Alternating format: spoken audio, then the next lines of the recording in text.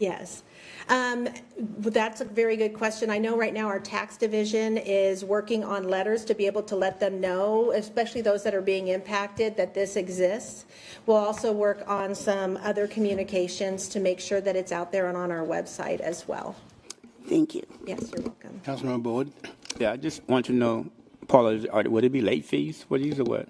Yes, there are late fees associated with that. And are the late fees, are there increments like 3 months, 6 months, 12 months, or They're just one late fee? calculated based on the time, from the time that they were due until the actual payment is made. And we don't know how much that amount is, I mean, percentage-wise. For what the city of Kent assesses, Yes. I'll have to have you come on up. I'm going to turn to my tax manager. This Okay. is Andrea Andrea, come up, Madsen. please. She's the tax Hey, Andrea. manager, and I'll have her come up and answer those questions. Thank you. Thank you, council members. So I'm the tax division manager, Andrea Madsen. So we have a penalty, if they're 30 days late, there is a 9% penalty, 30 more days, 19%, and then 30 days after that, it goes to, and maxes out at 29% penalty. Okay, thank you. Thank you very much. Teamwork. Thank you. Thank you. Any other question? Let's see here. I don't have any more. Are we good? I have one more. Okay. Is there also a fee from the agency in addition to that, or their portion comes out of that 29% max? I believe their portion comes out of that 29%, or comes out of whatever amount is owed to us. Are you good, Councilman Boyd? Okay, good. Okay, I'm going to make a motion if there's no more question. Okay, make a motion to move to adopt ordinance number 4495, amending the Kent City Code to align utility tax filing frequency with other city taxes, and to clarify that tax information may be disclosed for collection purpose. So moved. How about a second? Got a motion and a second. Any discussion? Seeing none, all in favor signify by saying aye. Aye. All opposed? Motion passed. Thank you, finance team. Okay. We're going to move on to item 4D. We don't get to see Elena too much, but come give us some good news about an insurance program update.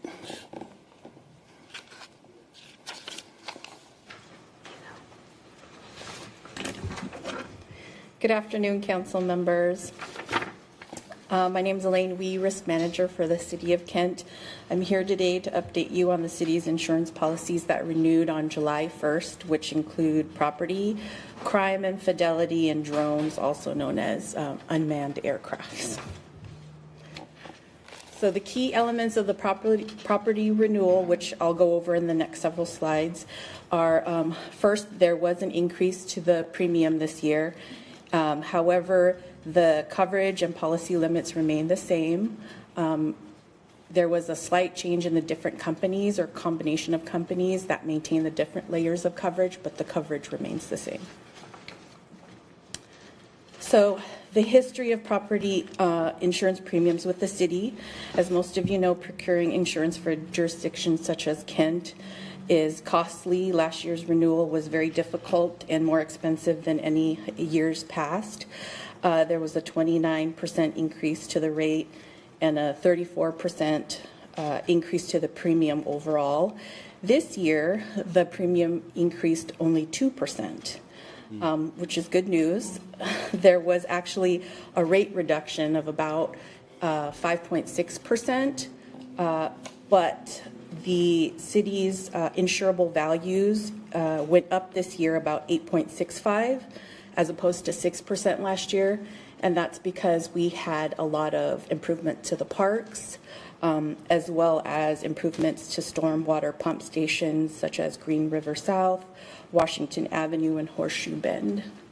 The increase also takes into account the average increase we include for property appreciation, which is based on the CPI.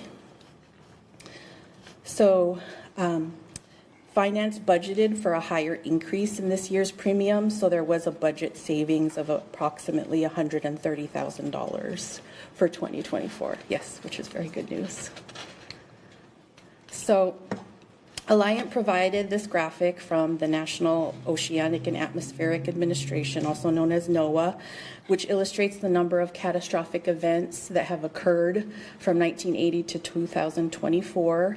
You may have seen over the years different variations of this graphic.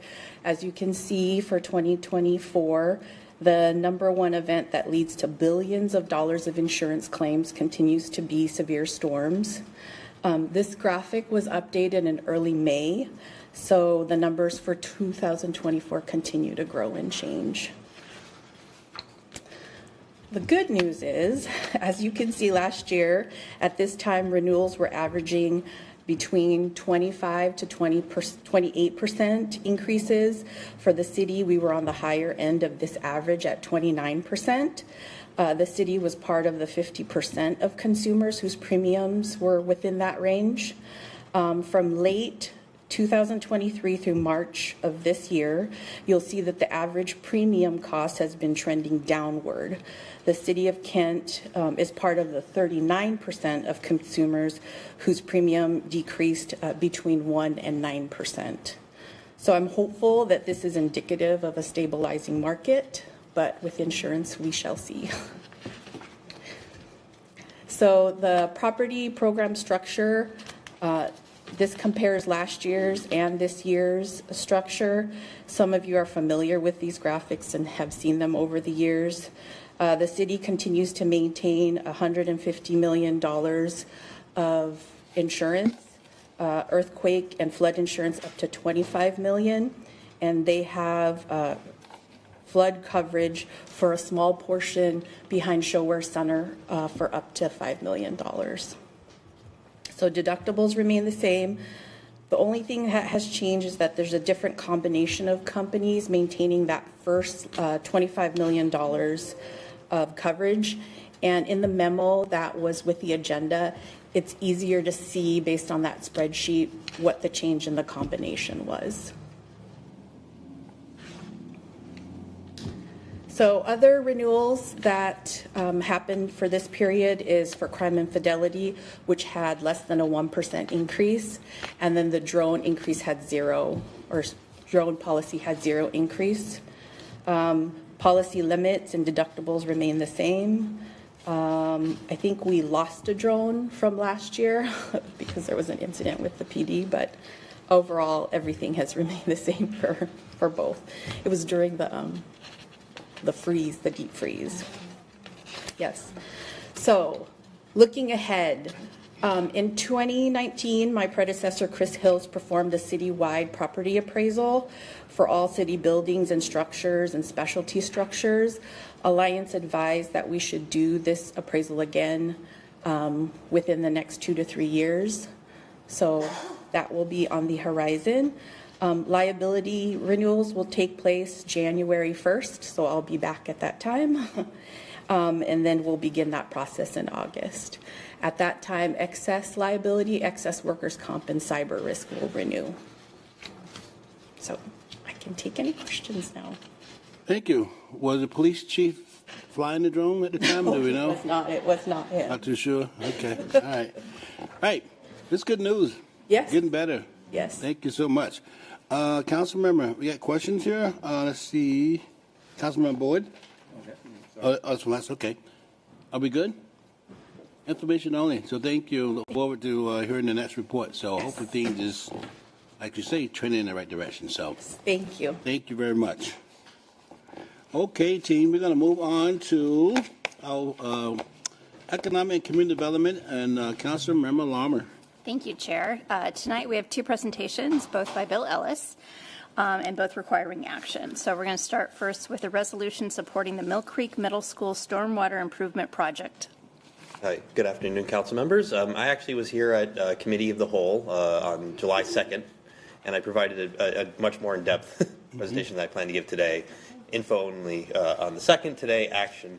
We're carrying forward a resolution, a motion of support to the gathering grant application we're making with the Kent School District and with the CBOs we listed, Mother Africa, Central Red Dew, ANEW, and World Relief. And so this is a resolution showing that we support this grant application. It's a legislative action just show that we are in favor of this grant and what it will entail.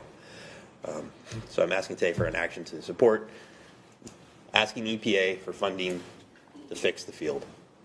Great. Any questions on this one?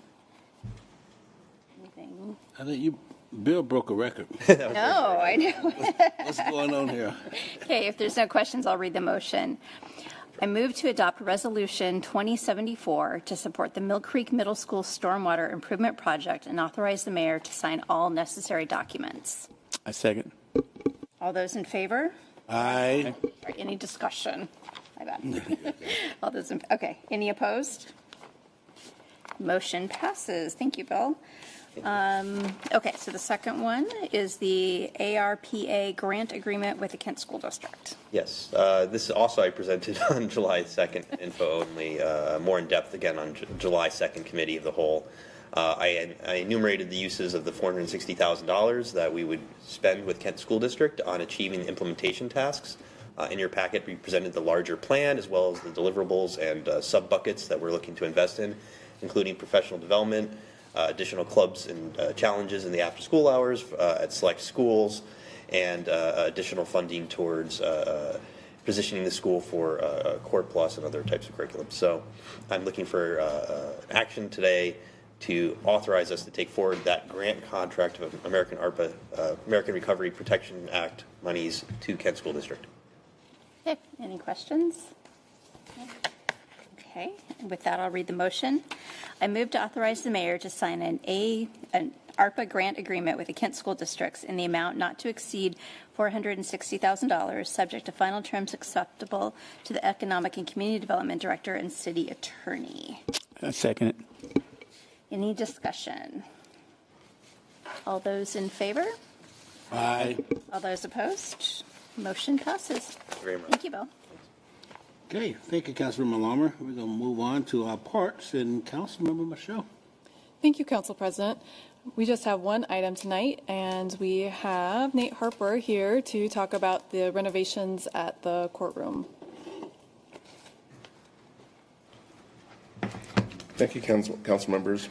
My name is Nate Harper. I am the Capital Projects Manager for Facilities Division, as well as the Acting Superintendent for the Facilities Division right now. Thanks for having me here to address a recent change order we have on one of our projects. Understanding that it's not a regular thing to bring this to the council for a change order, I'd like to give a brief description of why we're here tonight. Back in November of 2023, we entered into a contract with LBC Construction for the renovation of 4 of our municipal courtrooms. At the time, our bid was favorable enough that we were able to do some additional renovations to our courtrooms. But unfortunately, later we discovered that we had some unforeseen conditions to the electrical systems under the concrete in the building, which we had to then redesign the under carpet system for the courtrooms. This came at a higher cost than we expected, and we handled that on another change order. Now nearing the end of the project, this final change order has now put us past the threshold of our signing authority for change orders at the director level. I have a few slides up here that just shows the renovations that we've done, showing the 4 courtrooms. 2 of the courtrooms were opened on May 17th, and we plan on opening the final 2 courtrooms on July 29th with everything going as planned. We'll be completing the project shortly after punch lists and closeout items. The current change order covers additional labor and project supervision to stain the benches in the courtrooms, which was an additional cost to the original work of just refinishing them. As is, we felt it better to for the upgrade of the courtroom to match the existing new casework. This change order amount is $18,529.18 plus Washington State sales tax. There's a few more pictures there for them. Happy to answer any questions that you may have. Nate, can you tell us where this money is coming from? For this? This money is coming from the budget which municipal court gave. And go ahead. Are you finished? Yeah. Okay. Is this the first change order we had on this project since we No, started? it is not. The prior change orders were for cosmetic upgrades, being we had an extra fund balance. And the largest change order was from the electrical upgrades that we found later that were under the concrete floor. Although the change order was at a higher cost than wanted, it was cheaper than saw cutting the floor and redoing all the conduits underneath. Roughly, do you know the total amount of all the change order to this project? The total change orders for this project after the ones that we added, currently we're at 185,000. With this current one here, it puts us over the $200,000 threshold for the signing authority. Thank you, sir. Councilmember Larmer? Actually, that was my question, is whether the threshold was met with the other one, so thank you. Nate, are some of these funds coming from the capital budget? Yes, they are. Okay. I'm usually the capital projects manager on the projects and don't do the funding for them, so I'm a little behind on that. So, All good. Okay. Any other questions for Nate? Councilmember Boyd? Yes, are we not looking at any other change orders? I mean, you think this would be the final change order that we'll have? correct. It's our anticipation this is the final change order for the project, being we're wrapping up in a couple of weeks here. The final, okay. This was a known change order from a while back. We knew we had to bring it to council, so it's been a waiting to get to today to be able to present it. So you said you knew you had to bring this one to council. Did we have to bring all the other 5 to council too? No, we did not. This was the first one that's put us over our signing threshold. Oh, this, okay, I'm sorry. Okay, thank you. Mm-hmm. Any other questions for Nate? Okay. I am going to read the motion. I move to authorize the mayor to sign change order number 6 with LBC Construction in the amount of $20,419.16, subject to final terms and conditions acceptable to the city attorney and parks director. Second. I have a motion and a second. Any discussion? All right, Nate, I just want to say the courtrooms look great, and I'm sure that the staff there really appreciate the upgrades, so thank you. Do we vote? All in favor? Not yet. All in favor, say aye. Aye. Any opposed? All right, motion passes. Thanks. Back to you, Council President. Thank you, Councilmember Michelle. Okay, we're gonna move on to public safety. Tara Duckworth, going to talk about some cooperative purchase agreement. Good afternoon, council members. I'm Tara Duckworth. I'm the Deputy Director of IT. And today I have a motion memo for the purchase of 145 mobile data computers for our police department. There's currently a fleet of 145 mobile data computers that are at the end of their hardware life cycle. They need to be refreshed to reflect updated hardware, improve security, and improve performance. After a 4-month evaluation, the police department selected the Panasonic Toughbook devices. These MDCs will be purchased through Daytech Incorporated, and they're an authorized reseller partner from Panasonic. Once purchased, they'll be installed over the next 6 months and by the systems of public safety and our public workshops department. The laptops are portable, and they can be used both in the vehicle and on the desktop. This is a big change for a lot of our officers and reflects a needed efficiency and work benefit to them to be able to port those devices around. There's also a savings of about 70 devices where the officers will not need to have 2 devices. This motion is also on the agenda for this meeting today, as well as the council meeting later tonight. Okay, thank you. Any question for Tara, team? Tony Troutner. Thank you, Mr. President.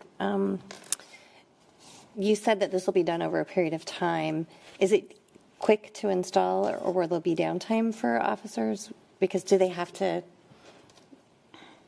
turn over their car to be able to provide Their car this? will have to go in, they'll have to turn the car in. And I believe that's done on a cycle basis so that there's not downtime for the officers. Perfect, thank you. Okay, any other questions? Seeing, I'm gonna make a motion here. I move, and make sure, okay, yeah. I move to authorize the IT director to purchase computer equipment through a cooperative purchase agreement with Panasonic North American through June 30th, 2025, or an extended contract term if those purchases are within the city establishment established budget. I second it. Motion and a second. Any discussion? Seeing none, all in favor signify by saying aye. Aye. Opposed? Let the record show unanimous pass. Thank you, Tara. Okay, we have one more for public safety, and Sergeant Landon Meyer. Are you gonna give us some money, right? Hello, council members. Thank you. I was here, I believe, at the last COW, and I introduced our pilot program with the department with Project Be Free, which is out there in the community trying to alleviate some of the underlying conditions of domestic violence and bring a bit of peace to members of our community who are suffering in that regard. So a little bit of an update. We did reach out to Association of Washington Cities. They were putting on a grant. We applied for it on behalf of Project Be Free. That grant was specifically designed, that we are being granted. That grant was designed to assist law enforcement in alternates to policing, so ways that we can still interact with the community, still engage in ways that are not necessarily traditional law enforcement roles, much like the pilot program that we are doing with Project Be Free. So in that regard, we did apply. The amount is for $205,000. It is a one-year grant, so we will manage it for 1 year, and that money is specifically earmarked to assist in some of the regular cost of running Project Be Free just for their Kent operation. One of the benefits of that is it assists us making sure that Project Be Free's operation in Kent will remain solvent and going, regardless of what happens to their other programs that they have outside of our city. The amount that Kent is using Project Be Free and the impact that we are seeing in the community is such that we are really passionate as a department in making sure that we are keeping this program alive and running well, even if it is just within our city, even though we are big believers that it is something that can impact the entire county, the state, and even later the nation. So with that, if there's any questions, I'd be happy to answer. All righty. Well, thank you, Sergeant Meyer. Appreciate that. Always good news to get grants, and especially for domestic violence. So thank you for all your hard work. Appreciate that. Sure. With that said, Councilmember Lauber. Yeah, thank you. Very excited to support this program. What happens a year from now? Is this a recurring grant from AWC, or will we have to figure out funding? So I do not know if it is a recurring grant. Off the top of my head, I would have to check on that. But this is just, again, I was kind of careful to really emphasize this is a partial funding thing. This is not designed to cover all of their costs, even just within the Kent program. But we do want to make sure that we are supporting efforts that they have so that they can make month to month instead of going out to the end of the year to show their work to be able to come back, and it helps with the overhead. I do believe that there will be more. I mean, we are not done applying for grants. We are preparing budget proposals for you people very nicely. Thank you. And so I don't anticipate that it's going to be the last. It is going to be something that's going to be a recurring amount. Whether or not we can continue to get it from them, that's still, I think, an open question. Mm-hmm. Any other question, team? Seeing, I'm going to make a motion then. I move to accept the grant fund from the Association of Washington City in the amount of $205,000 for a domestic violence co-responder program. Amend the budget, authorize expenditure of grant funds, and authorize the mayor to sign a grant agreement, subject to final terms and conditions acceptable to the chief of police and the city attorney. I second it. You got a motion and a second. Any discussion? Seeing none, all in favor signify by saying aye. Aye. Opposed? Let the record show unanimous pass. And once again, Sergeant Meyer, thank you so much, sir. Keep up the hard work. Appreciate it. Yes, sir. Okay, we're going to move on to Public Works. And with that said, I am going to call on to Councilmember Fincher. Thank you, Mr. Chair. We are going to hear from Christina Shook. It has been a long time since she has been here for Public Works, and she's going to talk to us about an ordinance authorizing a fiber franchise. Thank you. It has been a while since I've been before you. My name is Christina Shook. I'm the Deputy City Attorney, And before you this afternoon, you have an ordinance which grants a franchise agreement with Ziply Fiber Pacific. So as many of you know, a franchise is a contract that authorizes the installation of facilities within the city's right-of-way. So electricity facilities, gas, telecommunications like fiber optics and small cells. And in this case, it's a fiber optic network that Ziply will be installing. So Ziply is registered in Washington. As part of its services, it will be offering high-speed internet to residents and businesses. Ziply representative was unable to attend tonight, but she did share with, and they have shared with us, that it expects to start construction, assuming the franchise gets adopted, in the fall and they get the permits, and then enabling service to start in early 2025. So Ziply is a local company. It has headquarters in Everett and Kirkland. It acquired some of Frontier's facilities, and it's also going to be building out its own network and infrastructure. It's expanding throughout Washington and already has franchises in a number of Washington cities, including some cities nearby like Renton, Bellevue, Issaquah, Sumner, Puyallup, and Tacoma. So this franchise agreement is for 10 years. It contains terms that cover the installation, repair, maintenance, and of Ziply's facilities, and then it also has terms that protect the city's infrastructure and rights of way. So for example, Ziply has to restore any pavement after installation. It has to keep records of its facilities, and then it has to relocate facilities if a public improvement comes through. The terms are very similar to the other fiber franchises that some of you have adopted in years past.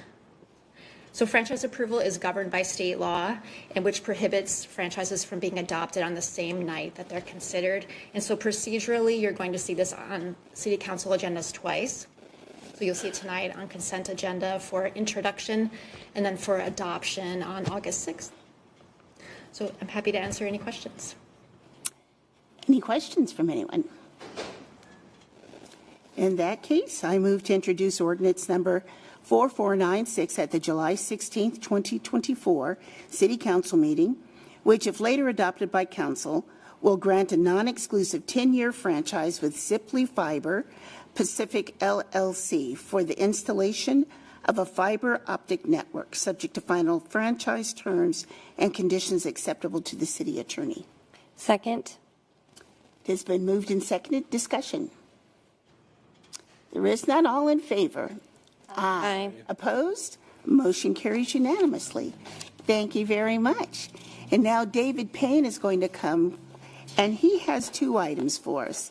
The Puget Sound Regional Council Equity Pilot Grant, and he's also going to talk to us about the Transportation Grants update. Good afternoon, council members. David Payne, City Transportation Planner. Here to present on the Benson Corridor PSRC Equity Pilot Grant. So in 2023, the PSRC's Equity Advisory Committee convened to take a look at their scoring criteria to reconsider or recommend changes to their scoring criteria based on equity considerations and infusing more equity considerations into their existing criteria. And as part of that, the committee recommended two different potential scoring criteria. And then they took those two different scoring criteria out for a project call as PSRC would typically with any project call. This particular grant application we participated in submit two applications for the same grant, and then they evaluated which, based on the responses that they got, which criteria better reflected their intent, and therefore they recommended those changes to the scoring criteria that the region just now went through. So it's been a little bit delayed. We've been teasing this award, I think, to y'all for a couple of months now, but here we are to talk about the award. All of the applicants, I can say, across the region who participated in the pilot program were awarded, so we were happy to be among them. So what is the Benson Corridor Land Use Plan? And what is it going to allow us to do? So this is going to allow us to, first of all, it's going to be led by our brothers and sisters in ECD who participated in the grant application. And the land use scenario recommended in the plan is going to carry forward both of the recommended alternatives that are in the comprehensive plan now. So this is going to be a springboard off of the comprehensive plan, the conversations that are happening now, and it's going to allow us to do more engagement focused on the corridor, revise project lists, open up the transportation master plan, and have those focused conversations to help bring the vision, to set the vision and bring the vision forward for the corridor. So we're very excited about it. It's going to leverage the rapid ride investment. It's going to leverage the existing infrastructure and the existing community amenities you can see represented by the images on the right that are along the corridor. It's going to result in SEPA analysis, environmental analysis, zoning recommendations, and the engagement that I mentioned. So the recommendation is for a grant acceptance of up to $709,364,000. Questions, comments?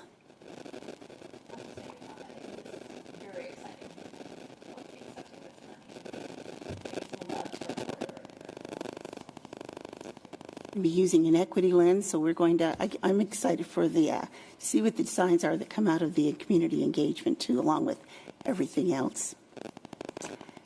Anything else?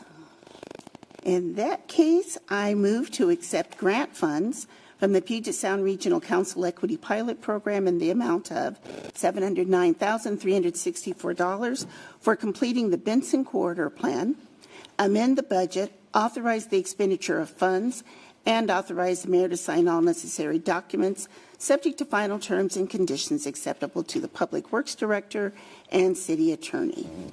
Second. It's been moved and seconded. Any discussion? All in favor? Aye. Aye. Opposed? Motion carries unanimously. Glad we'll be moving forward on that. And now you're going to talk to us about transportation grants. Thank you, council members. And a simple or quick follow-up on that last item. The next is hear from us will be in the middle of next year. We'll be seeking to help us to advance that project, so we'll be involved in this. The next topic, on to the next round of grant applications. The summer update this year, we've got four potential grant applications coming up in the next month that we'd like to introduce. So the two grant application processes for grants applying for. The first is WashDOT's Section 130 Railroad Crossing Safety. So there's a project that we applied for 2 years ago at the intersection, or the crossing, Union Pacific Rail Line, Willis Street and State Route 516 shown on the image on the right. So this would be as part of the quiet zone implementation, narrowing the cross guards. The crossing guards would be brought a little bit closer to the roadway, which allowed them to deploy a little bit quicker, and adding guardrails. So those are both part of a prior diagnostic that the city participated in, and they're necessary projects to move forward with the quiet zone there. So that would be the first project. That is the application, sorry, for the WashDOT Section 130. The second project is the first for the Transportation Improvement Board.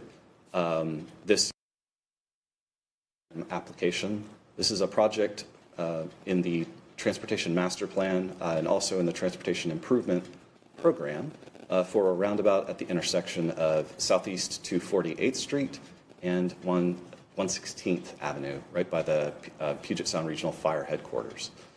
So this is one of the projects that we've been thinking about for quite some time. Perhaps some of y'all have also, I see some head nods, eagerly awaited to move forward on this one. So this would be for adding a single lane roundabout at the location and including a level of traffic stress 1 route. So what does that mean? For bicycles and active transportation east-west along the corridor, it could be shared use path, it could be protected bike lanes. Those are both in the concept that you see. And you see two concepts in the image at the right. Currently, we've got two different layouts that we're working through. The first would be a roundabout centered on the existing stop location. That would have perhaps potentially impacts to multiple quadrants. And then you see in the lower right-hand corner a skewed alignment for the roundabout, which would take the roundabout just slightly to the northwest. We're fortunate in this case that the City of Kent owns a little bit more property at the northwest quadrant, so that might be a little bit more friendly to impacts. Again, about 100-foot radius, single-lane roundabout with pedestrian amenities proposed. For the second application, this is the active transportation program category. This would be for connecting the sidewalk on 83rd Avenue, just west of East Valley Highway, and the interchange you can see with 167 in the lower right-hand corner. There's a sidewalk gap right in that section shown in orange, so this would close that sidewalk gap.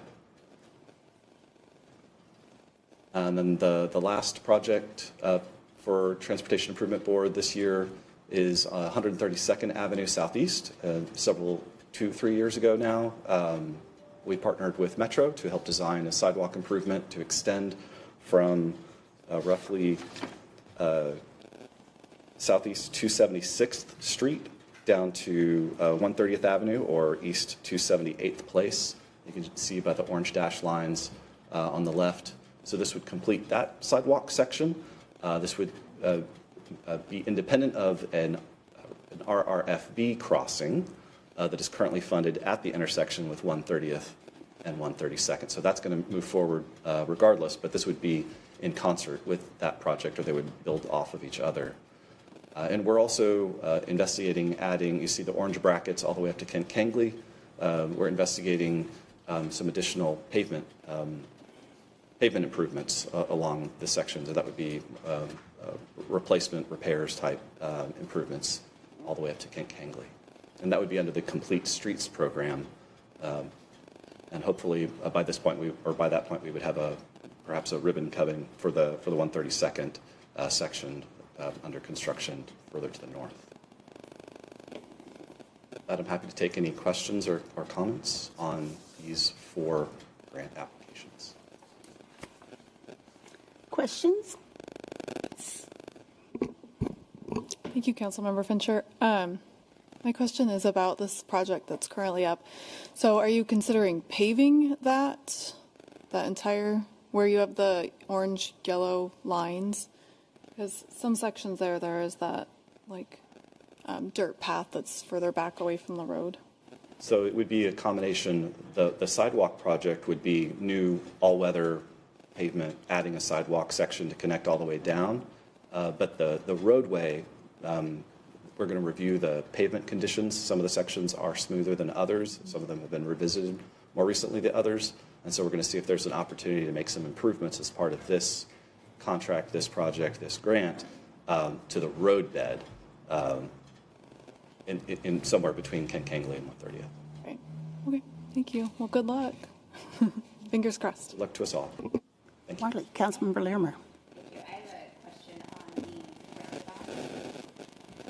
I couldn't tell from the visuals what exactly is the advantage to bumping it up into the northwest corner? So the advantage would be that there would be fewer owner stakeholders involved with potential impacts to property. That would be the main advantage. Impacts. There might be other utilities, those kinds of things that we'd like to get into more detailed design. I just want to say I'm in happy hands to see those drawings, so we'll be getting this minute. Thank you. You see the city owns some of the land over there also. Yeah. Anything else to say? That was information only. Thank you very much. Thank you. And that is it for Public Works. Okay, thank you, Mr. Payne. Appreciate that, sir. We are through with our committee as a whole, so we're going to break into 5:15. Thank you so much.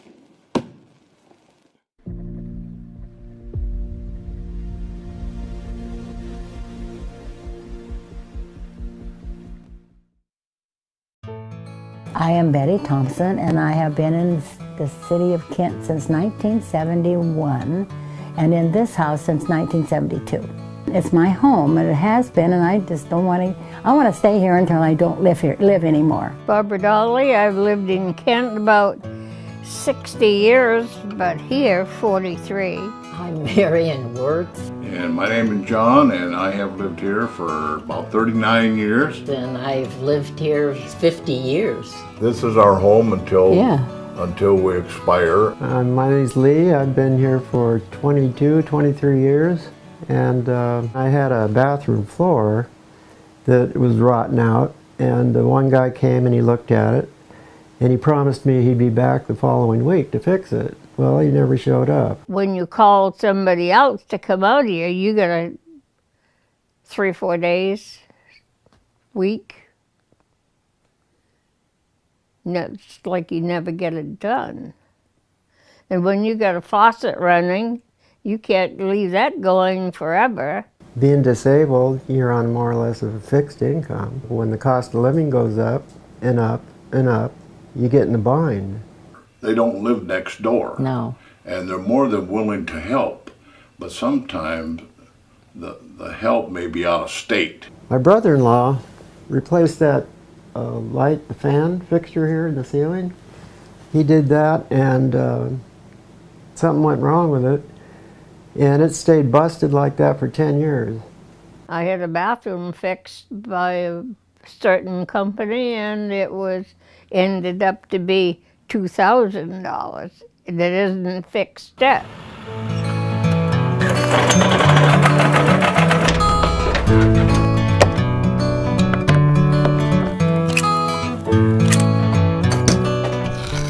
And then I found this program in Kent. There's low-income people, and so I gave them a call, filled out the paperwork, and I got accepted, and I had my floor fixed as soon as the paperwork was approved. I didn't know this program existed, but since I found it, oh, wonderful. One of our neighbors suggested we call them when we had a problem, and it was a porch light problem, and we called the city, and Daryl came up, took a look at it, and then they proceeded to fix it. Without that program, I don't think I would have been able to put up with too many handymen. I'd still be, looking for help if it hadn't been for this program. If I don't have the money to fix it, that's terrible. Oh, now what I'm going to have to do, maybe have to move out of my home. My name's Daryl Hammock. I've worked for the city for 16 years. Our main goal is to keep people safe in their homes and provide minor home repair. We're not trying to, do a remodel. We're just trying to fix what they need repaired. Daryl's fixed my faucet. We had a bathroom safety rails installed. To fix that door over there. They fixed my gutters that had stuff in them, and they fixed my roof when it was leaking. My name's Brittany Levins, and I have been with the City of Kent for just about 2 years. My main job is working with the home repair program, qualifying clients who are seeking assistance with home repairs. There's a lot of paperwork involved, and a lot of hoops to jump through on both ends for the client and for myself.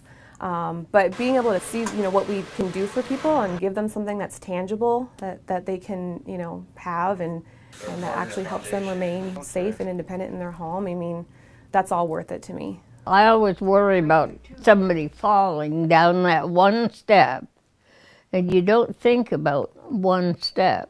The little things that really wear on their mind, a dripping faucet, to them, that's something that their mental health, and it just eats at them, and that's all they think about. It keeps me awake, and I don't sleep well if something's not working, and I just have to get it fixed. And so that's when they get it fixed and I sleep good. And we can go in and take care of those little items, and I've seen clients just it changes their whole world, because now they're not worried or concerned about whether they need to, not pay this bill or pay that bill or buy medication to get things fixed, and worried about, hiring a contractor that they know they can't afford. It's an income eligibility program. So you don't have to be a senior. We definitely encourage everyone who thinks they may need this service to apply. If you're interested in the program, you can call us at 253-856-5065. That's the home repair line. Or you can look up our home repair program on the City of Kent website.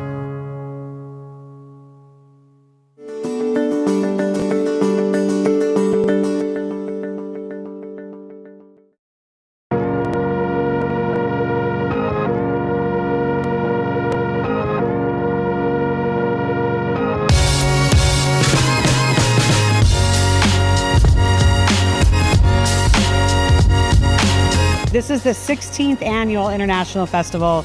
More booths, more food, more performances, and so many happy people. We have people from all over the world here sharing their culture with all of the residents of Kent, and I just think that feels like a very Kent thing. The short history is that we started in 2009. When we first started the festival, it was a joint project with the City of Kent and with the Kent Farmers Market. Since 2014, we're now at ShowWare, and we've been here ever since. We've expanded over the years because we always survey and we ask, what do our attendees want? And that's what we try to provide. This is one of the biggest things that could happen in our community because it brings all of us together to really showcase our own uniqueness. And when you come over here, you just expand your knowledge, you expand your taste buds, you expand your likes of things, your hobbies. Just like the robotics, it might be something a kid might not be into, and as soon as they see it going, it's going to be there. And same thing with many cultures. Be able to talk to people, be able to actually ask questions, get clarifications, and then that's how we grow as a community and be able to kind of be a diverse Kent community. Next year is going to be the 17th Annual International Festival. Put it on your calendars early, come down. I promise you it will be one of the best days of summer, and there will be so many fun things to do, people to see, and a lot to learn.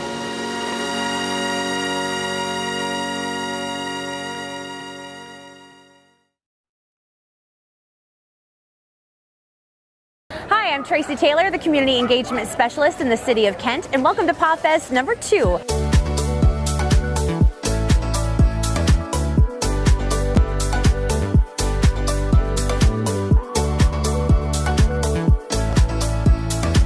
Before PawFest, we had Kent Kitty Hall, where we also partnered with Rask to bring adoptable kittens to Kent City Hall, open it up to the public and to our city employees for a wonderful adoption event. Rask brought in over 30 kitties, and quite a few of them went to Good Loving Homes.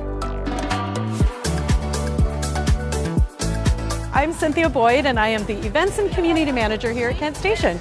So this is our second year of PawFest. So it's a great event that we're doing in partnership between Kent Station, City of Kent, and Rask. We couldn't do this event without the partnership with Rask and Kent Station. We're super grateful for all of their participation and, of course, a lot of just helping out so other people here in our community can come and learn more about some of our animal rescues in South King County. Such an enjoyable family-related event.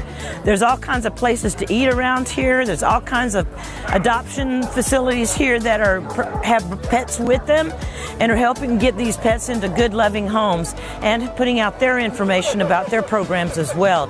So it's a real collaborative effort, and everybody is so kind and generous with their time and helping the animals and helping people get into situations where they can adopt an animal. As well as we take in and foster and adopt out all kinds of cats, dogs, rabbits, birds, etc. Quite a variety.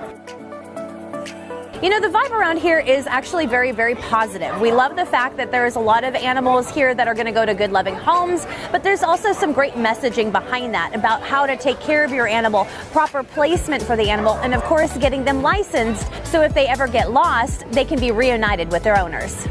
And a lot of people don't know cats and dogs are required to be licensed in the King County area. We're having a great time today with all the people who are here visiting. There's lovely kids and adults with their pets, and it's just an all-around good time for all the people attending. And we love hosting events like this because it drives extra traffic, brings extra customers to our businesses. So anything we can do to help our businesses and be part of the community, it's a win-win.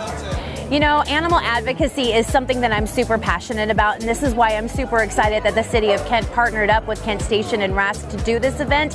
It's one of those things that really make you think about how just one little change kind of inspires others, and especially when it comes to our animals here. You know, they need homes, they need good care, and if we can provide that for them, we'll do that.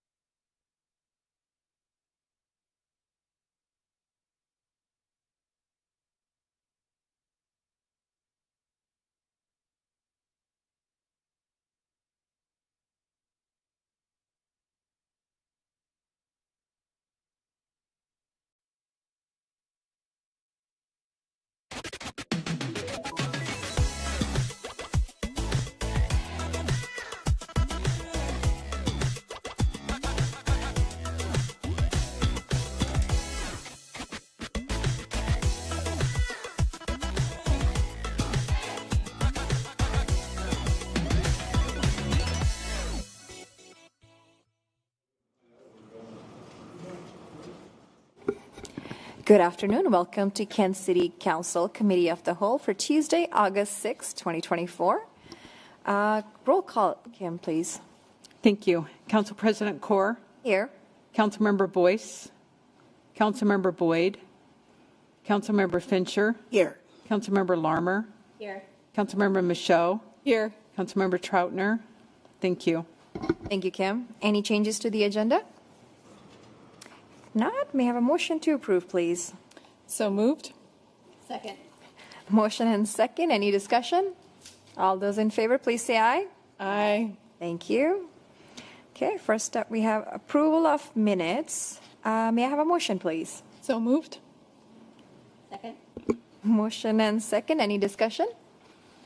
All those in favor, please say aye. Aye. Thank you. Next up, we have payment of bills. May I have a motion, please? So moved. Second. Motion and second. Any discussion? All those in favor, please say aye. Aye. Aye. Motion passes. Thank you so much. And we have Parks, Councilmember Michaud.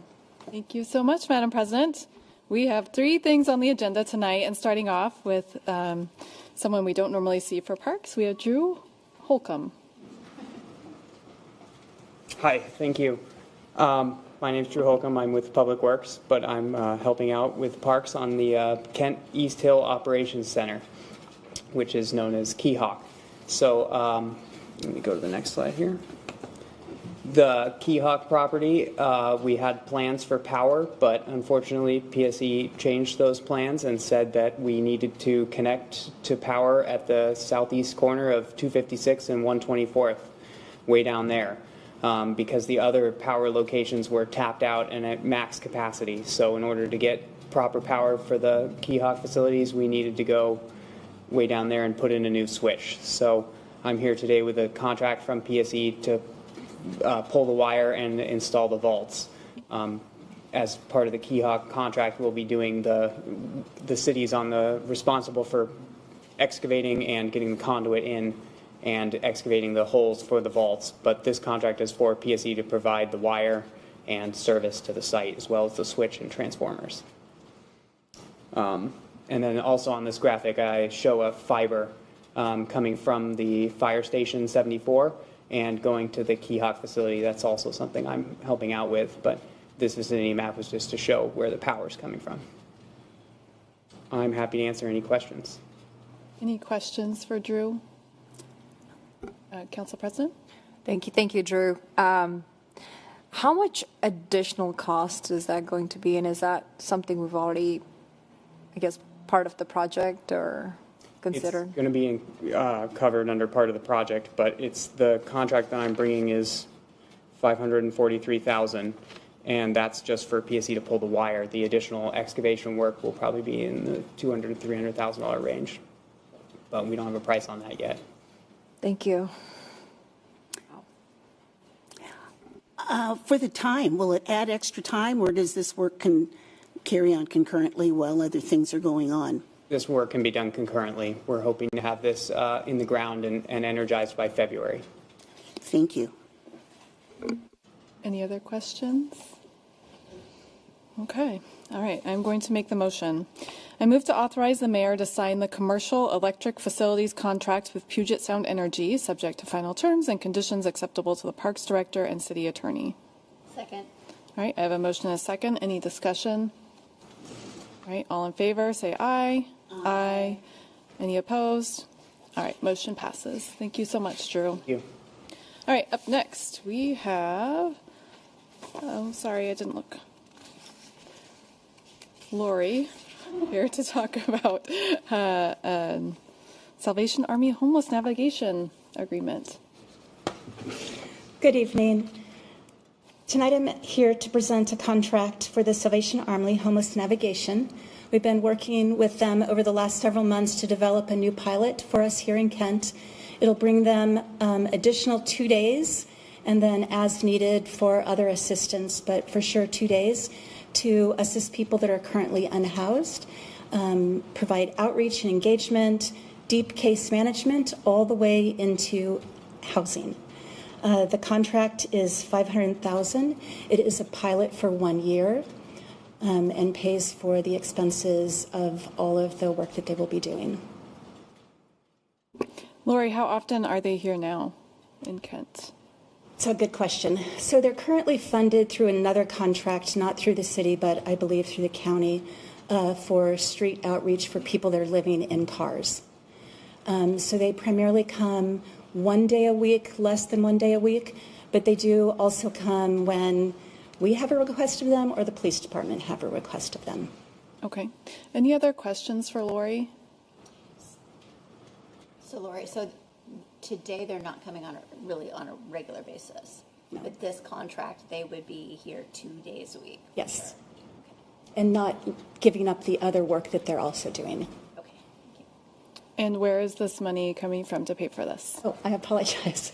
So this is part of the 1590 funds, the legislation. 60% goes to capital, 40% goes to services. So this is part of the 40%. And this is part of the currently unallocated funding. Any other questions for Lori? All right, well, this is great. Thank you for coming to us with this. All right, I move to authorize the mayor to sign a consultant services agreement with Salvation Army USA, subject to the final terms and conditions acceptable to the Parks Director and City Attorney. Second. All right, I have a motion and a second. Any discussion? All right, all in favor say aye. Aye. Any opposed? All right, motion passes. Thank you so much, Lori, and you're here for another topic. Hello again. I'm here to present a grant that was received from the State Office of Public Defense for Simple Possession Advocacy and Representation, known as the SPAR program. SPAR was authorized by the state legislature, and it allowed cities and counties across the state to be able to apply for funding specifically to reimburse city expenses for public defense for possession charges that are of possession and public use of drugs. And so it's about 10% of the cases that we currently have. and we believe that the $115,000 will pay for cases, eligible cases, of course, any expenses for interpretation, translation outside of the court, and then also any investigation or anything else that needs to happen for the public defense of clients. All right, any questions for Lori on this topic? No? Okay. All right, I will read the motion. I move to accept grant funds from the Washington Office of Public Defense in the amount of $115,000, amend the budget, authorize expenditure of the grant funds, and authorize the mayor to sign all necessary documents subject to final terms and conditions acceptable to the Parks Director and City Attorney. Second. All right, I have a motion and a second. Is there any discussion? All right, all in favor say aye. Aye. Any opposed? All right, motion passes. Great job getting this, the funding for this. Good job. All right, back to you, Council President. Thank you, Council Member. And with that, we are at the end of our meeting. We are adjourned until 5 o'clock. Thank you so much.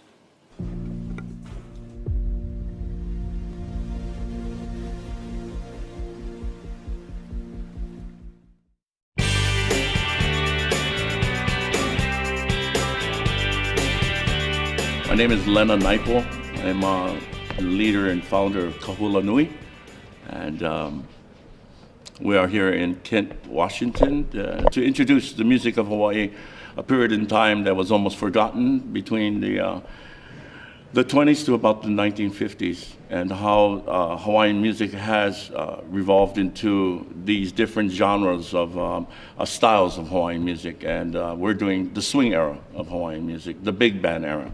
In Hawaii, early in the morning, we say aloha kakahiaka, which means good morning.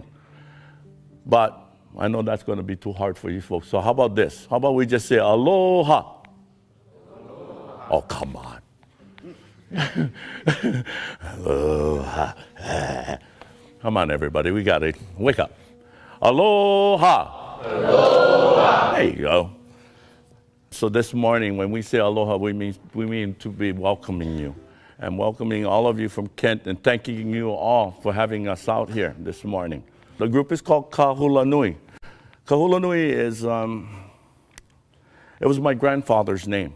My grandfather was a big part of the big band era, playing with the Royal Hawaiian Band, being an assistant leader of the band. I didn't know that as a child growing up. I had no idea that he did that. But back in the day, when you would, early in the morning, Mom would put on the radio, and you would hear all these songs, and the real Hawaiian songs. And every now and then, they would have played a song that had this big band sound. I had no idea, you know, how this music came about. But years later, I kind of followed it. Ka is the. Hula is a dance. And nui is big. So they called it the big dance. It kind of fit what we've done in the sense of what we've done with swing music. Hawaiian swing, we brought back as this band. I'm very proud to say these gentlemen behind of me have taken the risk of doing that. You are so lucky to be educated in the sense of music, learning music theory, learning how to read. I can't do any of that. We don't know how to read music. We don't have any idea. I maybe could read a chord chart or so, and if that. I'm least, even though I'm kind of like the front guy of the band, and I kind of came up with this idea of the swing music, the truth of the matter is, I really don't know music that well. Anyway, I'd like to introduce everybody here. This is Dwight Tokomoto, Duke Tatum, Pat Skilson. My name is Lena. Well, the steel guitar, the style of playing the steel guitar began in Hawaii in about the late 1800s, about 1890 around there. And on the island of Oahu, and by a guy who's probably your age when he started. His name was Joseph Kekuku. It's my uncle. Dookie's uncle. Anyway, so the story is that he was just sitting around with his guitar, his regular standard guitar in his lap like this. And he had a metal comb, and it just accidentally fell on the strings. Okay? And then it made a sliding sound. And so from that gave him the idea to start developing a style of playing that became known in the early 1900s. They used to call that Hawaiian guitar because the style of playing came from Hawaii. Okay, and then over the years, you know, now you have it all over in different types of music. Let me give you a little demonstration.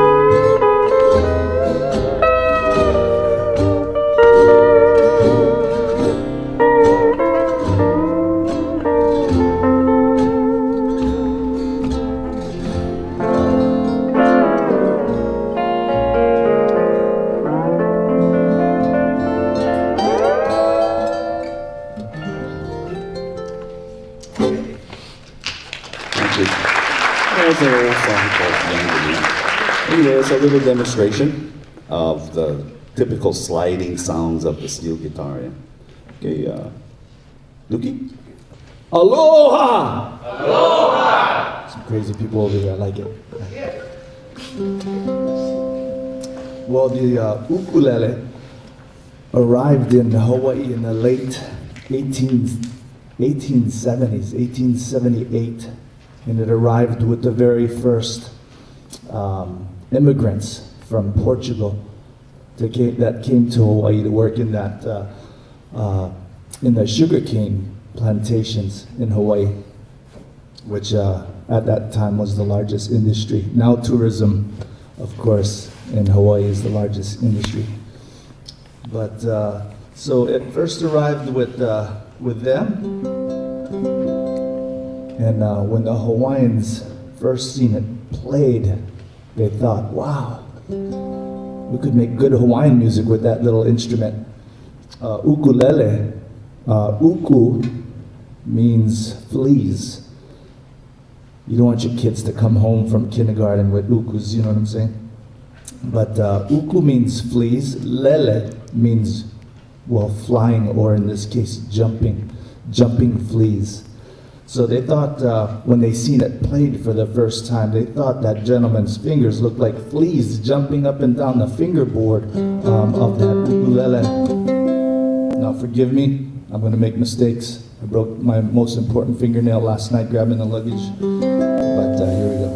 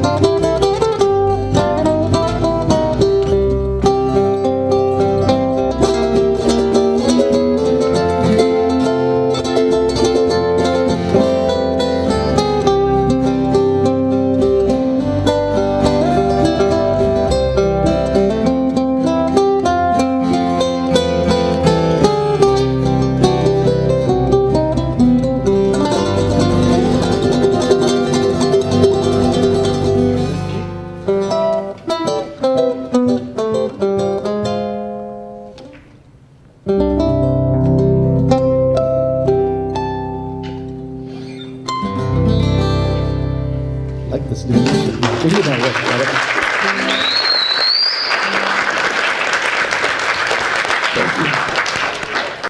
everybody. I play the bass, as you can see, and this is not a Hawaiian instrument. I believe that the bass is brought into the picture to hold down what the Hawaiians started.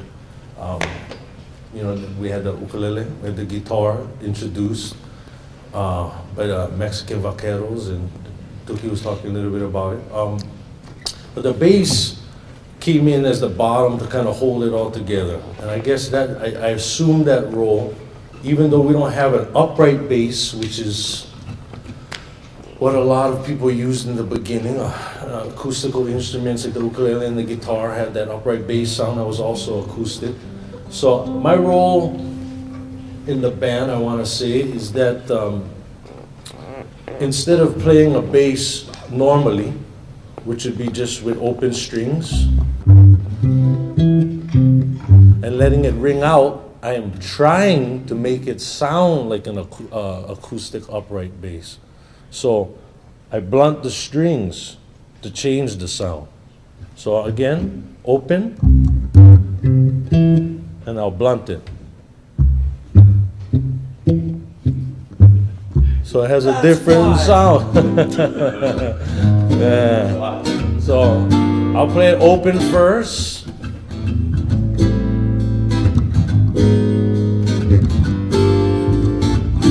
Now I'll do a little blunt. So I'm trying to fake it really to get that sound because we're going for that era time.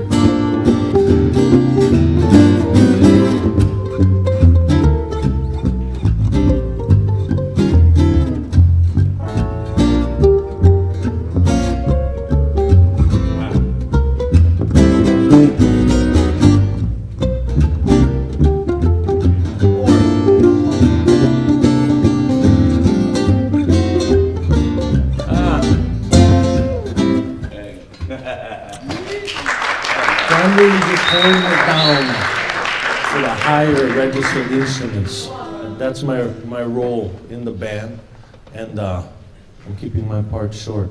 Mahalo. That means thank you.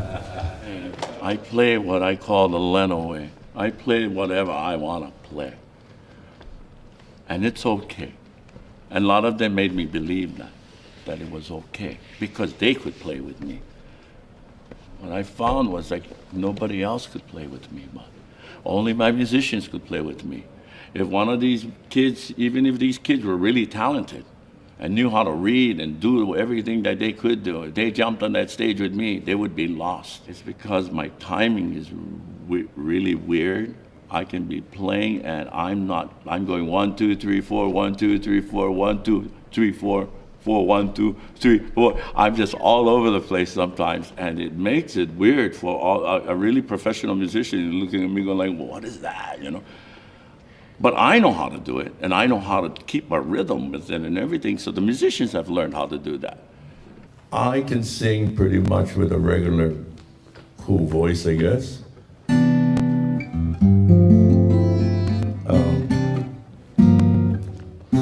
Yesterday morning, you let me know you were gone. Susan, the plans you made put an end to you. I woke up this morning and I wrote down the song. Just can't remember who to send it to. I seen fire, I seen rain, I seen sunny days that I thought would never end. I seen lonely times when I could not find a friend. But I always thought I'd see you again. Now, that's what I can do. I can sing that kind of stuff. All right, thank you. But this is what I really do, and that makes it interesting for our Hawaiian music listeners in Hawaii, and in fact, in the mainland, and in fact, all of our Hawaiians that are living on the mainland. When I can take the sound of my grandfather's voice and do this.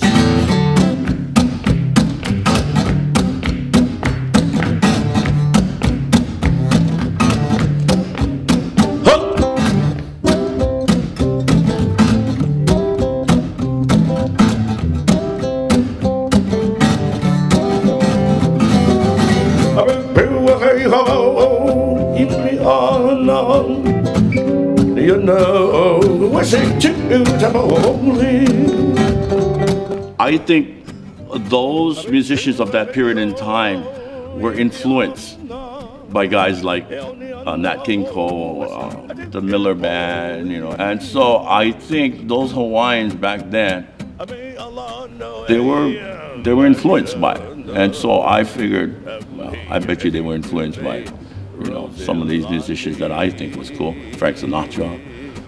So I'm going to take some of that Frank Sinatra songs and do it the way I think, you know, Hawaiians would do it. Oh, hey, I do lay Lonnie, give him up.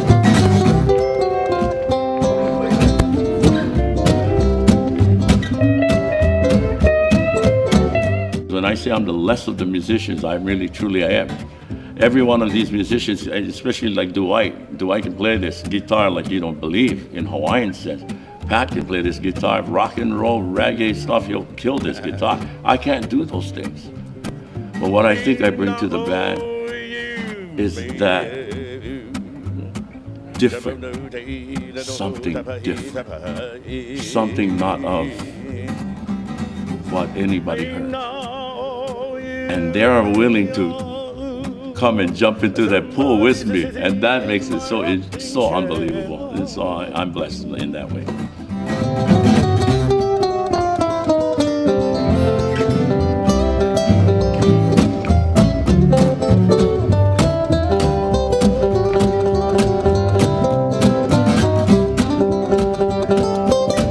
We are blessed to do what we do, and though I wish that we could do more so that we could go out and play more.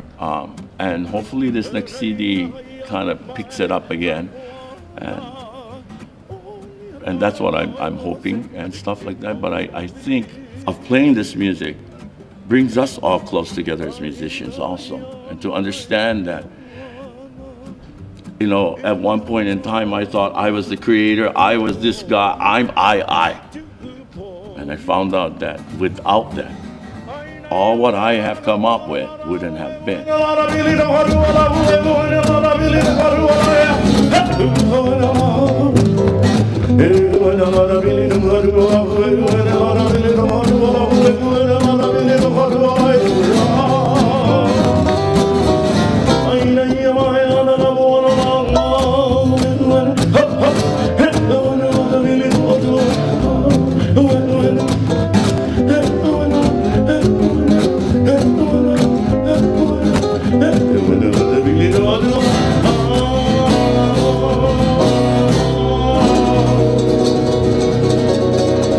So this is what our music is all about. It's called swing, Hawaiian swing music. Come on, everybody, yeah.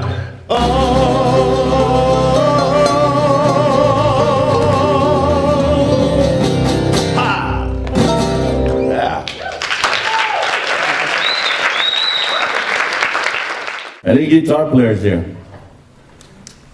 So you're a guitar player? All right, cool. You play the ukulele, you still say? All right. How much ukulele do you know? I know enough chords to play like an easy song. Come up here. What? Come. Yes. I'm trying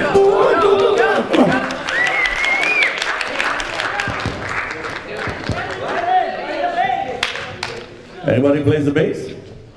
Come on. Come on. Anybody plays the steel? I want to see that one.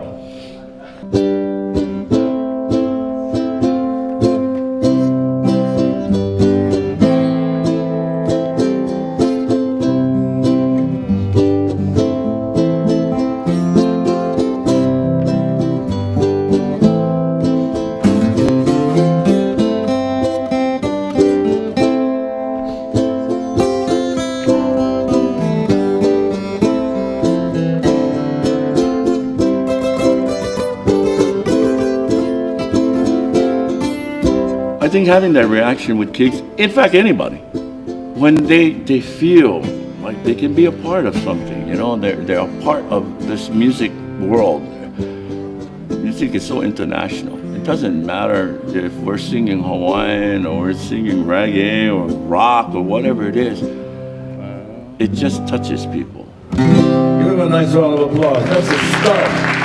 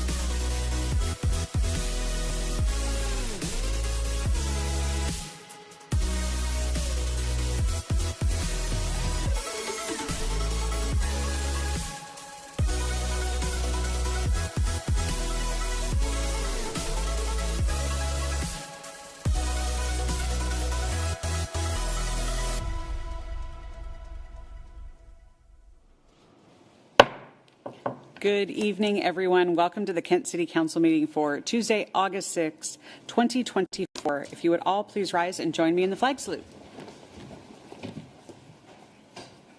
I pledge allegiance to the flag of the United States of America and to the republic for which it stands, one nation, under God, indivisible, with liberty and justice for all. Kim, could you please call the roll? Thank you, Madam Mayor. Mayor Ralph? Here. Council President Kaur? Here. Councilmember Boyce? Councilmember Boyd? Here. Councilmember Fincher? Here. Councilmember Larmer? Here. Councilmember Michaud? Here. Councilmember Troutner? Thank you. Thank you, Kim. So just as a reminder, tonight is a regular meeting of the City Council scheduled at 5 p.m. It is National Night Out as well as primary election night. So a lot of things going on. So we do try and have an abbreviated meeting starting at 5 p.m. so everyone can go out and join our neighbors for National Night Out. With that, are there any changes to the agenda? Okay, seeing none, a motion would be in order to approve the agenda as published. So move. Second. A motion and a second. All those in favor, please say aye. Aye. Opposed? Motion carries 5, had to count there really quick, 5-0. All right, moving on to public communications. Our item this evening under public recognition is honoring our Employee of the Month. So every month here at the city, coworkers get together and they can nominate one of their teammates, coworkers in the city for Employee of the Month. This is somebody who exemplifies our mission, vision, values, and goals here at the city on a regular basis. And I will tell you, August 2024, no exception. Our Employee of the Month goes above and beyond every single day, and I'm really excited to tell you that our August Employee of the Month is Victoria Robin from our law department. I'm going to go ahead and read the bio, and then Christina, have you say a few words? All right. Victoria Robin is our August Employee of the Month. She was originally hired on October 27th, 2014 as a temporary term limited full-time assistant city attorney. Did you have to put all of that in your signature line? That is a lot for our law department. She moved into a permanent position on May 1st, 2015. On December 1st, 2022, her job was reclassed to her current position as a senior assistant city attorney. The senior assistant city attorney position is an experience-based position that is distinguished from an assistant city attorney by its advanced legal work that includes serving as a lead or mentor to others both within and outside of the city attorney's office and performing more complex professional attorney services requiring specialized legal knowledge and municipal government experience. Victoria was nominated because she does so much for our city. She is routinely there to assist various departments in the city to find creative strategies to address problems. She is adept at networking with different groups and stakeholders to solve these complex issues. Most notably, Victoria has been lead in the city's lawsuit against Phoenix Court. Due to Victoria's diligence and hard work on this case, it has forced the owners to make safety a priority. As such, we have seen a drastic decline in crime at the complex, and by proxy, several lives have been saved. This is primarily due to Victoria's passion and dedication for serving the citizens of Kent. Additionally, Victoria has had her hand in several different projects and initiatives in the city. She is always a phone call away and ready to assist when needed. Victoria is truly an asset to the citizens of Kent. She is not only an excellent attorney, but she is also a thoughtful and caring coworker. She routinely goes out of her way to spend extra time and effort to make coworkers feel welcome, support them professionally, and help recognize their milestones. Her efforts help make the office enjoyable and welcoming even when workloads are high. Specifically, she is one of 3 attorneys on the Sunshine Committee. She helped establish this committee and together works to recognize coworkers' birthdays, work anniversaries, and other life events. This is all in addition to being a trusted legal advisor to multiple city departments and driving the complicated Phoenix Court litigation as already mentioned. Victoria continuously embraces our values, and we celebrate her as August Employee of the Month. I also absolutely want to add, absolutely instrumental in bringing down the gas station located at 711 Central Avenue. Everyone watching and everyone in this room knows that gas station. It has been the bane of our existence for quite some time. And if it were not for Victoria's work on that, I truly believe that that gas station would still be standing. So for that, I am eternally grateful. So thank you very much. Christina. So thank you. I would echo a lot of that. I've worked with Victoria for 7 years, and as the mayor said, she's just an amazing coworker. So first of all, she's an excellent attorney, and she's also a caring and thoughtful colleague. So as an attorney, she's a zealous advocate for the city. You heard the mayor say how she's a driver of these code enforcement cases that are complicated and intricate and take a long time, and that have significant impacts on people's lives. And actually last year during National Night Out, someone talked to me about 711 Central. So if I see him tonight, I will mention things are very different this year. And as a coworker, as the mayor said, she's kind and thoughtful. She goes above and beyond. In addition to high workload, she's always doing extra things to throw us birthday parties, anniversary parties, and just to make it a great place to be. So Victoria's efforts on these personal and professional levels make the city a better place to work, and I think a better place to live. So for all these reasons, thank you.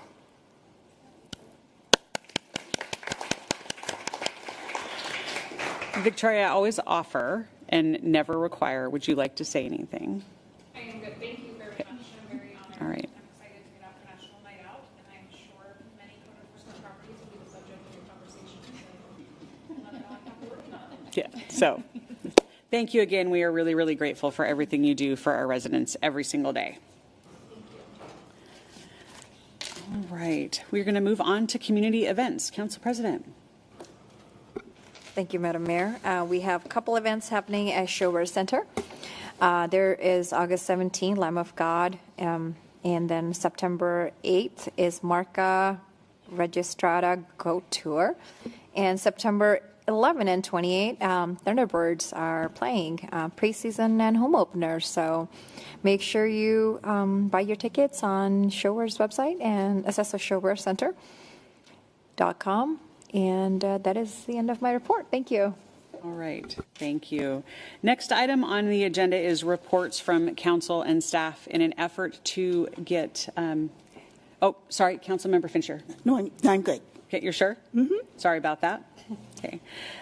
Reports, generally at this point in the meeting, council members give the reports on the work that they are doing tonight over the last couple of weeks. I am going to skip my report, let you know that Pat Fitzpatrick's CAO report is in the council packet. And Council President, are there any reports from council members?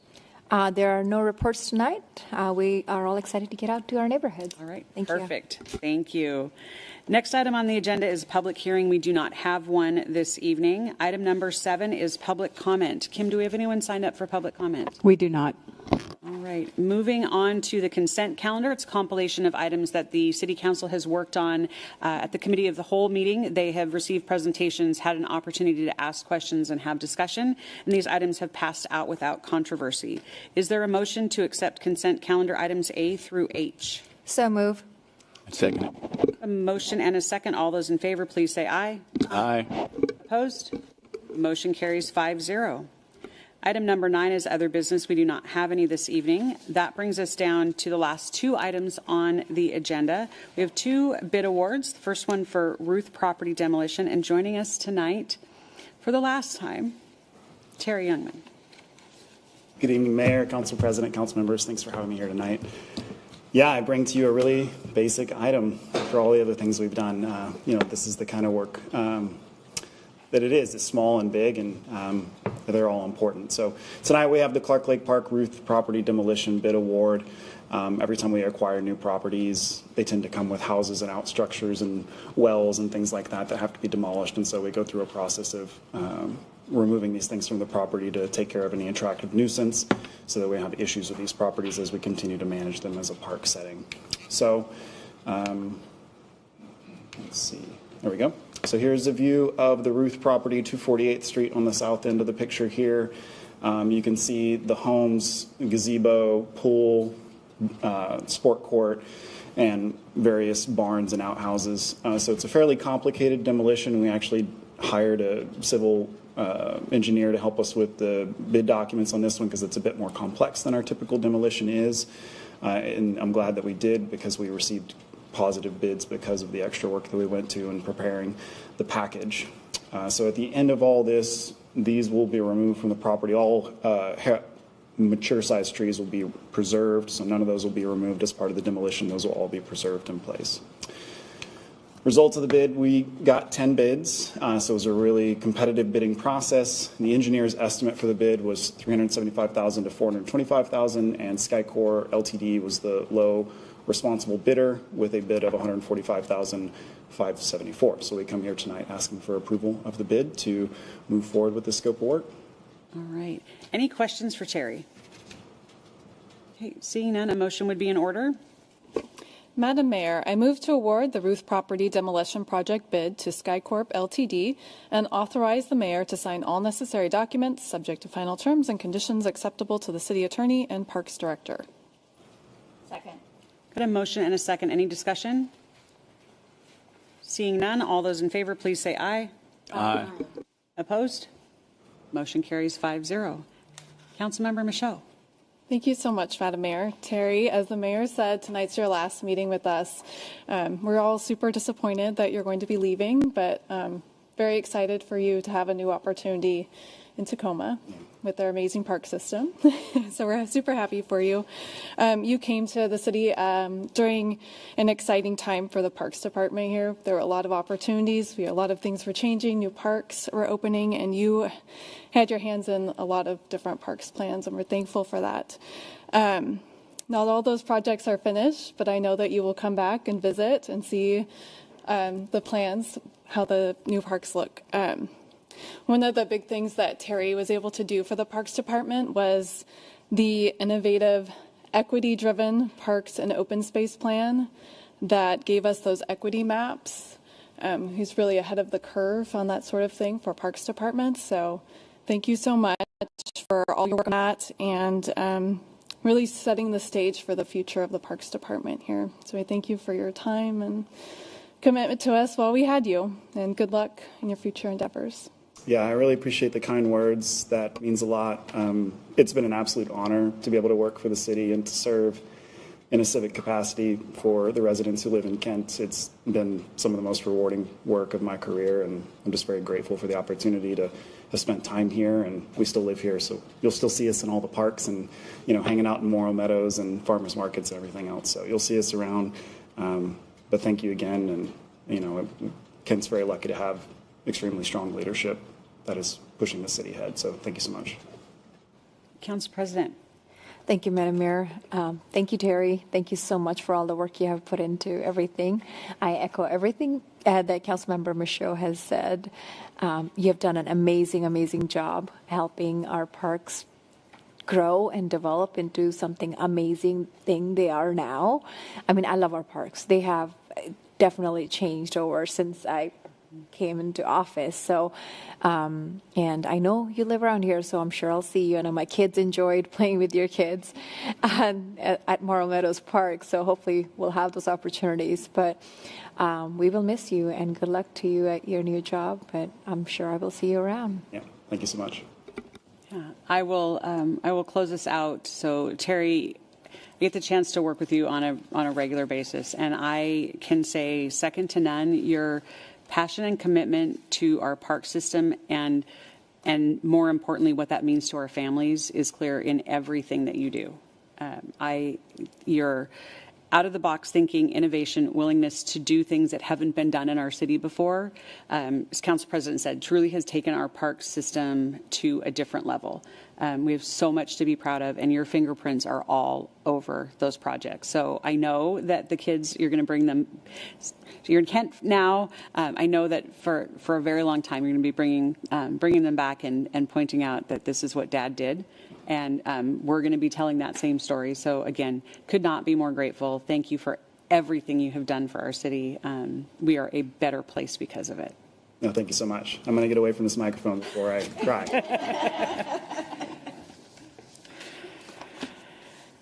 All right. Chad, I don't know that you can follow that. We have one last bid tonight, Meeker Street Multimodal, Kent Elementary School, and Meeker Street at 64th bid. Joining us tonight is Chad Beeren, our Public Works Director. Thank you. A mouthful of a project, but very excited to be doing the next phase of Meeker Street improvements. So this is the section from the intersection at 64th along the school frontage on the south side of Meeker Street.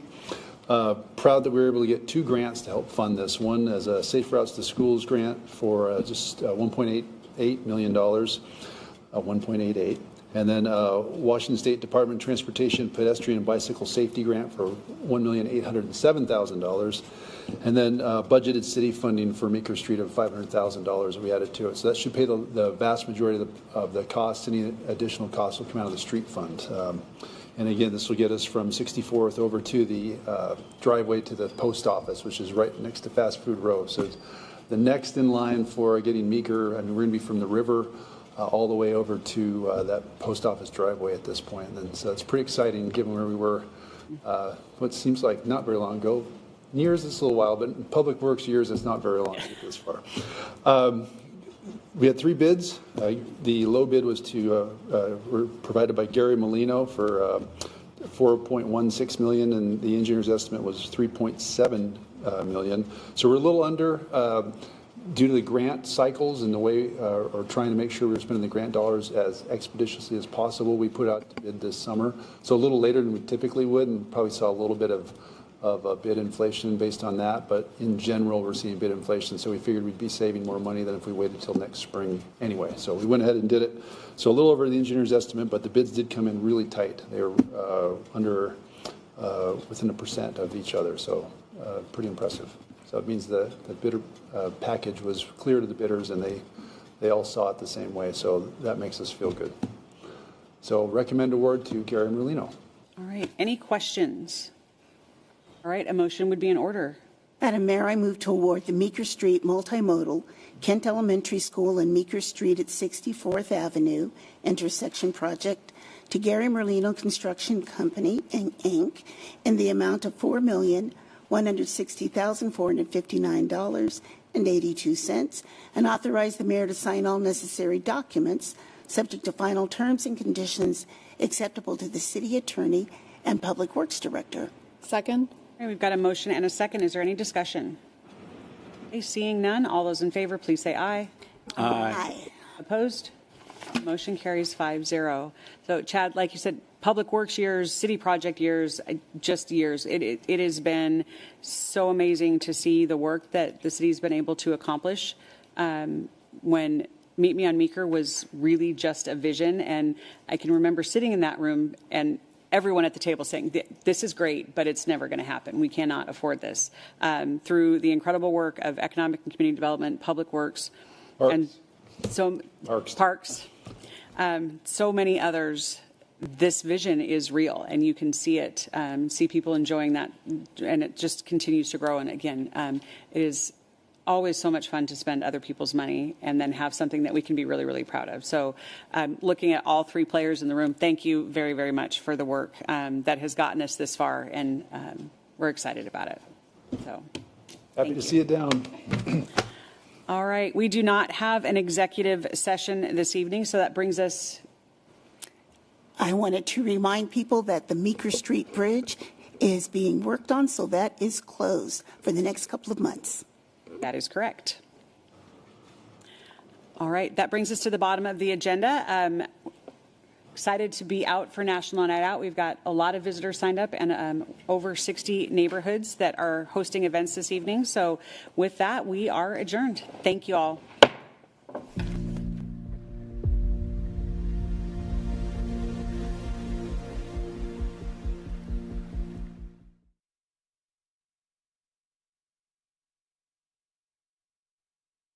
Music is what everyone has, right? Whether you're from northern Canada or whether you're from China or Australia, everyone's listening to music, right? And so we basically make it more accessible for kids to understand.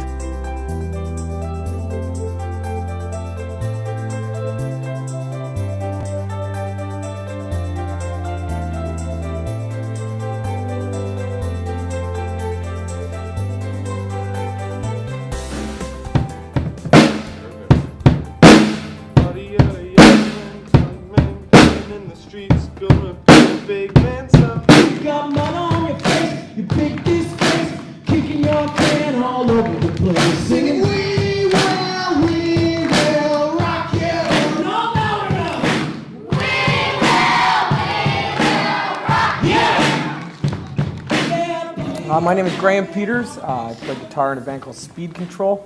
This is Jody Peters. I'm Jody Peters. I play bass and I sing. And this is Eric. I'm Eric, and I play drums and I sing. And we're a rock and roll band from northern Canada that believes in education. So we try and get kids playing music as much as possible, as well as we play in schools, teach a bit about a history of rock and roll, and then on our own time we play our own stuff. Jody and I are both former elementary school teachers that quit our permanent government jobs to try and be rock stars. And we left that golden ticket behind. It's way more fun. Now we are here to teach you about rock and roll, but before we do anything, we're going to sing a song that's very special to me. I wrote it for my girlfriend. Aww. Whatever. Jody, are you ready? I was born ready! Eric? Ready. Children, are you ready? Today we're doing kind of like an introduction concert, so the kids kind of get to meet us. We have a show called Rockology, and it all started when a little kid came up to me and asked, he's like, Mr. Peters? And I'm like, yes. He's like, what makes music rock? And I was like, you know what? I don't know. And so I went back home and I called my brother and I called Eric and I was like, dude, what makes music rock? And we boiled it down to the simple "We Will Rock You" beat that everybody knows, right? And we went through countless songs, like hundreds of songs that all base it off of that, and how rock starts from the foundation of just like a simple drum beat, and you can add different things, and we kind of show the kids how you layer different aspects onto the rock and roll, and you can hear any song on the radio and be just like, oh yeah, there's this part, oh there's that part. So today we start with that, and then tomorrow and the next day we're going to work with smaller groups of kids. We're actually just going to give them instruments, and we always give the shortest kid the bass because it's the funniest. Usually the same size as the kid. We had this one kid on our first rock camp. She was so small we had to put a pillow on her shoulder and then hold the bass, and she played it. She was awesome, right? And the parents are like, oh my interaction. It was like the greatest thing that I've never seen before. But like, that's my new motto. I'm like, small kids play the most powerful. I know, it's gigantic. So we're gonna form bands with these kids over the next couple days, and they'll learn how to actually play songs like "I Want to Rock and Roll All Night, Party Every Day." That's basically what we do. We just introduce ourselves to the kids usually, and then teach them how to play rock and roll. Okay, good. I think it's about creating an experience that they'll never forget, right? Whether, like, there's always that one assembly that you remember from school, right? That's like, man, I want to do that. Wait. For me, it was this saxophone player that came to the Yukon, and he had his saxophone through this monstrous Marshall stack, and he was like playing rock saxophone, and I was like, I have no idea what's happening right now, but that's cool. Because it's one thing to, listen to tunes, download stuff, and rock out, or just listen to top 40s on radio, but it's another thing to actually give the kids a chance to play and hear themselves playing the same as like some of the music that they've heard growing up. Or if all they listen to is top 40s, we make sure that they know about other styles of music. It's enrichment.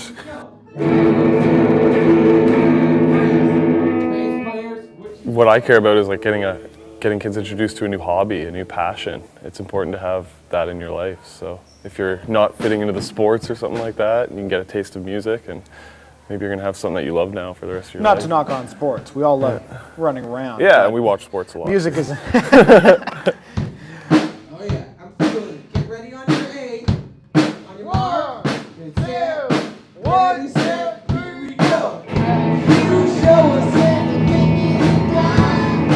I think it's important because the music programs in schools are dying, right? The funding for that gets cut first. Like in Northern Canada, like the band programs are next to nothing anymore. And that's where a lot of kids, like the misfits, they end up.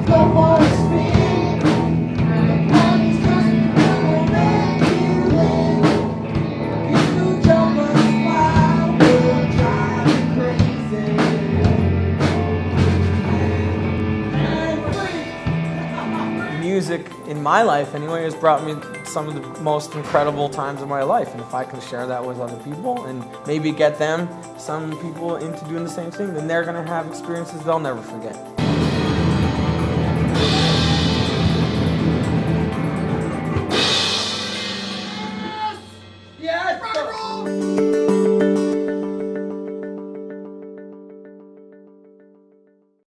Hi, I'm Tracy Taylor, the Community Engagement Specialist in the City of Kent, and welcome to PawFest number 2.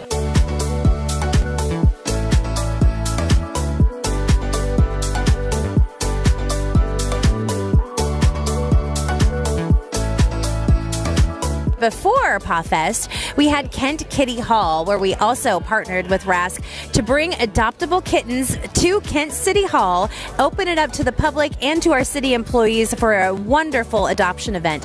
Rask brought in over 30 kitties, and quite a few of them went to Good Loving Homes. I'm Cynthia Boyd, and I am the Events and Community Manager here at Kent Station. So this is our second year of PawFest. So it's a great event that we're doing in partnership between Kent Station, City of Kent, and Rask. We couldn't do this event without the partnership with Rask and Kent Station. We're super grateful for all of their participation and, of course, a lot of just helping out so other people here in our community can come and learn more about some of our animal rescues in South King County. Such an enjoyable family-related event. There's all kinds of places to eat around here. There's all kinds of adoption facilities here that have pets with them and are helping get these pets into good, loving homes and putting out their information about their programs as well. So it's a real collaborative effort, and everybody is so kind and generous with their time and helping the animals and helping people get into situations where they can adopt an animal. As well as we take in and foster and adopt out all kinds of cats, dogs, rabbits, birds, etc. Quite a variety. You know, the vibe around here is actually very, very positive. We love the fact that there's a lot of animals here that are going to go to Good Loving Homes, but there's also some great messaging behind that about how to take care of your animal, proper placement for the animal, and of course getting them licensed so if they ever get lost, they can be reunited with their owners. And a lot of people don't know cats and dogs are required to be licensed in the King County area. We're having a great time today with all the people who are here visiting. There's lovely kids and adults with their pets, and it's just an all-around good time for all the people attending. And we love hosting events like this because it drives extra traffic, brings extra customers to our businesses. So anything we can do to help our businesses and be part of the community, it's a win-win. You know, animal advocacy is something that I'm super passionate about, and this is why I'm super excited that the City of Kent partnered up with Kent Station and RASC to do this event.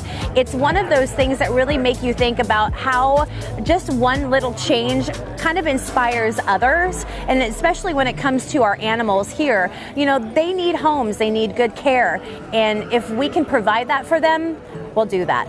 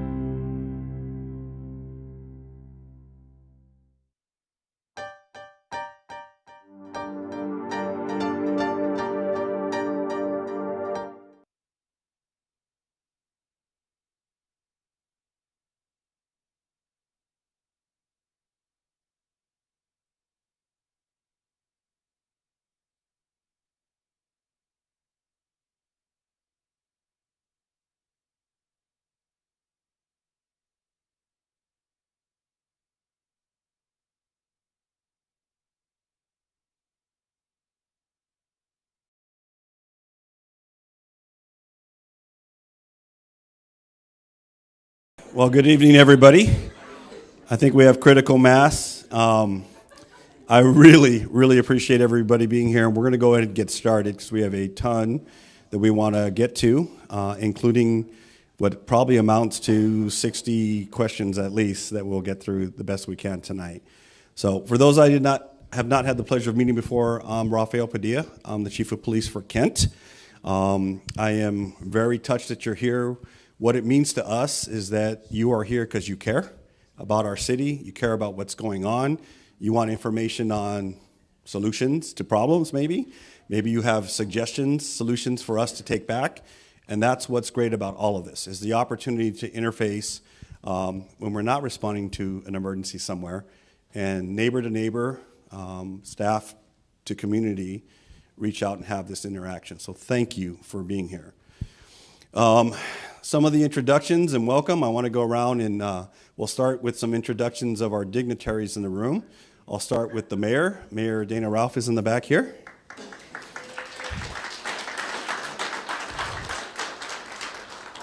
The tall guy in the suit there is our city administrative officer, Pat Fitzpatrick. And I hope I don't miss anybody, so point them out if I miss them. We have council member Zandria Michaud.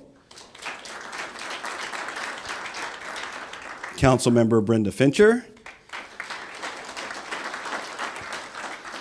And I don't see any other elected officials at this point, but if they come in, we'll call them out. So thank you. I also want to take a moment to introduce my team. For those of you who are sitting here going, my gosh, no wonder they're not answering calls. They're all at this meeting. That's not true. Okay.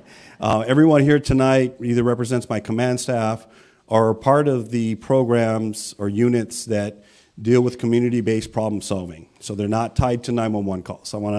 We've got a full team out there tonight. They're doing their job. But I'm going to have them self-introduce, and I'll just pass the mic here. They'll tell you who they are and what they cover in terms of work. My name's Jared Kasner. I'm the Assistant Chief over the Patrol Division. I have all the blue seats and work in that group. I'm Officer Ian Lentz. I am currently assigned to the Special Operations Unit Division, and we deal a lot with homeless issues in the city, and work for my commander here, and Sergeant Kelso, who is hunting today, I believe. Yeah. My name is Andy Grove, and I'm the Assistant Chief over Support Services Division, and we cover things like recruiting and hiring, training, accreditation, and other projects. I've been with the city for 20 years. Hi, I'm Michael Riley. I'm the Community Services Unit Commander, and as Ian eloquently spoke, We have the Special Operations Unit, which also is your bike team and boat unit up on Lake Meridian. They also address hotspot policing around the city when staffed fully. We also have the neighborhood response team, and that's Hi, everybody. My name is Joel Makings. I'm the sergeant of the neighborhood response team, and I work with Commander O'Reilly. Good evening, everybody. My name is Matt Stansfield. I'm the deputy chief. Run operations, kind of keep all the divisions going in the same direction as much as I can. Hello, I'm Eric Hemmen. I'm the assistant chief of investigations, so all the detectives work for me. I'm Stacy Judd. I'm a community education coordinator for the police department.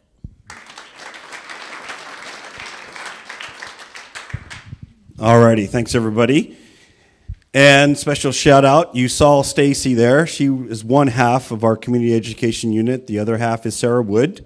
Many of you have correspondence with them over time. Big thanks to them. They coordinated tonight's event, so thank you to them. And then, yes, applause would be awesome.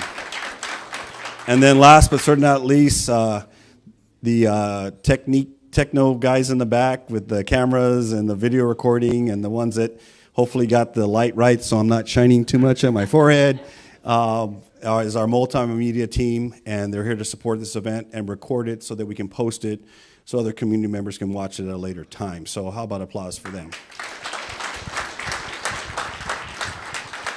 And big shout out, I don't know who is here from the church, but Zion Church, we want to say thank you very much for hosting us tonight, being great community partners in this event tonight.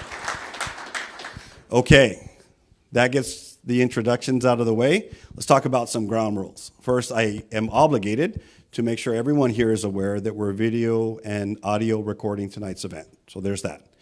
Number two, we've got presentations. We've done this a time or two, and we've got some presentations we think will hit home in terms of the information that's pertinent to probably a lot of the questions that are sitting there on those nose pads. So our goal is to punch the information out and reserve as much time as we can for the question and answer, because that's the goal. That's what we're looking for in this meeting. Okay, that's what I want to get to. In order to do that with this many people, we just got to be efficient. So to that, the next rule is you have your note cards. And it doesn't mean you're limited to one if somebody just picked up 3. So you can have more than 3 if you want. But we have to, so we can make sure that all the voices get an opportunity, we have to format it in a way so that we can get to them.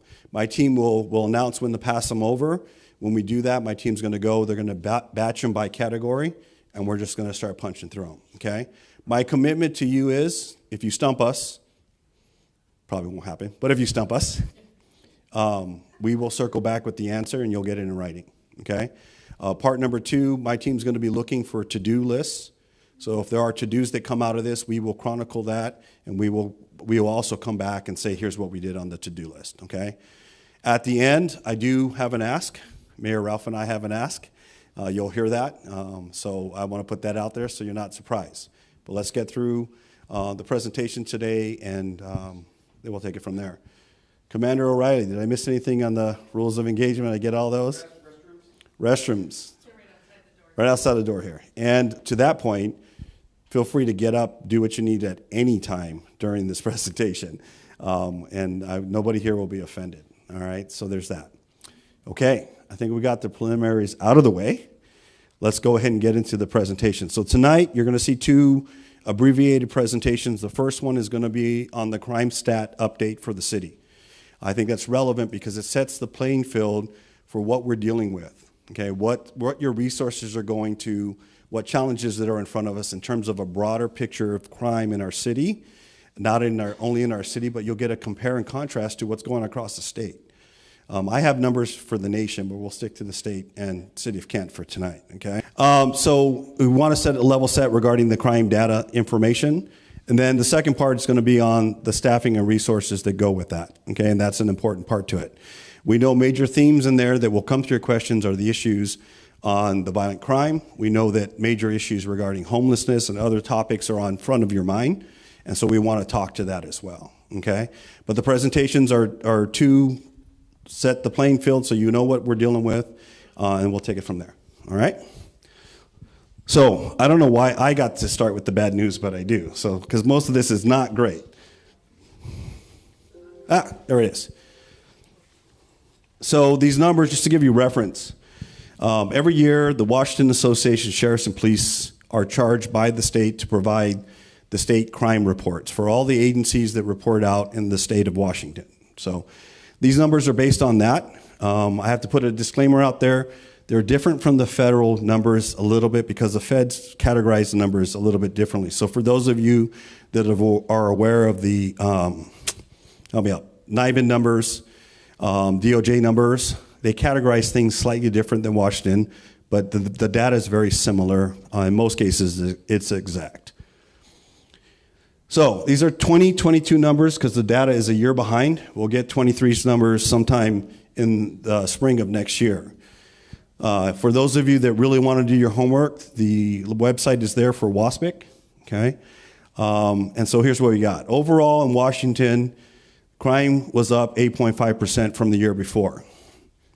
Do you know what that represents in terms of a watermark in our history? The watermark is about as high as it's ever been in the history of our state, okay? Because 21 was a record year in many categories, and 22 exceeded that by almost 10%, okay?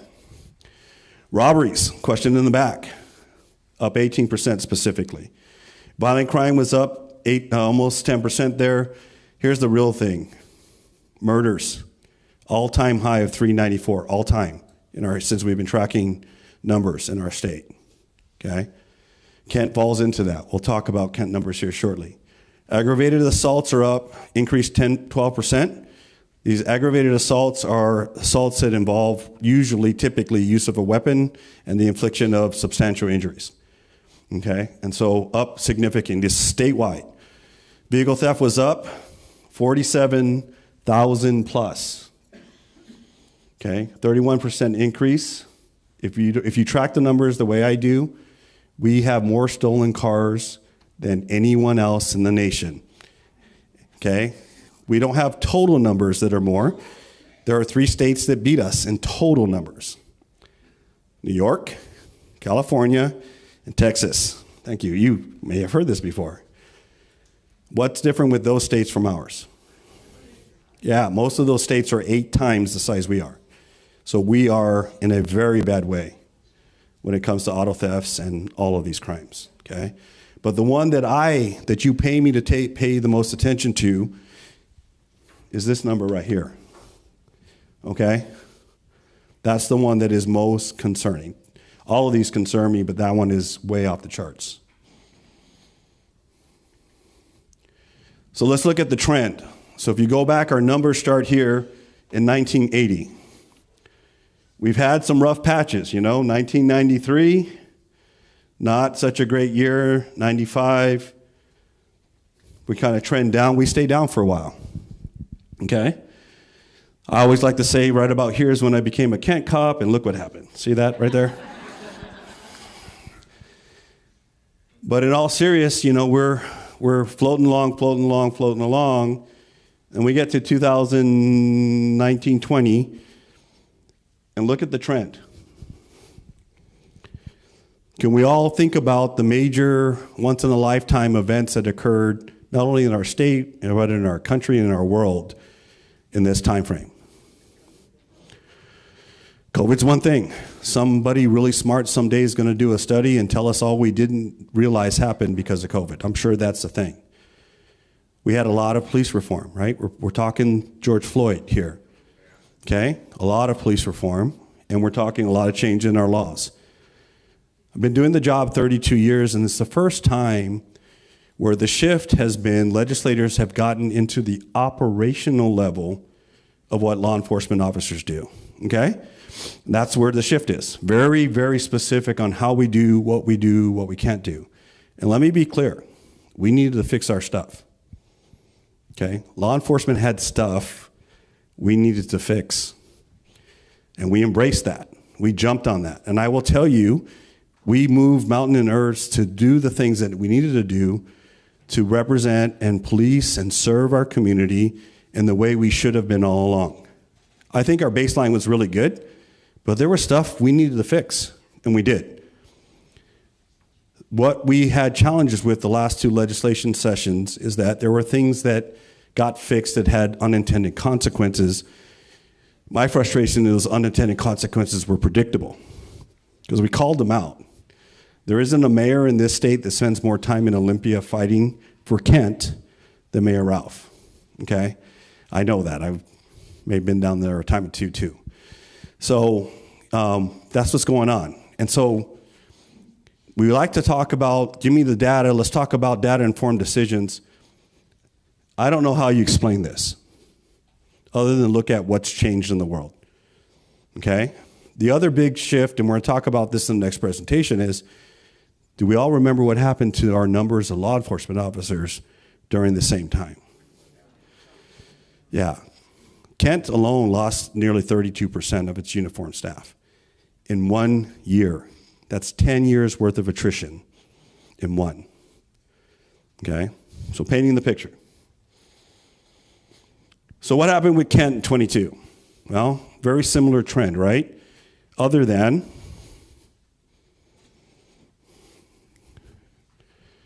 so when we lost nearly 32% of our staff, patrol staff, I had to make some tough decisions. You pay me to make sure that we are covering the priorities the best we can with the resources I have. I put everything I had in patrol and in investigations. Bye-bye bike team, bye-bye problem-solving team, bye-bye community-based patrols, bye-bye proactive police units, bye-bye vice units, human trafficking, drugs, gangs. Gone. Gone for almost 3 years. We are slowly rebuilding them now. Okay? Remember that line? Perfect storm of things in my career I never thought I'd see singularly, but to see them all together at one time, pretty incredible stuff. Okay? Sex assaults were down. I think there's some underreporting from COVID, some residual of that. Same with our DVs, by the way. I think there was massive underreporting because of access to mandatory reporters in our schools, access to other community members, networks, things like our churches where people get support and help. Okay, I think there was a lot of that. And we were right in there with the thefts that went up across the state. Really blurry, but here's what we look like today. And this is as September.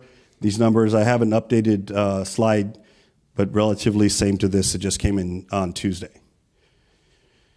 First question we're going to deal with is talking about the carjackings. There's your number. Okay. Vehicle prowls are down. If you're wondering what a vehicle prowl is, it's when they break into your car but don't steal it. I don't have any idea why they're down. Other than kind of the hypothesis is that, well, if you're going to break into it, you might as well steal it. And if you own a Kia and a Hyundai, that takes about 10 seconds to do. So we do a good job of recovering. Look at the numbers we're talking about here.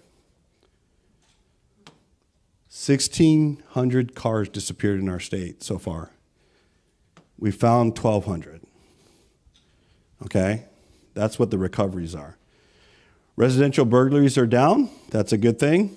Commercial burglaries are down. That's a good thing. I think the message got out to our businesses and to our residents, and this is really hard for me to accept. People are starting to realize they have to defend themselves a little bit more than they used to. Okay? I don't like to say that as your chief, but it's the truth. Okay?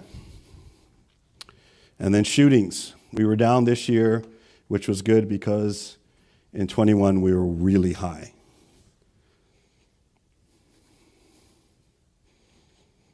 All right. Murder specifically, that number is now one higher. We had an additional murder since I put together this presentation. 2 of the deaths were non-law enforcement officers. Some of you may have read or seen, we had an officer-involved shooting yesterday. Those are considered homicides, and so those count towards our totals as well. We have 3 of those total this year so far, and hopefully no more.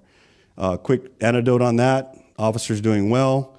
The investigation's been handled by a third-party independent team, and we'll await the results. The information I have at this point available to me, which is really limited.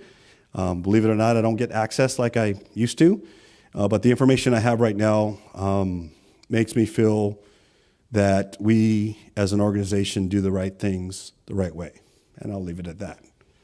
Okay? Is that okay, Pat? I got my attorneys back there gonna give me a hard time.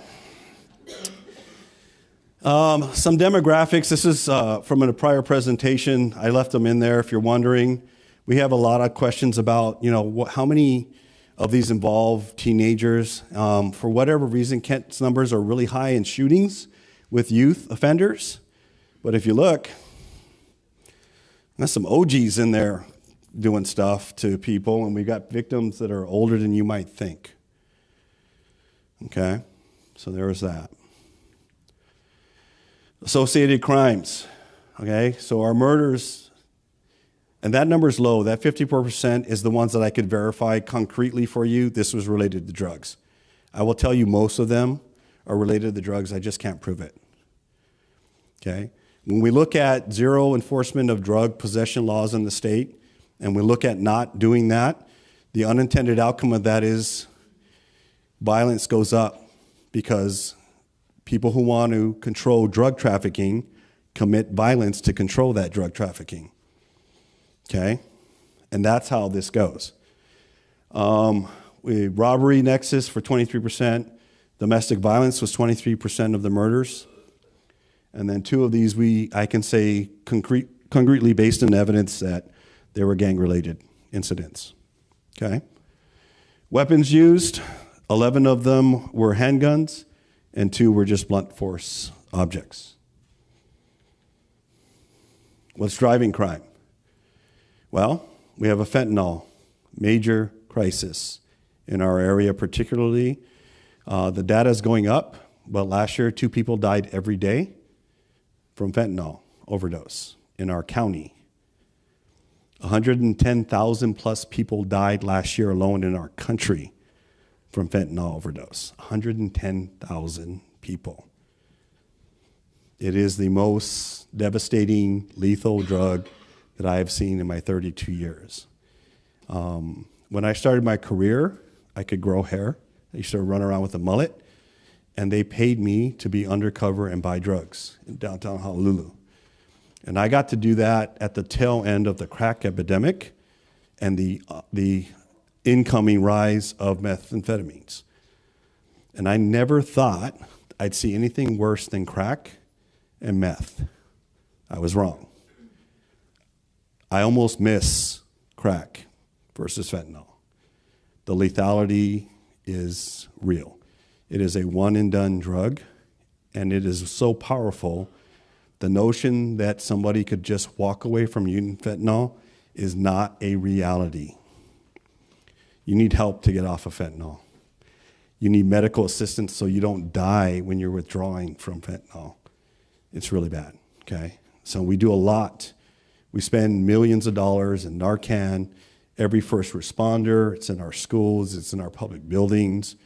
If we didn't have our officers trained in life-saving skills to the degree they are, that death toll would be much higher. And so it's a real issue, and that is your number one driver of crime across the board. There is no doubt about the nexus there, okay? Homeless camps are a big issue. If you look, and this is an indictment on our homeless community members, we care about them, we want to help them, but there are some facts with that. If I do a heat map and I show you where the hot spots in the city are for crime, and then I overlay that heat map with the locations of where our larger homeless camps are, you will see that those are very similar locations in our city. Okay? And there is no doubt they are connected. Unbalanced approach. We have a representative from the prosecutor's office here, so I'll be on my best behavior. We think that there has been a shift in the last few years with an overemphasis on the offender. And it's no mystery. I was only kidding about it. This is no mystery on where we stand on this. We feel like there is a lot more that needs to be done for the victim. We want to get restorative justice. We want to get people's lives changed around. We want to give them second chances. We're all for that. We cannot forget about the victims, right? We just can't. And then restrictions on law enforcement. I can do a whole day presentation on that. I will say this. I like to give credit where credit's due. Last year, we made some significant inroads in getting things level set to a degree in our laws. In Washington State, we can now pursue for reasonable suspicion versus probable cause, which is a reasonable suspicion means it makes sense, it's likely the person was involved in a crime, then our officers can pursue for that. We're talking about vehicle pursuits, okay? It's still limited to violent crimes, domestic violence, and a smattering of other crimes, but it was a step forward in terms of giving us more authority to do something about the carjacking suspect, right? Because one of the things we're going to talk about, sir, is prior to this past July, probable cause is such a high bar. Officers don't have probable cause to make an arrest when they show up. We have to investigate. We have to ask questions. We got to figure out who's involved in what. That takes time, and that time allows people to get away. If we can't detain people to conduct a suspicious, circumstance-based investigation, then they leave. And when they leave, it's really hard to find them after the fact. One of the reasons I put a vast amount of our resources into investigations is because the laws put us in a position where we had to become very reactive to crime. The notion of preventing crime or just being in the right spot at the right time for crime went away. Staffing kills that, and not being restricted or being restricted to a higher bar for proof before we can stop somebody put a real hamper in that. The reason our homicides were down the way they were is our detectives are incredible. In 2021, we cleared 100% of our homicide cases. What that means is we solved and arrested all of them. Okay? Our numbers, national numbers, are somewhere around 53, 57 in that part for clearance of homicides. Our numbers float in the 90s.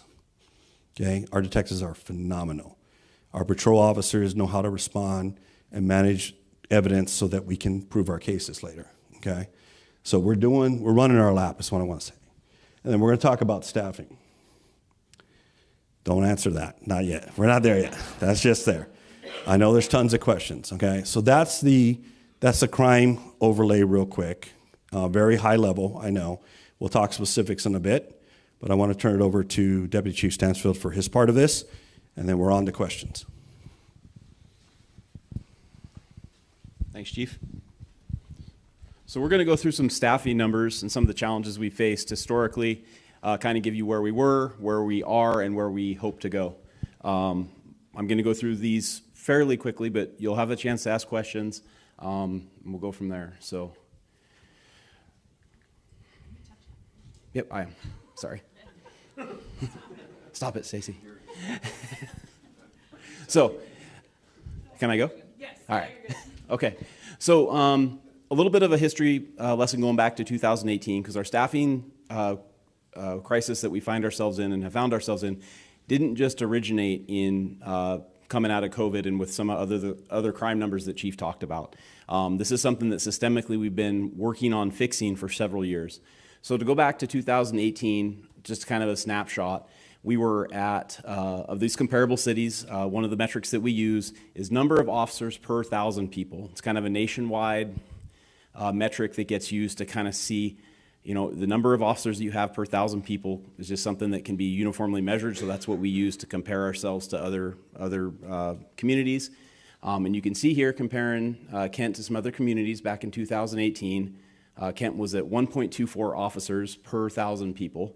That was a authorized staff of about 160 people. We were never fully hired to 160 people. We floated around 110 to 130 of officers ready to deploy. But fully staffed, we would be at 1.24. So comparably, when you look at Seattle through Renton there, you can see we were at the bottom of our comparable cities. At the same time, when I take those same cities and I compare them to the part 1 crimes per officer, so the number of our most violent and worst crimes that we would say are aggravated assaults and our homicides in 2018, and I look at how many of those crimes occur per those 160 officers, you can see Kent is at the very highest at 44.79 per officer. I think it's pretty easy to see there that the correlation of those two numbers is not helpful for us. So that's going back 2018, and it kind of stays that way all the way through 2020. Going forward, just to look at kind of some of the growth. So in 2018, we're actually authorized 157 officers. That grew through council and mayor approval to 160. The council and mayor had been adding 3 to 5 officers a year all the way 2018 up to 2020. 2020, COVID hit. We ended up freezing 5 of our vacant police officer positions, and several civilian positions were frozen or eliminated because of the economic impacts of COVID. That brought us back down to 160 in 2021. In 2022, the frozen positions were unfrozen, and we were allowed to hire again for those positions, but we're back up to 166. But you can see that our growth since 2018 is only about 5%. So we've added 9 positions, 9 sworn officer positions in the last 5 years. And that's one of the ways we haven't really kept up with population growth. In that regard, when we look at our population in Kent, this is today, our last census rather, we're at about 138,000 people with 166 officers, so we're actually down from 1.24 to 1.20. Again, really low in and amongst our comparables. You have some east side cities in Kirkland and Redmond. I don't have their crime statistics. I will just say they are lower than what we deal with. And we pull these from various places. A lot of these numbers are also available on the WASPIC website that Chief referenced as well. They track these every year. Since then, one of the things is we've been talking a little bit about total authorized strength. As I mentioned before, we were also understaffed and we had not filled all our positions. And one of the things that is some of the best news I think you'll hear tonight is over the course of the last 15 to 18 months, we've actually hired over 45 now new officers. That's unheard of nationwide. Upwards of 25% of those officers are from diverse or underrepresented backgrounds, and 7 female officers are included in those numbers. That's a sevenfold increase over the prior 4 years of female officers hired. When we hire a new officer, there's about a 12-month onboarding process from the time they're hired until they're ready to be deployed, and we can send them out by themselves to the calls that are generated by the community. So that takes quite some time. Some are sooner because of there may be a lateral officer, but some of the stuff that we did that made that good news happen, we really took a deep dive, and I think this is some of the good stuff that came out of with police reform. We did start looking at a lot of things that we did in a different light, and that caused us to realize, hey, there's some changes that we can make to the way we go look for officers and who we hire. And really, there was kind of no stone unturned. So we made that was inside of our recruiting team. And then also the people that we use to train our officers and how we train them, we changed that. There's literally almost no part of our onboarding process that hasn't been looked at and modified over the last about 3 years. We have a great team that's had excellent results. They're nationwide known for what they've done. It's really, really impressive. And with that, we've instituted some incentives that have had great support from our city council and mayor that have also helped that along. Some of those things that we've started is our community immersion in law enforcement program, which pairs new officers with community-based organizations. They go out there, and before they ever get any real training from us, they're immediately embedded at a very grassroots level with a community organization to kind of help prepare them and also expose them to those that they will be serving. We also aligned our DEI, our Diversion, Equity, and Inclusion Officer, inside of our training unit, so they start receiving that type of training very early on in their career. And that is another pretty revolutionary thing that we've started to do. We've also developed some really specific training to us in how we look at officers for suitability, but also it's kind of counterintuitive. A lot of times we end up taking more time now with our new officers than we used to, because we know that while it may slow down their deployment to the street by a month or two, if we take a little bit more time, That's all the better, though, if we can retain them for 5, 10, 15, or 20 years. That 6 to 8 week or even a couple month investment is well worth the time. So we've kind of revolutionized the way we look at all those different pieces. So talking about where we need to go, the chief has 4 department-wide goals. The one that I would really like to point out is inside of our strategic plan is we have a staffing plan. We have a plan that we're developing right now to grow. And how would we grow? We think there's 3 distinct paths to growth. One of these was attempted in last year's legislative session by talking about withholding some sales tax that exists, having the legislature take some sales tax that is already paid and put that money and send it back to the municipalities specifically only for the hiring of police officers. And until cities were to a certain amount of officers per capita, that's where that money would go. That didn't make it through the legislature last year. We're going back with a different idea this year. We've talked about a ballot initiative. Would be something that would come across to the voters to decide how revenue could be generated in that way to hire more officers. If that is not feasible, then we would go back to what we were doing in 2018 and before of hiring 3 to 5 officers per year. The issue that we see with that, while we appreciate the support in that regard, our target growth, we want to get just to 1.4 or 1.5 officers per 1,000 people. That would require us to be about 195 officers, so about a 40 officer differential there at 3 to 5 officers per year. To get to that number, that's at least 8 years. Right? Looking at those numbers. And with that, we also have to have a path to increase our civilian staff because we can't just grow officers. There's a lot of things that happen in the back end. People have to staff the jail. We have to have records personnel. We have to have community outreach personnel. And we have to grow all of it in totality. We can't just grow just sworn officers. Again, that makes the entire process that much slower. So I kind of blazed through that. If you have any questions as to what I covered there, please fill it out on another question card, and we'll try to address the specific question that you might have that arose from this. But with that, Chief, I think, thank you for your attention.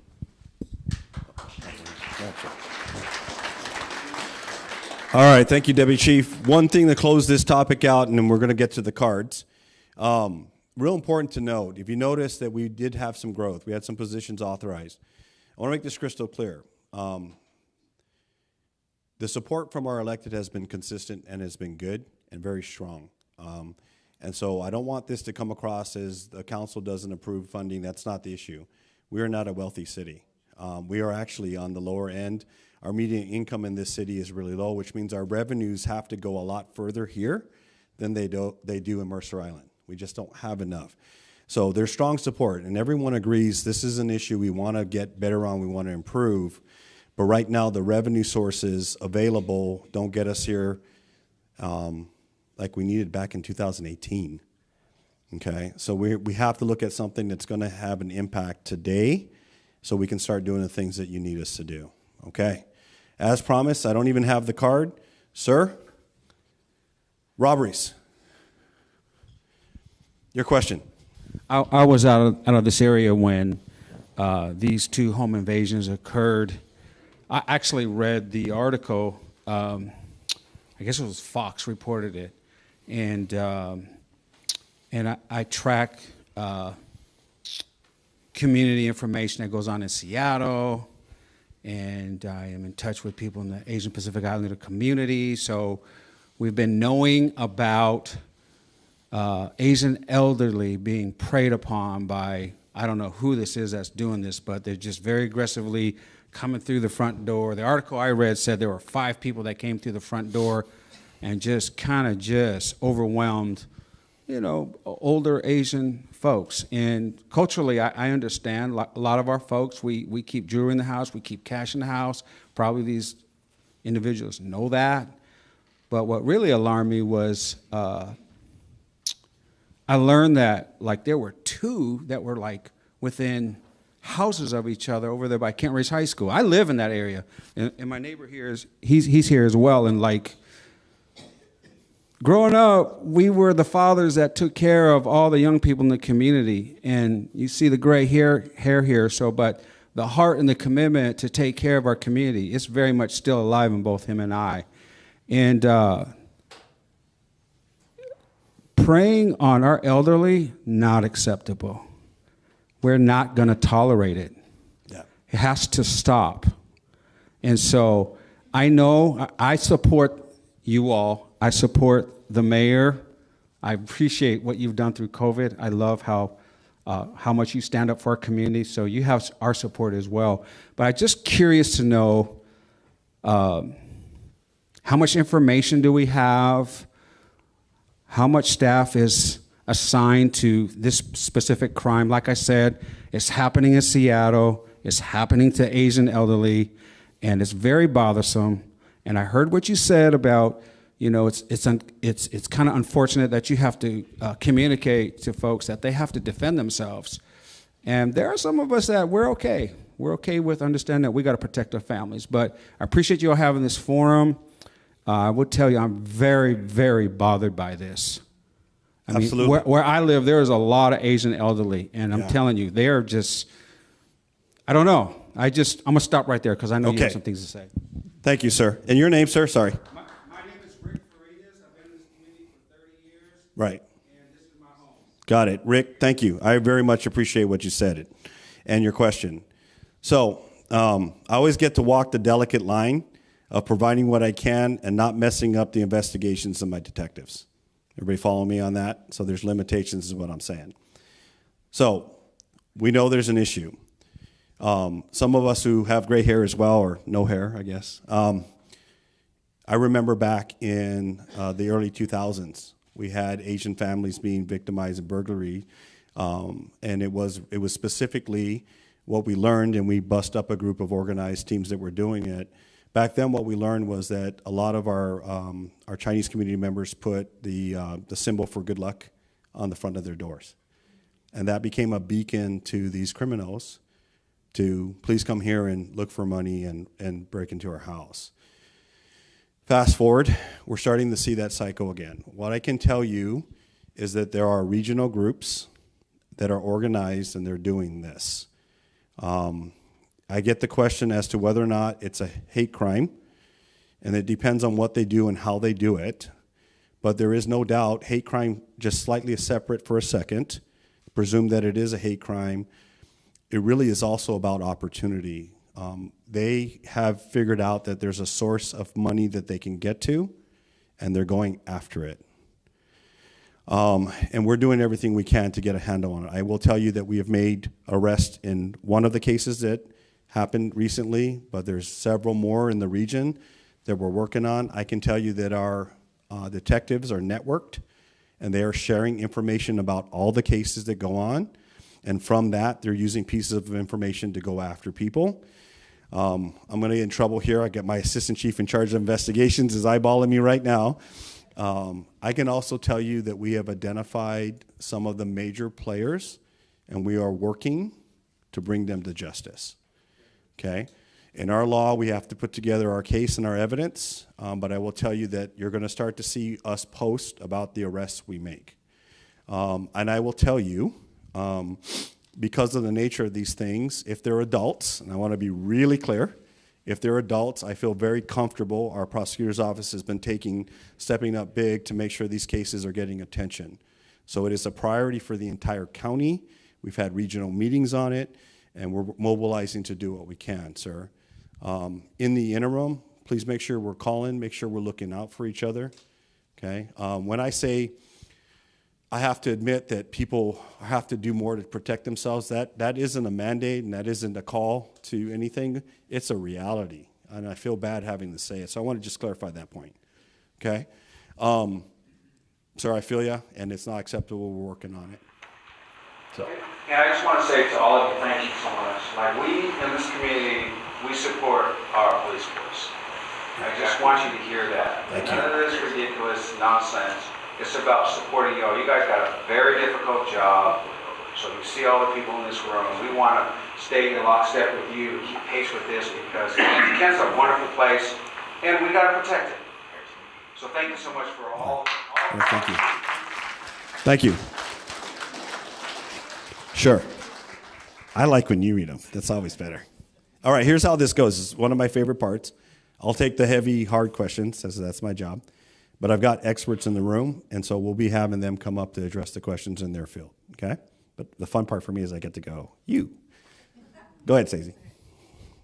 This question, have there been any updates on King County clearing up the homeless encampments along 94th Place South? Wow. Okay, right out of the gate, I get to call on somebody who outranks me because our mayor's informed. She's been working weekly with King County, and Mayor, would you mind coming up and speaking to that?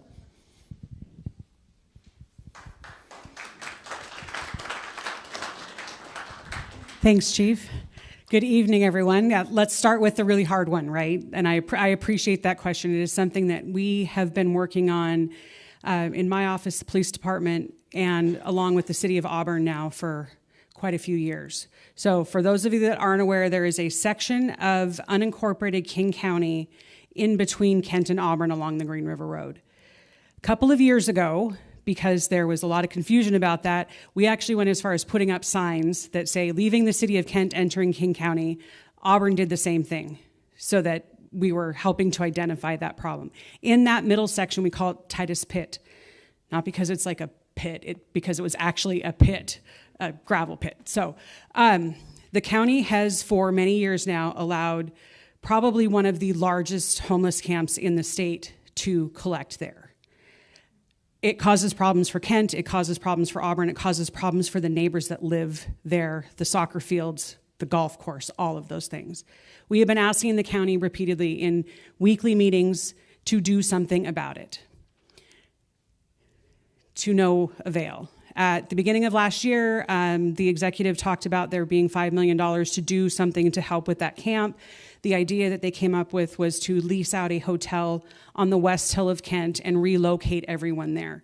We stayed engaged in those conversations because I wanted to make sure that Kent had a voice, not our money, not our decision, but we were at that table asking questions about how is it going to be run, how is it going to be managed. We continued to participate. About a month ago, we got word that the $5 million wasn't enough money, and they weren't going to do that. This last week, after phone calls daily to the executive's office, I got finally something in writing with the commitment that the county is going to clear out the parking areas. So where the motorhomes, the stolen cars, all of those things are, they're going to be clearing those out by about the third week in November. Doing barricade installation, not allowing them to come back. The second half of that, though, is there's probably over 100 people living on the hillside on the riverbank in that area. The closest thing I've got to a commitment now is that within this next 6 months, the county will do something to relocate folks, whether it be offer them a place in a hotel, a tiny home village, something in unincorporated King County. It is not a perfect answer, but I will tell you it represents some progress because we have not been able to get any attention there. It's been all over the news lately. I saw it on Twitter or X, whatever we're calling it, that there's getting more attention to it. I think the county is finally feeling that pressure. It certainly is coming from my office, like I said, on a weekly, sometimes daily basis to get something done there. I don't have a lot of faith that the folks that are living down there are going to accept services. They've been offered services over and over again, but what we're asking is that the county make that offer, move folks out, and then activate that space so that they don't come back. And right now, I have an email from the executive's office saying that they're going to do it in 2 phases, and those are the 2 phases. So we're hopeful. Lots of questions about why isn't Kent doing anything? It's not Kent. I can't send Kent police officers in to make arrests in Federal Way. Same thing with unincorporated King County. So what we can do is apply pressure on the political side, and that's what I'm doing. So, any follow-up questions on that? Has there been any consideration of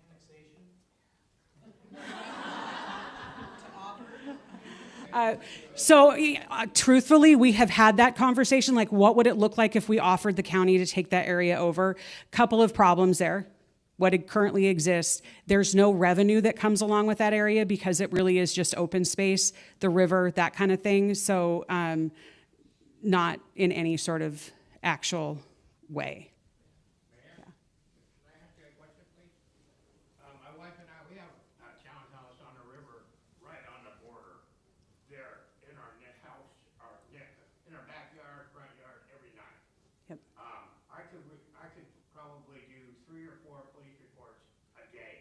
just by walking to my mailbox, I gotta bring them back.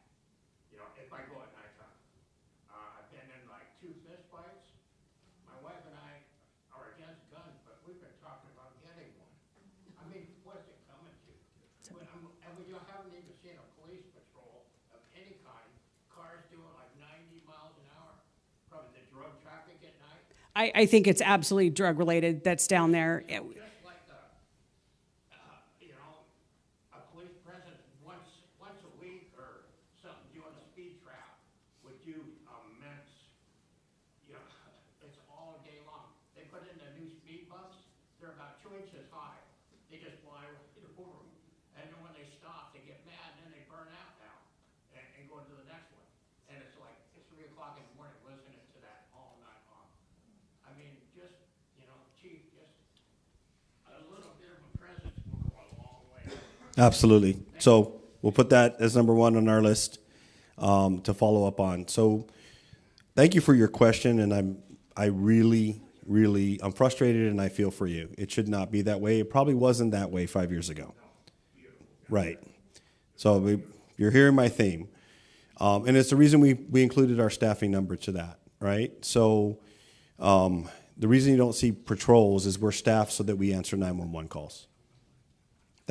I'm just going to be straight with you. The preventative patrols, what used to be the favorite part of the job for me, cruising around, used to go around at night in your neighborhood. Yes, that was me and several in this room. Those are very few and far between. And I want to be specific. Are you off at 259th there? Is that what you're talking about? Yeah. Okay, we got you. That's the first one. Yes, sir. Madam Mayor, I have a follow-up for you. Would it be helpful if some of your residents contacted the elected officials in King County, including the executive and our local area, I don't know what, well, mine's Dave Upthegrove, if we contacted them saying that we're Kent taxpayers and we can't use or access this part of our world? Rick, thank you for that question. And the answer is 100%. kcexec@kingcounty.gov. I'm not shy. I've been telling the exec's office when somebody emails me with that question, my immediate response is you need to let the King County executive know. This is fully within his authority and the county's authority, and the more that they hear from people, other than me, because honestly, I'm a pain in their backside and I think they get tired of hearing from me. I'm not giving up, but the more of you that are willing to reach out and say, we're not okay with this, this is not acceptable. Two fronts, right? It's not acceptable for the neighbors. It's not acceptable to let people live that way. I've walked through those encampments and no one, I don't care if it's your best friend or your worst enemy, none of us should be okay with letting people live that way. It's not compassionate. It is not the right thing to do. So 100%, please reach out. We have the last question right here. Okay. Go ahead. We're gonna get to them. This is why we do cards, by the way. Go ahead, Stacy. I have to protect Chief from himself. Last and fast. You guys write down these questions so we can answer everybody's question. It's very important, and we want to get these through. So this is the absolute last microphone of the night. Okay, good to go. Okay, for Mayor Ralph, a quick follow-up, because I've gotten an email from the county as well, and it says, it mentioned that the roads in that area, they were going to be clearing, cleaning, and securing that area. So from there, when they're saying securing, I'm thinking that they are going to remove the homeless individuals and keep them from returning. Yeah, so the process is different for county than it is Kent, and I think this is an important distinction because the laws are the same for the both of us, okay? There's a reason you don't see 3-year-old massive homeless camps in Kent. We have camps, don't misunderstand what I said, and we have gone back 5, 6, 7, 8 times to clean out camps. We've spent millions of dollars on cleaning up camps. So what's the difference? Why don't we have Titus Pit in the city limits? And here's the difference. You have to authorize your law enforcement officers to use and enforce the laws that are on the books in order to motivate some people to move. We go in, we do outreach, we bring services, we have counselors, mental health professionals, people with housing, our team, Mike O'Reilly's team, and others do an outstanding job. Some people take help, Very few. Most do not. And we go back and we post and we say, if you do not get out of this area, we will prosecute you, we will arrest you, and we will book you. And miraculously, you know what happens? They leave. Now, I'm not standing up here kidding anybody that solves the problem, but that's what we're limited in doing, and my boss tells me do what we can. That's the difference. The King County deputies who worked really hard in King County, and I love them, are not allowed to arrest anybody for violating the law and the trespassing at Green River. They're not allowed. That is a policy decision. That is not a law. Okay? That's the difference. That's why things are different here. But thank you very much for your question. Do you want to add to that? So it is my understanding from my communication with the executive's office that they're doing that. They're going to go in, they're going to remove the vehicles, the motorhomes, all of that, and then they will do something along the lines of ecology blocks or something that will prevent people from going back, and that the deputies will be authorized to keep at least those sections of the roadway clear. Again, it's 2 phases is what they've presented. The first phase is to remove the vehicles along there, and then the second phase, which they've given us about a 6-month timeline on, would be to start working on the people that are living in that pit area along the riverbank and on the hillside, with the commitment that they will not allow them to come back. With the commitment that they will not allow them to come back. So, fine point on this real quick, and then we're off to the next card. We have an example of how it works. Recently, 2 weeks ago, we went to a area in King County, down on the another part of the Green River that abuts Kent city limits. Our team worked and negotiated, and we said this: how about you let our officers do the enforcement, and we'll work to help clean it up, even though it's not completely Kent, it's shared property, and we'll go in and deal with it. That camp was cleaned out, and it was a very large camp, was cleaned out in a matter of days, like 3 days. There is a way to deal at least with the immediate problems, and we have to start doing that. Letting them live in this way just doesn't work. Voluntarily not doing that anymore approach doesn't work. All right, question. So in an effort to get to a lot of these questions, I'm summarizing some of them. There's a lot of similar questions that ask about self-defense in the home and whether or not they can use firearms and bear spray, that sort of stuff. All right, I'm looking at who I want to have answer this question. It's a little bit of a complex question, but it's not. So I'm going to start, and then anybody feels like you need to jump in, please do so. So here's what the law says. You have a constitutional right, both at the federal level and at the state level, to protect yourselves, that includes your families and your property. It is a constitutional right, okay? Where things get tricky is how you do that, and whether or not in defending yourself you are reasonable in your actions, okay? And it's literally case by case dependent.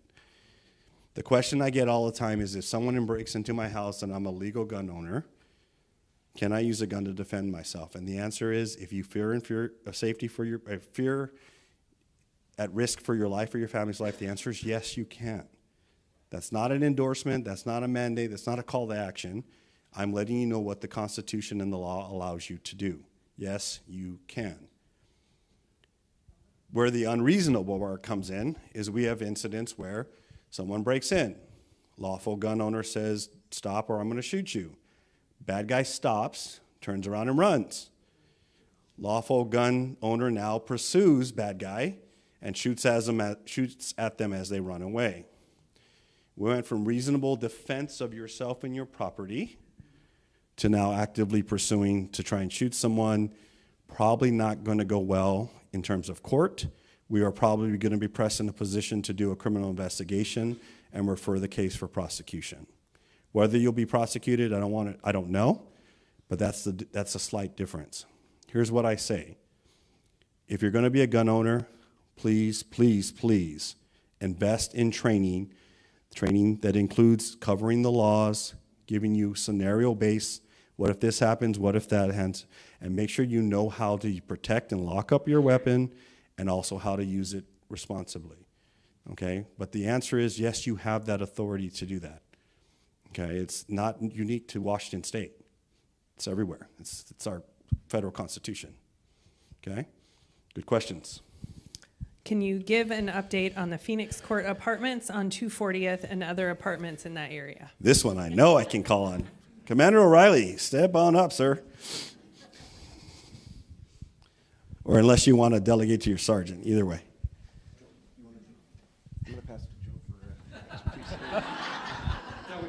I kept looking down for a reason. So as you all know, we've been working with Phoenix Court Apartment for the last at least couple of years. I have an officer that's been dedicated just to that project. So without getting into all the finer details, we're still in court with them. They have become more, what's the word I want to say? They're working with us a little bit more. We've been actively focusing some of our proactive patrols in there and making contacts for drug use, stolen cars, that sort of thing. We've been in there several times. They've started to put up some cameras. They've started to put up fencing and gates like we've asked them to do. So they're more cooperative now, but it's still a work in progress. We're not there yet. They still very much have our attention. So, but we're in constant communication with them. So hope that answers your question. Thank you, sir. Yes, put a little finer point on that. We've been waiting for a decision from our judge for about a month now, maybe longer. I'm getting the longer look. We don't know why we don't have a decision. For us, our case is overwhelming.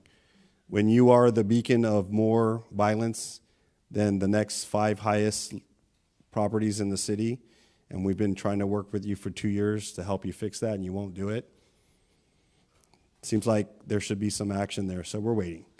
Uh-oh, I may have stepped over the line, everybody. Here comes Chief Administrative Officer, also known as former city attorney, Pat Fitzpatrick. I just want to say real quick, we knew that this case would be a serious challenge when we filed it. The case literally consists of about 12 inches of documentation and case reports and whatnot. And it's a very risky case. It's not a common case that cities file. You can't find them really anywhere.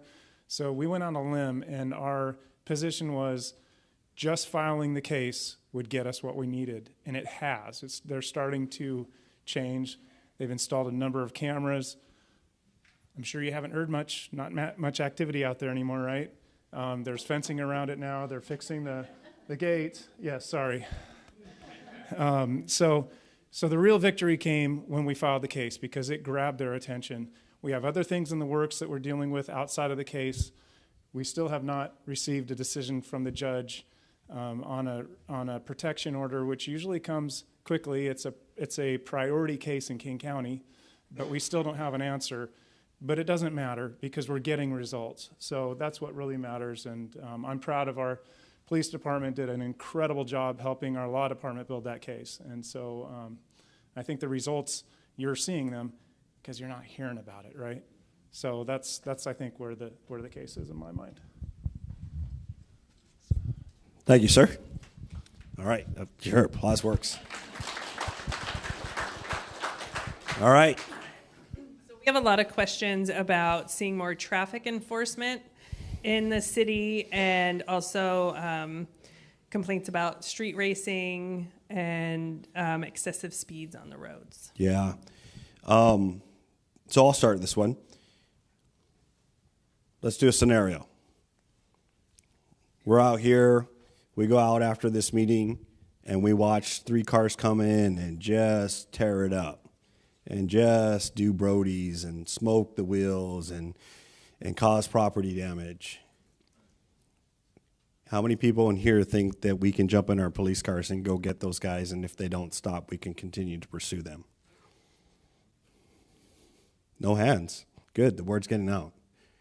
The answer is we can't pursue for racing, even the exhibition racing and the donuts in the parking lots. We are prohibited by law. You think the bad guys know that? Yeah. Yeah, the offenders know that. And so the reason that it's more prevalent in my mind is that there's no consequence for doing it in many cases. The good news is we have subject matter experts, and he's not here tonight. One of the experts in this state was Commander Josh Bava. He helped with our legal department and our prosecutor's office in the city to put together some legislation that gives us a little more teeth to when we do catch them, what we can do. Impounding their car, and my favorite part is if they get 2 convictions, we get to take their car and seize it, because they love nothing more important in the world than their cars. Okay, so I have to come back and say, we have a resource challenge with staffing, but even when we do emphasis, and we run emphasis most of the summers, every weekend, we have people on overtime working to come in and help. We call in regional partners that assist. WSP has been fantastic. Renton, Tukwila, King County, you name it. We come out and we do make arrests. We do make a difference. Our biggest success has been in the investigations after the fact, where we have targeted the organizers and gone after them, and we've made really big cases there. But as long as people understand that we can't really stop them, this is going to continue to be a problem. So I'm not advocating that we get the full tilt, carte blanche, chase everybody in the world and do a bunch of pursuits. That's not what we're asking for. But we have to come to grips, and you have to answer this question. Is the change in the pursuit laws having the impact that you want? Was the risk and the tragic, very small outcomes, the loss of life, mostly, by the way, of the offenders fleeing? That's your number one likely person to die in the fatality, by the way.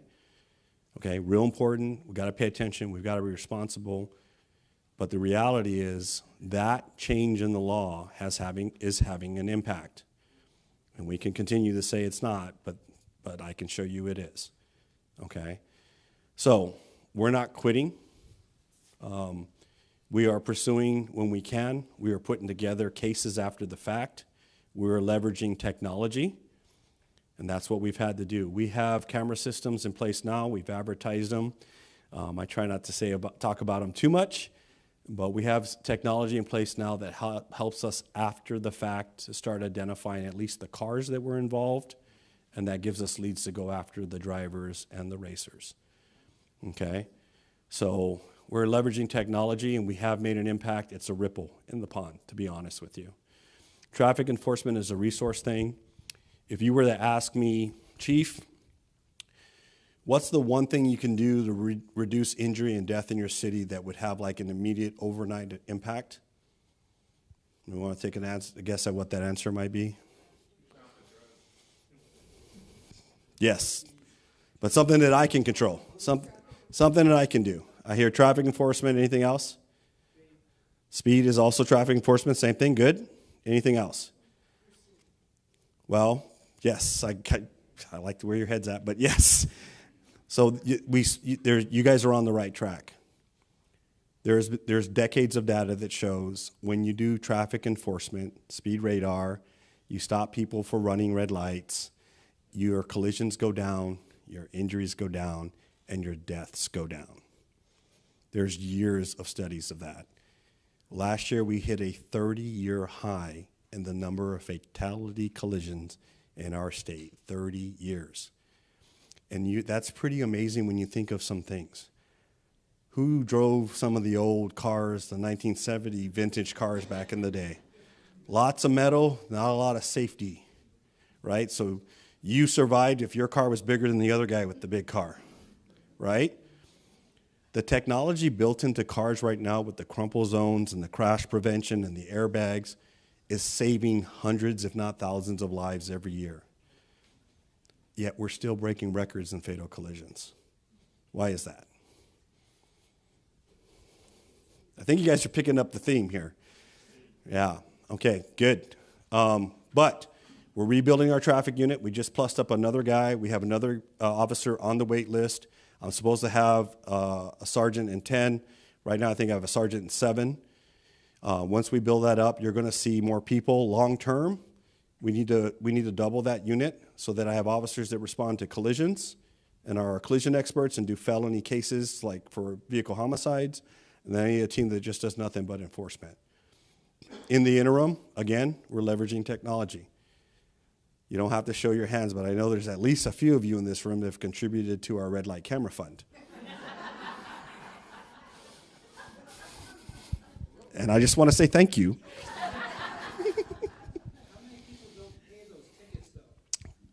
don't want to advertise this, but very few don't pay. Our payment rate is somewhere close to 83%. And I thought for sure we would be moving away from red lights because people would go, yep, we don't want tickets, we're done with it. We're breaking records every year.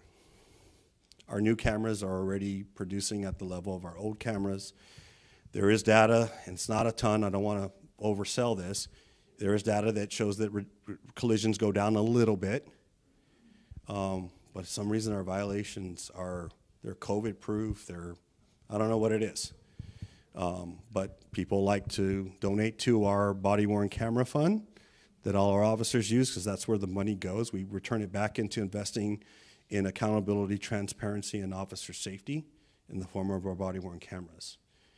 So while I say jokingly thank you, there is a part of me that says, well, it's funding a good thing, so at least that's coming out of it. Okay, so there's where we're at on traffic stuff. More to come. I want people not dedicated to 911 calls. I need numbers.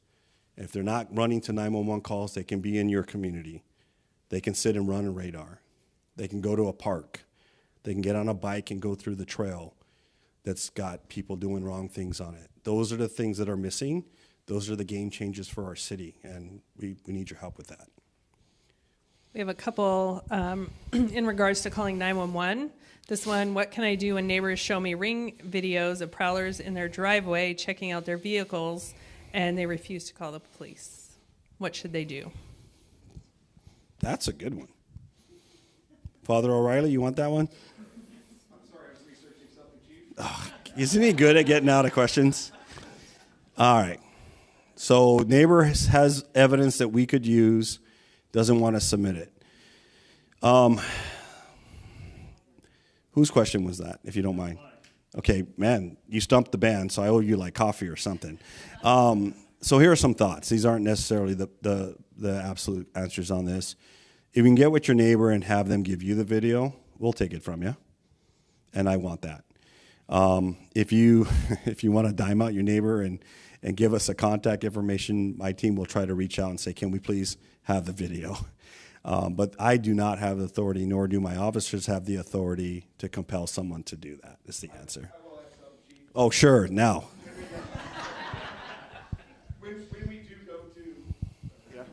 When we do go to respond to crimes like that, maybe it's a bigger scene, homicide, a major assault type thing, we'll canvass the neighborhood, and that's exactly one of the things that we're looking for is camera evidence. We also have a Safe Cam program. I don't know if we have anything that advertises it here, but it's a way of just identifying yourself, saying, hey, I've got a camera, so the police department can save a lot of time and energy going door to door and knocking when we just know. It just identifies you, hey, if the crime occurs on my block, attaboy, you can come right over and get my camera, you can have access to it. It doesn't mean we're going to be looking through your camera all the time. It just says that, hey, I got a camera, I'm willing to cooperate and help out you guys make my neighborhood safe. All right, good.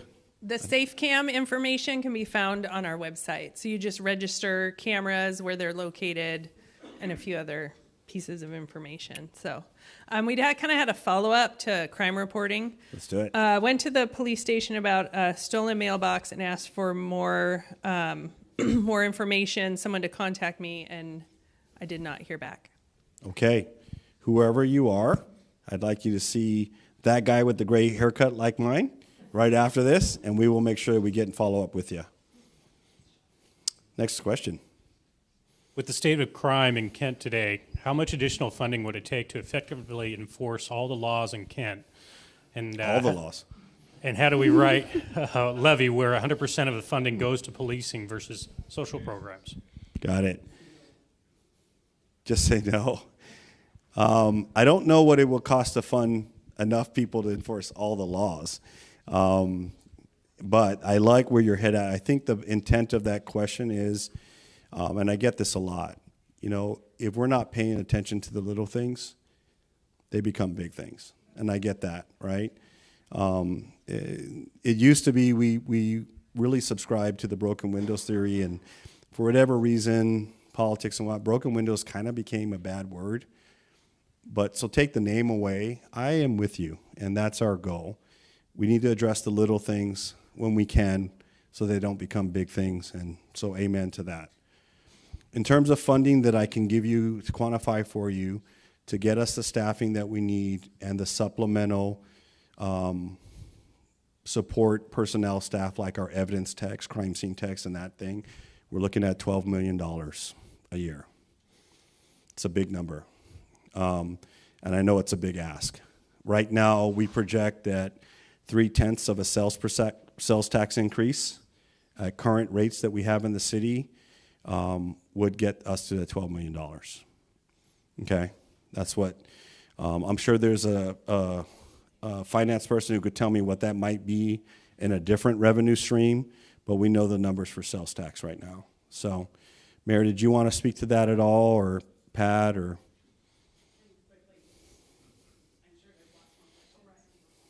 Yeah, O'Reilly's going to give you the hook, Mayor. With the commander over there.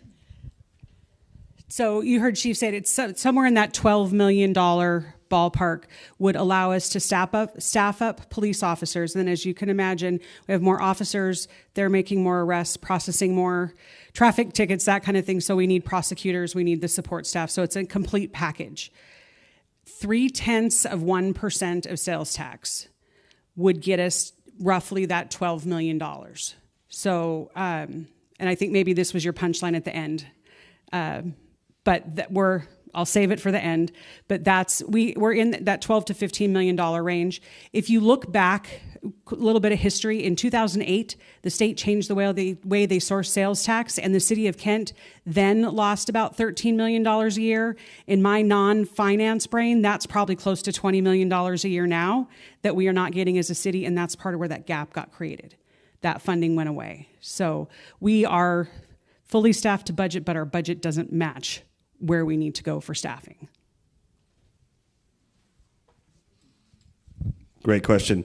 Last part of that question is, how do we ensure that that money doesn't get diluted or diverted or put to something that was not your intent to authorize? And I will answer this. I think the obligation's on us, and me specifically, that if we come out with an ask of the voters, you need to have a very detailed accounting in writing of how we're going to use that money.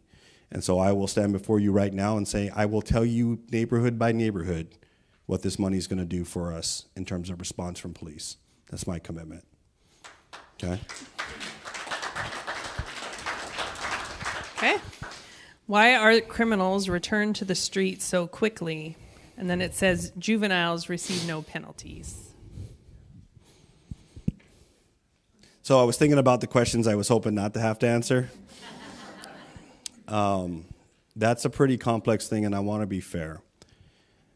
On the juvenile front, the philosophy now that's applied in the courts is a zero youth incarceration philosophy. Okay, so I'm gonna give you the facts and try to leave my bias out of it, because I do have a bias.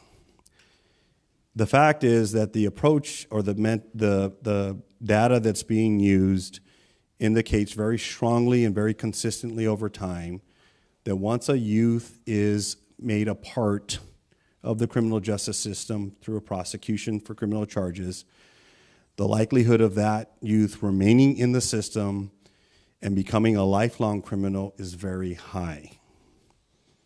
Okay, that's what the data shows, and I don't dispute the data at all. I think that's a reality. So the philosophy, and we've had lots, Mayor and I used to have meetings once a month, we're realizing that while the prosecutors have a piece of this, the courts also have a huge piece of this, and the judges, because it actually started with the judges, this initiative. In King County, we're the only county that has this right now in Washington. And so our concern from a law enforcement and from somebody who's responsible for ensuring you're not getting carjacked by a 15-year-old is that the unintended message there is there's not accountability.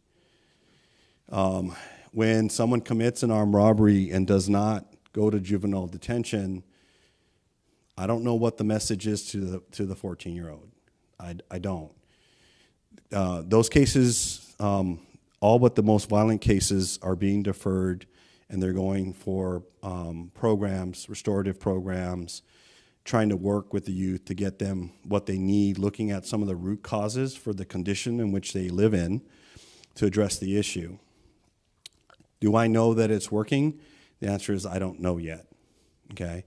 You can look at numbers in a bunch of different ways. I can tell you a number says that juvenile referrals are down, but I also tell you we're not enforcing drugs. And when we know that 70% of our prosecution referrals in the past have been related to a drug nexus, I don't know that we can come out and say that's victory. I can say that we're prosecuting less related to drug, so it's less overall. So we need time to see. Our approach in this is we're trying to be really good partners in giving this an honest opportunity. I think there is, and we have advocated for, a reconsideration of which charges qualify for this program. I believe that violent crimes involving youth with guns should not qualify for a deferral immediately and right away. So that's me. So I talked in generalities there. At the same time, I want to be fair. I think that for some youth, this probably is working. So it's a mixed bag. So there's the program. My thought on this, to me, when I looked at this, and we've been talking about this for years, when I looked at the data that says that once you're in the system, you stay in the system as a youth, I don't dispute that, okay? Because I got family that have all been in prison. But my question is, why are we approaching it where we say, let's not arrest them? Why don't we approach it like maybe we need to look at what and how we run our detention centers? Maybe the restorative opportunity for our youth exists in the ability for the things we can control, which is while they are serving their time, we build them up in the right way with education, treatment, whatever they need, mental health. We build our youth detention facilities and resources in a way that while they're in jail for a year, they're in the best environment they've ever been in their lives. Why isn't that the approach? Just a question.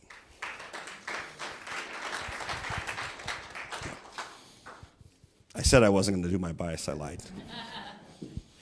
Okay, Chief, there's a specific question about something that happened yesterday afternoon involving 7 to 10 officers and a police helicopter that was up in the air for about 20 to 30 minutes, and that they were broadcasting something that wasn't clear, and that led into some other questions that are similar.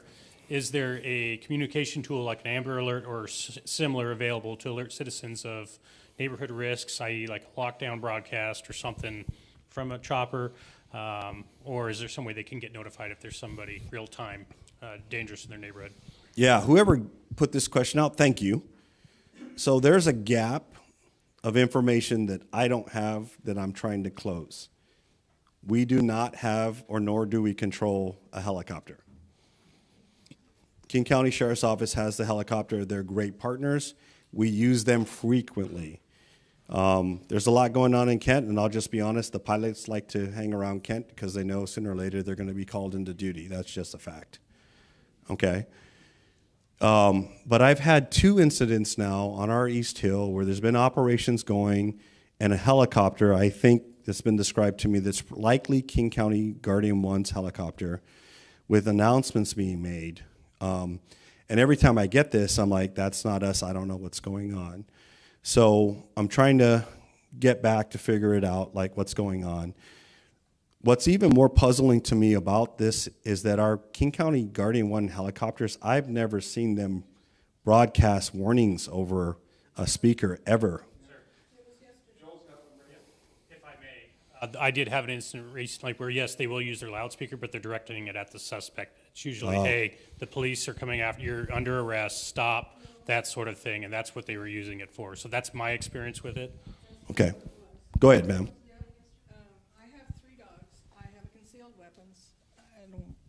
It's for the, go ahead, I'll just hold it. Okay, thank you. And I, an ex-air traffic controller, so I know what goes on upstairs.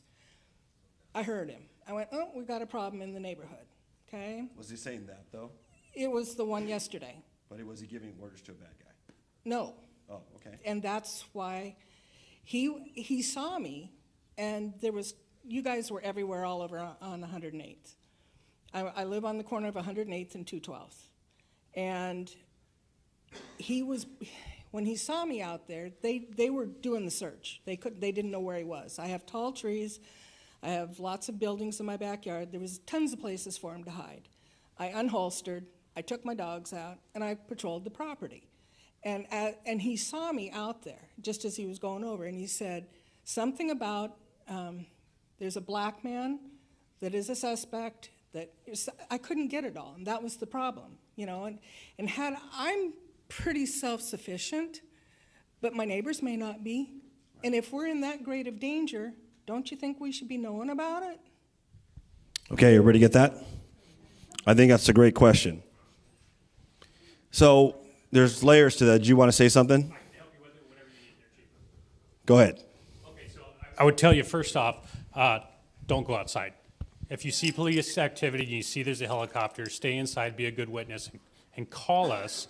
And if you call 911, sure, but call 911, and we'll tell you, hey, stay inside. There's police activity. They're looking for a bad guy. We may not give you every little detail, but we'll feed you in at least. Hey, stay inside, and we can give you a heads up, and we can have an officer even contact you afterwards and maybe give you a little more information.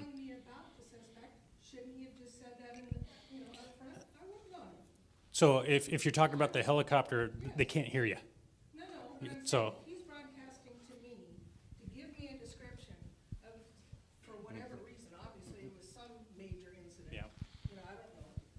Yeah. But if he's describing this individual to me, and I'm assuming it's to me because there was no voice until I went out and started, you know, and I made it clear that I was armed. Yeah, and keep in mind too, if you're arming yourself, we as police officers, we don't know who you are. And if we're looking for a bag and we come up on you, we just don't want to have anything bad happen. So just stay inside. Yeah. AC? Also, we might have a canine out. Exactly. Yeah. I have a 6-foot fence all around my entire property. We navigate fences all the time looking for bad guys. Yeah. Yeah. Got it. So here's, and AC, if you have something. Here. Yep. So item number 2. We're going to contact Guardian 1 and figure out what their protocols are, express the concern, and see if we can manage that differently. Well, but that would even be good information for the neighbors. Yeah. Yeah, let me touch on that real quick. You know, our ability to put out real-time information while we're in the incident is really limited. Yeah, like we struggle, like the way that the information goes out now through social media, we literally have news crews arriving to major incidents before our command does. They're in our business, so it's tough a little bit, but your concern is valid. Let's do some digging and we'll circle back, okay? Yes, sir.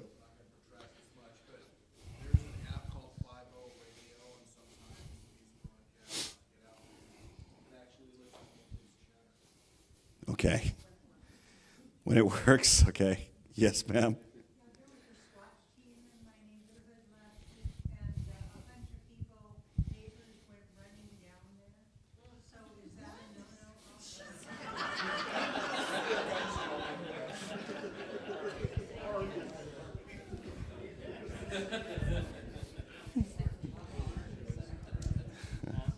All right.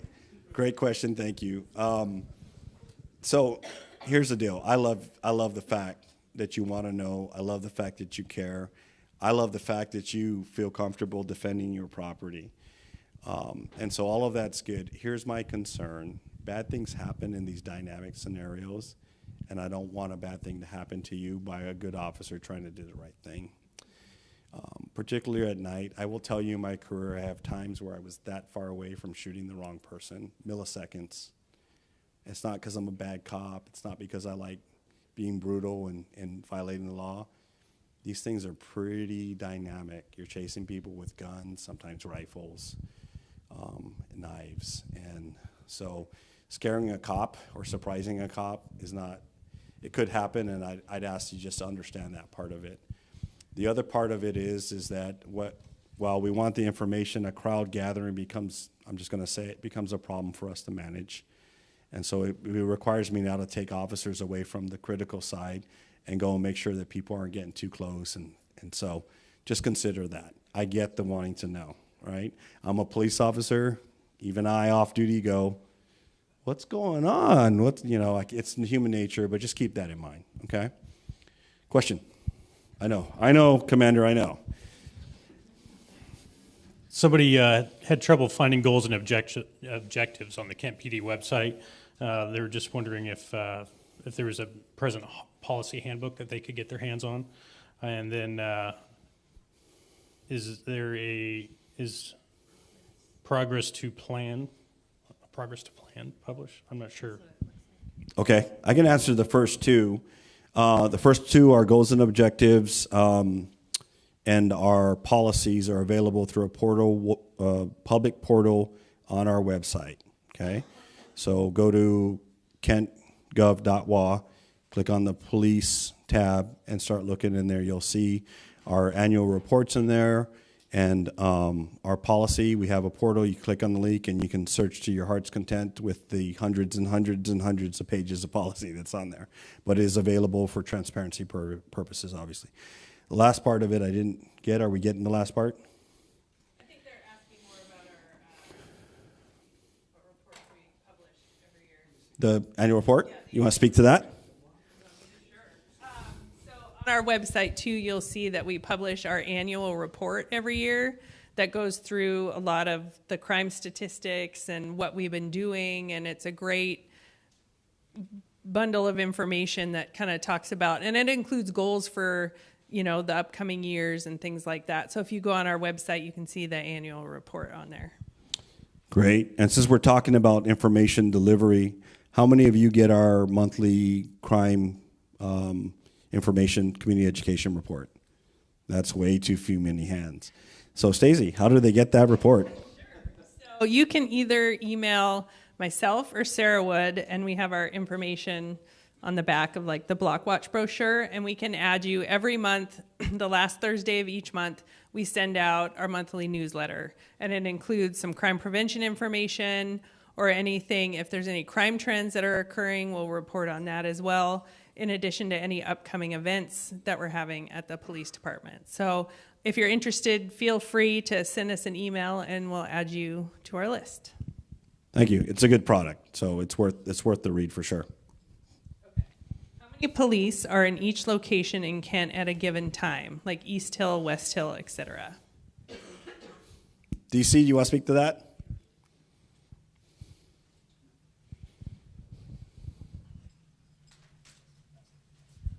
So target staffing is what we would call that. Right now our patrol division consists of probably right around 56 patrol officers they work 12-hour shifts. And so the city's broken into 4 sectors. So at any given time you're going to have, except a few hours of the day, you'll have a couple sergeants on, and usually between 8 and 14 officers available for shift. So if we're at 8 officers per shift, that's really low. We don't like to be that low. But when we are, we'll oftentimes consolidate those into the valley sector, which is generally from the top of the East Hill around 94th all the way down to the Green River. And then, so we'll try to put 4 officers down there, and then we'll try to put 4 officers on the East Hill, broken up between the 2 sectors up there. So we would do 4 and 4. That would be our probably absolute minimum that we would like to run at. We do drop below that sometimes. Unfortunately, when we're doing it like that, the officers that work in the valley, they only just respond up to the West Hill if there's incidents up there that require them to. We don't have officers that are stationed up there at that point. As the number of officers grow and we get up to 14, we'd like to have 6 or 7 down in the valley, 2 up on the West Hill, and the remainder on the East Hill. But that hopefully gives an idea of kind of about where we allocate officers every day. The sergeants are constantly adapting those numbers. If incidents happen, we shift officers around to go to those incidents, and officers from the valley will go up to the East Hill, or officers from the East Hill drop down into the valley if the valley officers have to go up to the West Hill. So we adapt a lot, but breaking down in those 4 sectors, that's generally how we try to allocate officers every day. Our target staffing, when we have all 166 of us trained, would be 17 officers on each crew to assign out. That's a lot better number. And then it can deal with things like training or people out if they're injured or maybe out having a family event like a new child or something. We have a lot more resiliency there, but we're not quite there yet because we have a lot of officers in the training pipeline right now with the numbers that we've hired over the last year. So I hope that answered your question. All right, thank you, Deputy Chief Stansfield. Yeah, a little thing to add to that too, it doesn't take a lot. When we run as lean as we do, it doesn't take a lot for most of our resources to get sucked up for one thing. We mentioned the officer-involved shooting from yesterday. I will tell you for a good percentage of the time, almost every officer we had was dealing with that, okay? So think about that, and probably 2 or 3 officers left to cover the rest of the city. And you saw our numbers, we're super busy. So we run thin and we make it happen because we have outstanding people that do it. But again, we're going back to that theme of wouldn't it be nice if we had more than just enough, right? About a handful more. Okay. How many officers are on administrative leave? Right now, none. 1. Yes. I think the intent of that question was how many are on administrative leave for being in trouble? And the answer is none. The administrative leave for the officer yesterday is a protocol that we follow. And I want to be clear because I think people might get this confused. More than anything else, officers are human. And when you take a life, whether it's justified, not justified, that has trauma and impact. We need to make sure that our officers are well before we put them back out. Okay, so that's what that's about. Yes, we have 1. Okay, this is a hiring question. Do you hire police academy graduates or hire people and then send them to the academy? Assistant Chief Grove?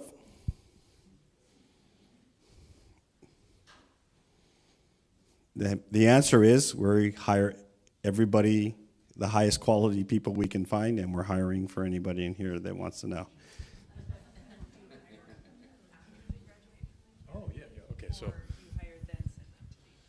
So our innovative recruiting is very robust, and we're looking for quality people from all walks of life in every stage. So we hire people before they go to the academy, and we do a lot of onboarding and training before we send them to the academy, including our community immersion program. So we get people mid-career that are looking for a change. We get people straight out of college. We get people who are starting college but haven't finished yet and are looking for a different career path. And we get people coming out of the military oftentimes or who are looking for a transition from deployment. So there's tons of avenues and we're really open.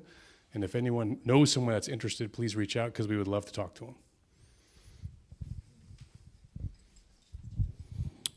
Yeah, and if the root of that question was, is it paid training and all that? Yes, Kent pays everything. We have to hire you the moment we can get you if you're a top-notch candidate or somebody will steal you. So we hire them. We know there's a wait time sometimes in the ballpark of 6 months to get into the academy because it's overloaded right now. And we're getting more funding. We're getting more academies. And Kent is an agency. I worked in Honolulu PD before. Kent pays for everything.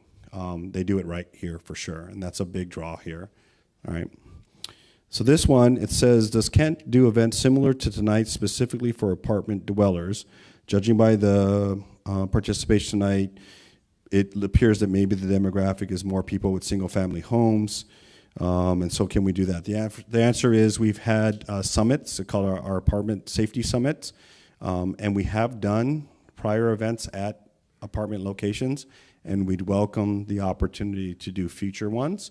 So if you have some place in specific you'd like us to go, we've been at several in the area of 240th and 104th over the years. I know I've been to those, and we'd be happy to go out. Generally what we do is each time we do this, we pick a different section of the city, the host if we can, and we just invite everybody to that location. So. So when we do like block watch presentations, we set those up for anybody, no matter if you live in apartments or single-family homes, or whatever it might be, and then we can adapt all the information to that. So we definitely try to educate all the residents in Kent. And then we also, another way, this is kind of not connected to that, but our community academy is a great way to learn about the police department and our different divisions within the police department. And you get kind of a lot of these questions answered too throughout the process. So that's going on now, and then there'll be a spring advanced academy that's happening. So, all right, next question. Does the arrested or detained suspects live in Kent, or are they coming from other communities? How does this affect KPD's tactics to address this? So good question. Historically, the majority of the people arrested do not reside in Kent. That number has moved and shifted a little bit post-COVID, but still somewhere in the area of 65%-ish. I don't have the hard number for you tonight, are non-Kent residents that we arrest in Kent. Why? And we get a lot of people from the bigger cities, so Tacoma and Seattle come here and are neighboring. And the question I get a lot is, why is that? Crime is regional. Offenders don't recognize borders or jurisdictions or any of that. They go where opportunity exists. Most criminals are lazy, so they go where it's a lot easier to do business. I get the question about our auto theft numbers all the time. Per capita, we have more apartments with literally hundreds and hundreds of cars lined up for the taking in our city compared to a city, say, Mercer Island or Kirkland or Bellevue, where it's one car in a garage at each house. We will have, literally, you walk to our apartment complexes that have over 30 buildings in them. You know, we have small cities represented in some of our apartment complexes. So that's why we're kind of a target-rich environment here. Okay, there's two questions, but they're connected a little bit. Where are stolen cars going? And then another question, what can be done to remove the residential chop shops that have sprung up? Assistant Chief Hammond, you want that one?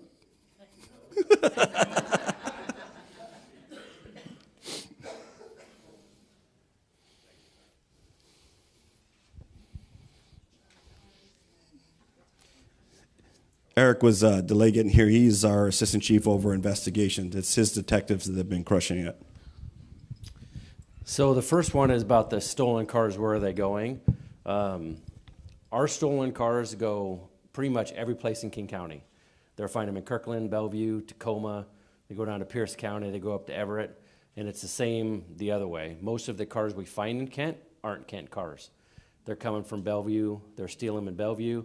They come down to Kent, take a car from Kent, go to Tacoma, steal a car in Tacoma, go to Linwood, steal a car in Linwood, go to Everett, and it's this round robin, and then they finally end up back in Kent. So that kind of answers that one. The residential chop shops, you know, the best thing I would say is that we don't know of a lot of the residential chop shops. Nobody calls in. Everybody sees them. But we're not getting that information. So if you know where one is at, I would call 911 and let us have an officer come out and take a report. That way it can come to detectives and then we can look at them. One thing with the chop shops is my detective unit is about 9 detectives down. And with the carjackings, the home invasion robberies, the homicides, the assaults, the shootings that we've had this year, most of my detectives are handling all of those. And so for stolen cars, chop shops, those kind of crimes, we really only have 2, sometimes 3 detectives working on those. A homicide in the city, you know, the chief saw that we had 17, 18 this year. Each homicide usually takes 2 detectives at least a month of work. And so during that time, we have to pretty much take them away from every other crime that they're dealing with. So in one time during, I think it was between April and the beginning of June, we had 9 different homicides. And so I had pretty much all of my people just dealing with those 9 homicides.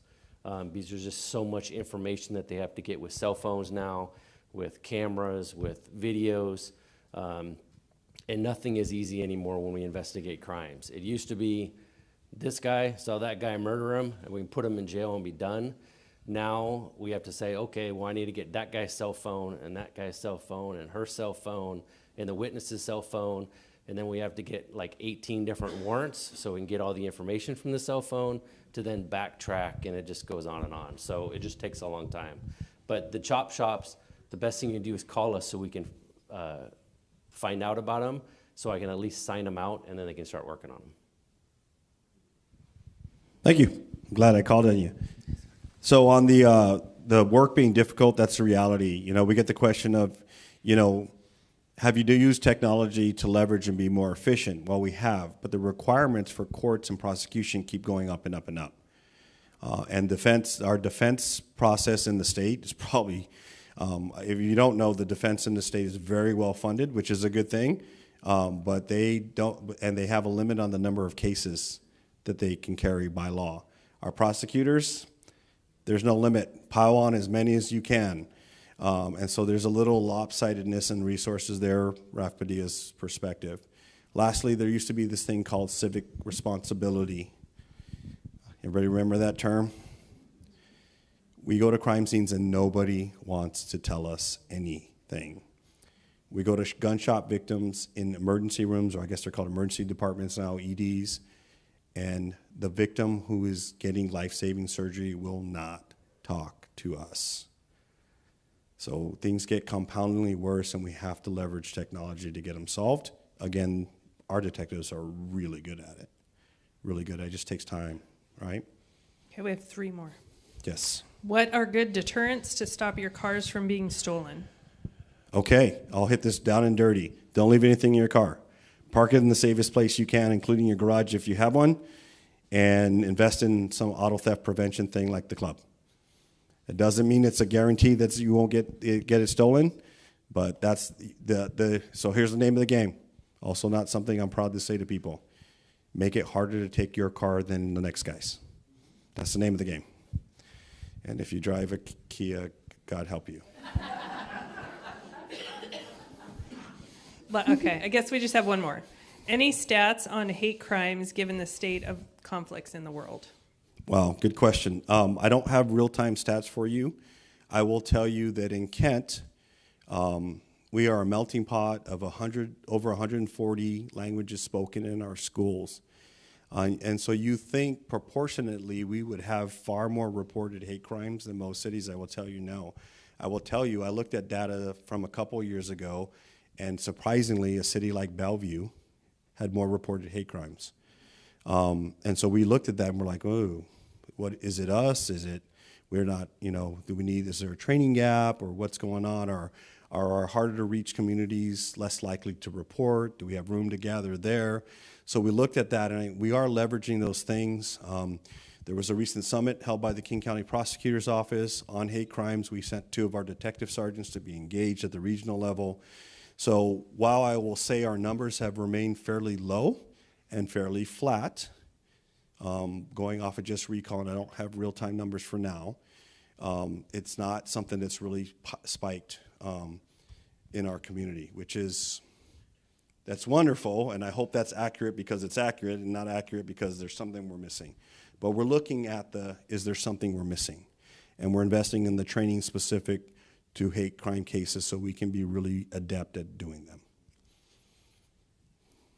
That's it? Okay.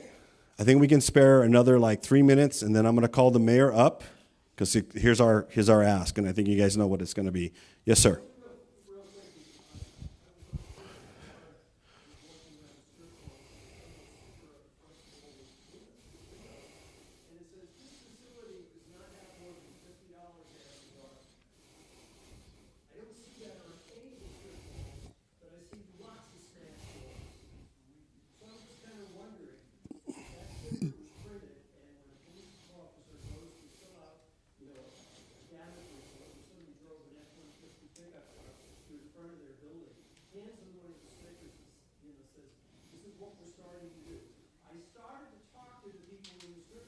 Thanks for coming.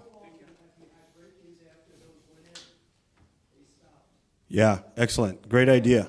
You said it earlier. They're after the money. They're after the prize. They're after the goodies. Yeah. So if you tell them there's no goodies, they will go to the next one.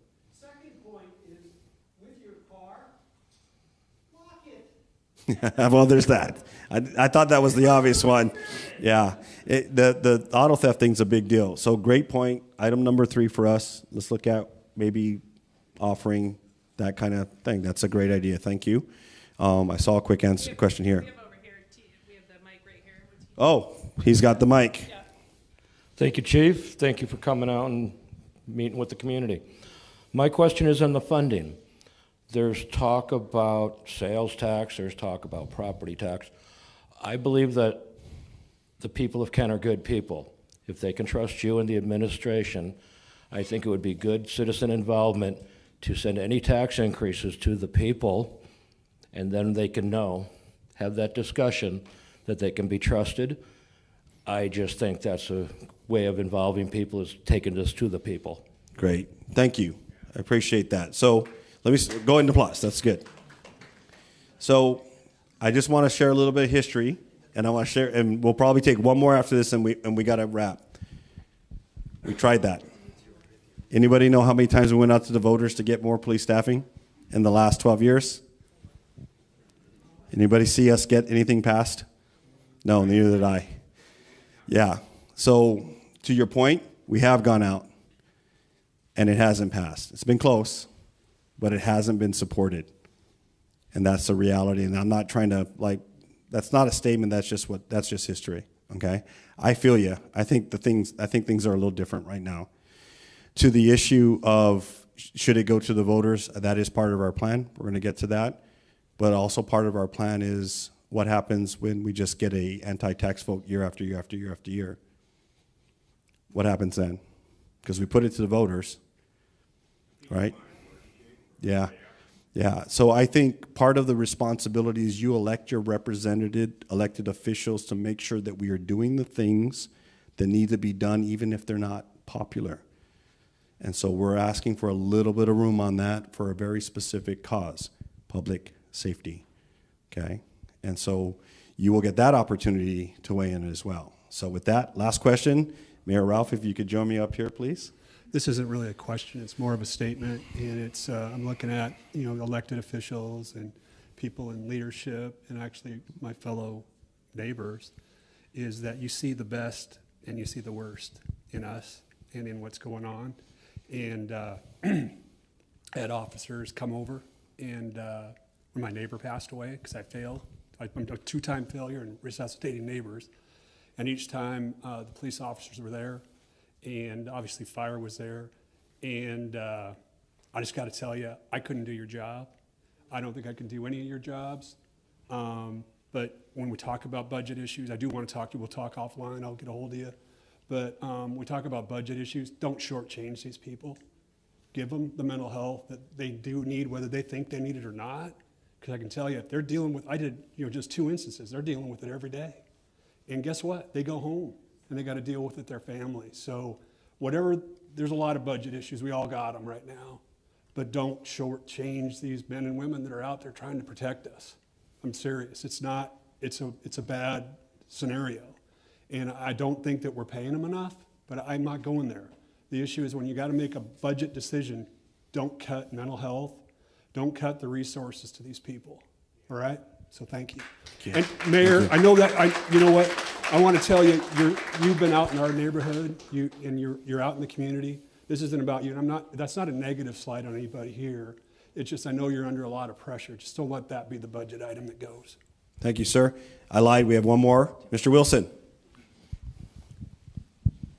Again, it's kind of more of a comment. It's the same thing. My question was how much funding will it take? And I know that leads into what your ask is. I want to see that funding come through. I want to see that. I want to be confident in calling 911, because in the last week I could have called 4 times and I didn't, because I didn't want to strain the resources. A drunk driver standing in front of Rotary watching people run the light, run the stop sign at Meeker and Second, just one after the other. And several times in the city I see things happen, and I don't call because I don't want to strain the resources. I want to see you guys get the resources. And then my little question is, do you want us to call on that stuff? Yes. The answer is yes.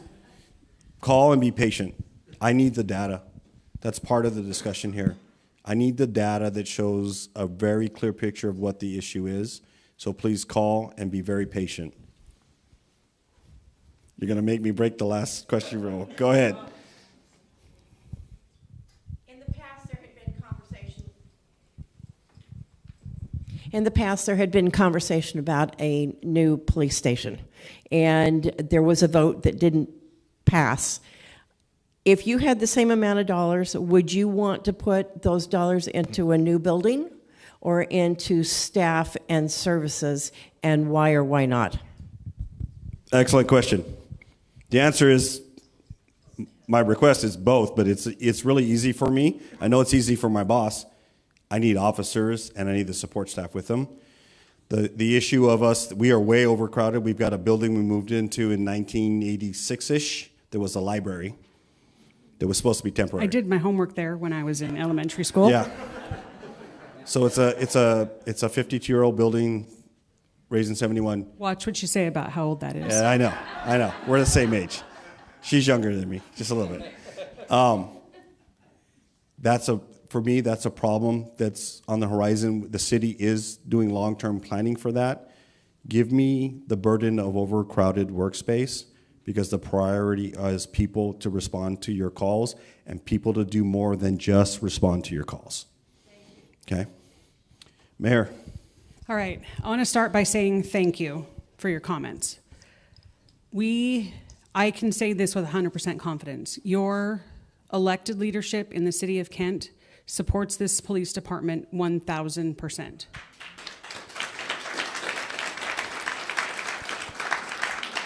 That was true when it wasn't popular, and it's true now as people are starting to realize maybe it should be popular again.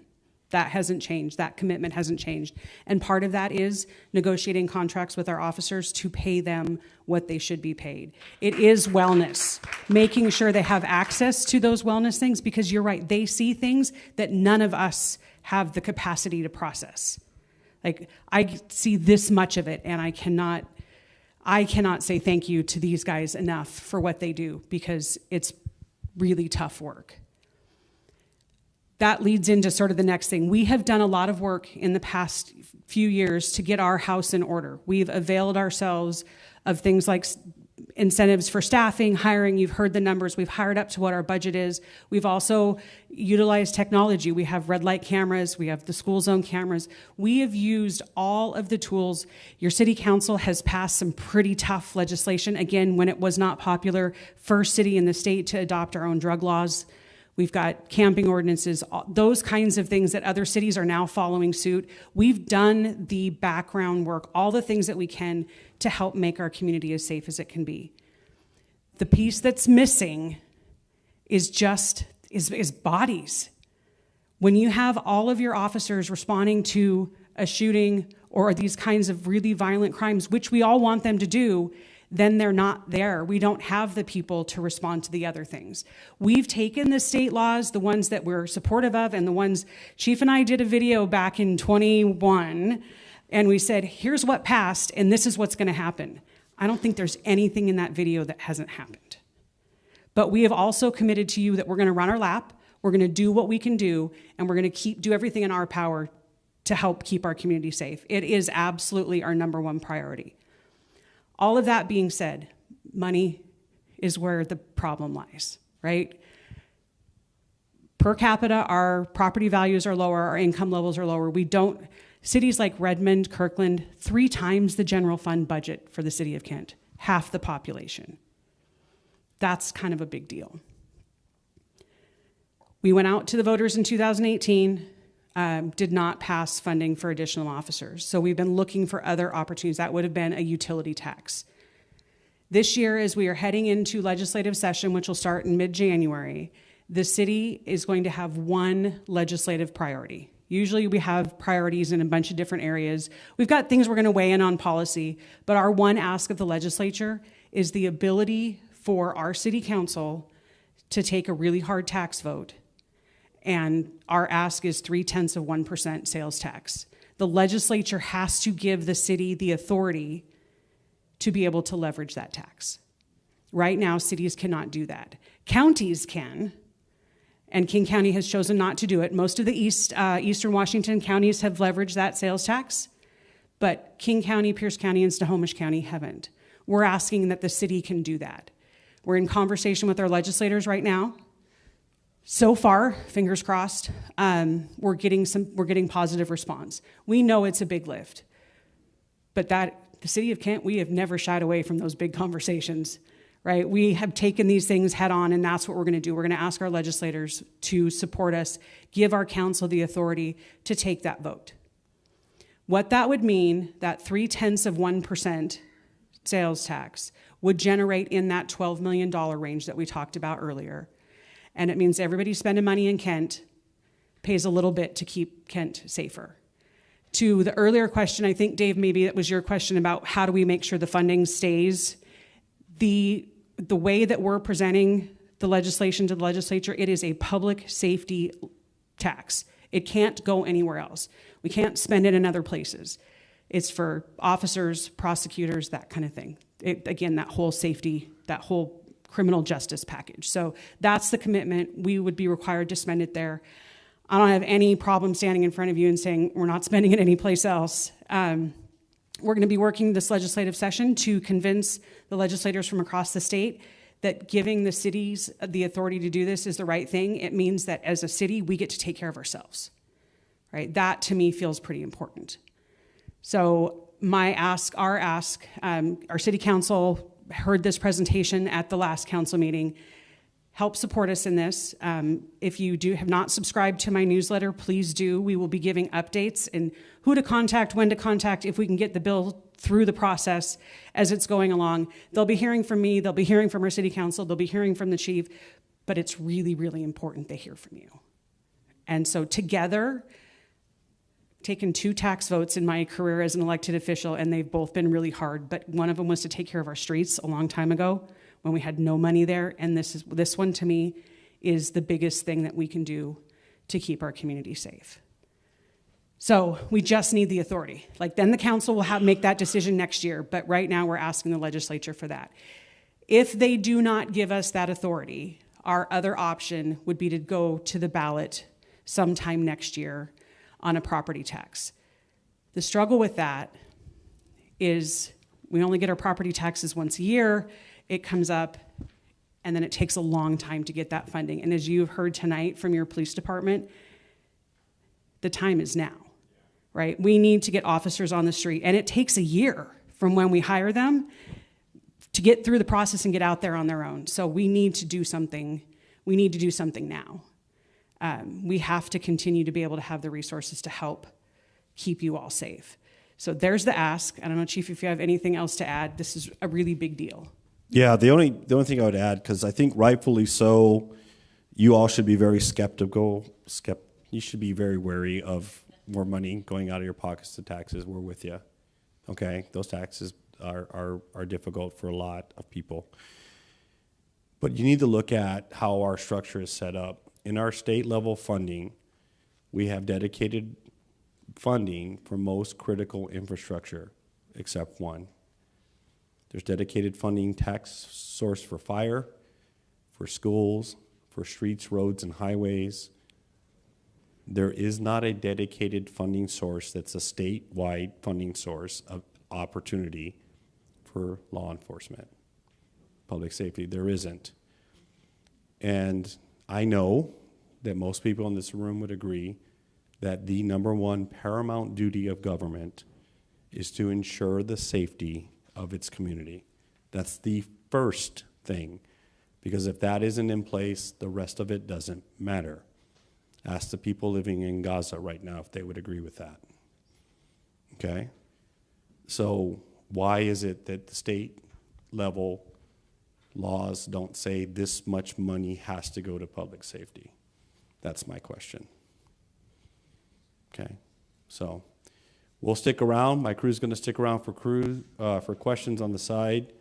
I just want to say from the bottom of my heart, thank you for listening.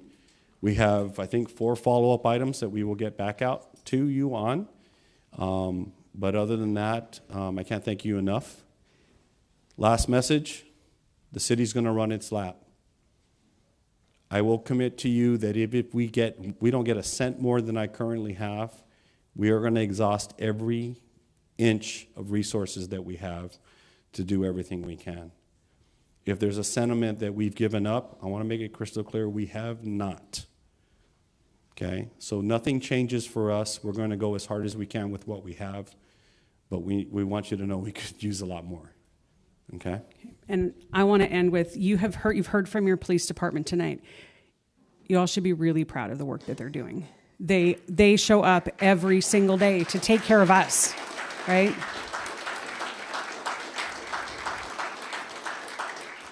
Very, very grateful for the chief, all of our command staff, and our officers that are out there every single day. They are working to keep all of us that live here in this city safe. And we should be grateful, and I just want to say thanks, Chief.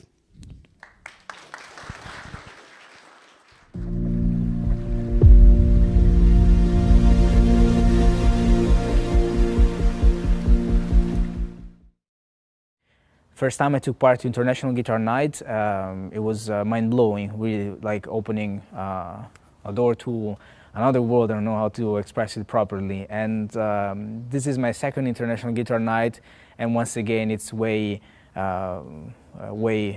beyond my expectation.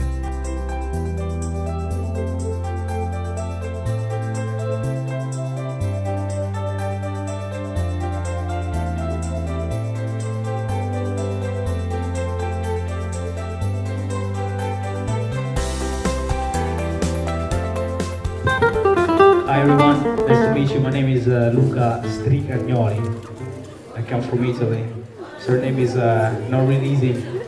I don't know how much you guys know about International Guitar Night, but to explain quickly, it's the four of us, and every year the members of International Guitar Night change. So this year there's me from Italy, there's Antoine from France, Samuelito also from France, and Cenk from Turkey. Bonjour. And each of us plays guitar in different ways than the others. You're gonna see it now with your own eyes. So, you wanna start? So Samuelito is gonna start. Thank you. Hello. So my name is Samuelito. So of course this is not a French name, because you know in Samuelito is a way of you know, if your name, my name is Samuel. So of course, when I was 7 years old playing flamenco, of course it was very funny for a lot of Spanish people, so they called me Samuelito. It's like Little Sam, you know. So this is a Spanish way of making surnames. So I don't know if you guys know a little about flamenco.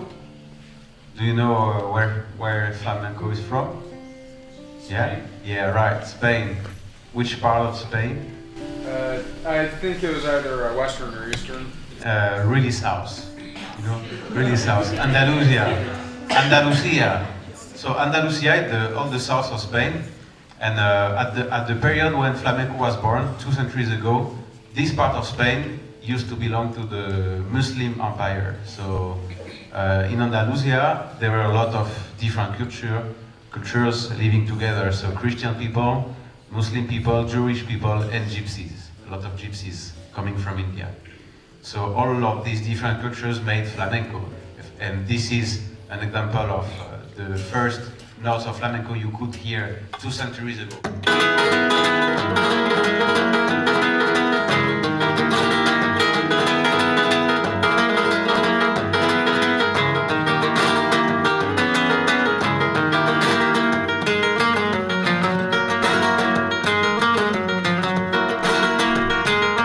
Hopefully what the kids can see in us on stage is that we genuinely have fun and we love it.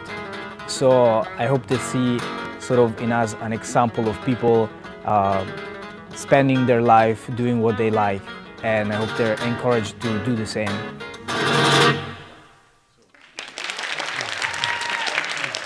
Hello, so I'm Antoine Boyer, jazz guitarist from France. So today I would like to speak about a very important thing in jazz, which is called harmony. So do you know what is harmony? Yes. Three simultaneous, well, for example, it'd be like three simultaneous chords or vocalists singing in part with one another. So yeah, this is quite exact. So for example, it could be 3 or more or less. It lasts at least two voices together. So for example, if you have like a melody,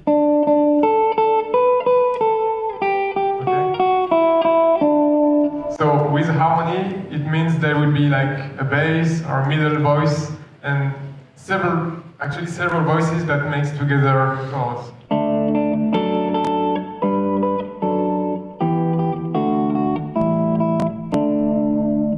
Okay, so you all know this melody, and you're used to hear this melody with this kind of harmony, okay? But there is something very cool in jazz, is that it's a very free style, you know? You can just change whatever you want. It's not like classical music where you have a score and you play what is written and you don't do anything else. But in jazz, you have a score and then you can do whatever you want around the score. So what I like to do is like take a melody and change the harmony. So I keep only the melody and then the harmony, I do whatever I want. So for example, this song could sound like this.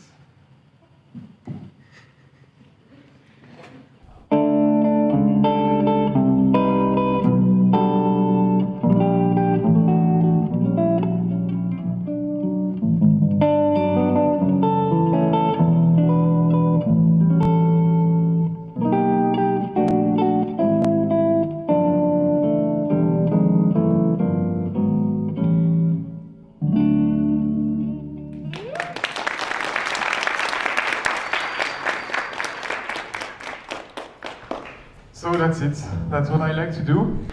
My name is Jake. I'm coming from Turkey, Istanbul. Do you know where Turkey is? Okay, great. So my guitar is different than the other guitars because I don't have frets on my guitar.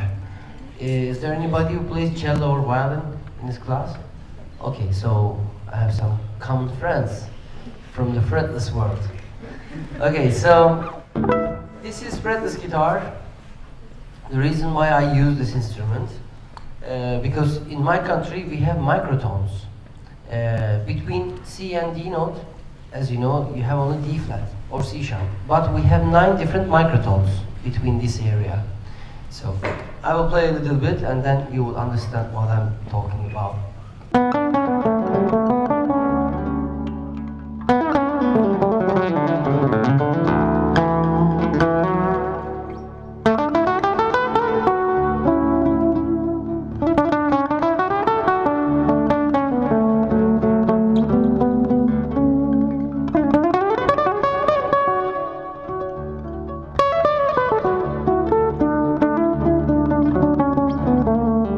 I feel like I learn a lot from all of them.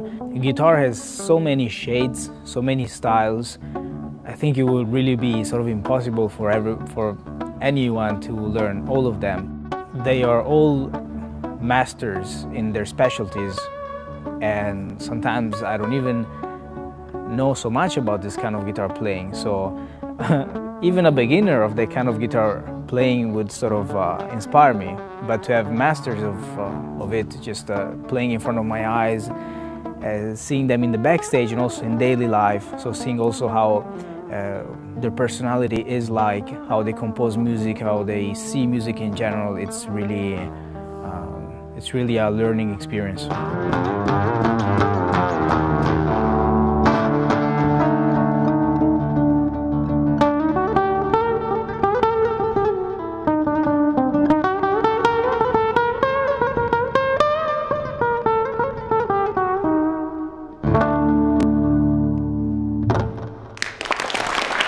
Hello again.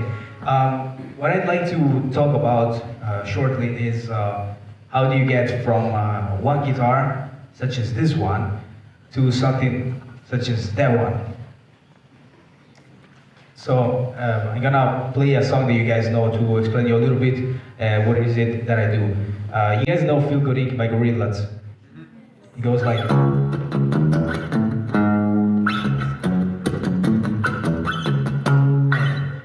So the first step to try to make the whole song by myself is what I do with two hands, I need to do with one hand. So.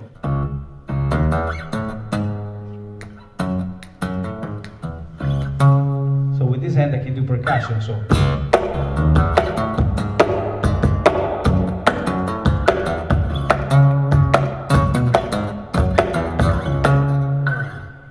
But now I would also need to add the rap part.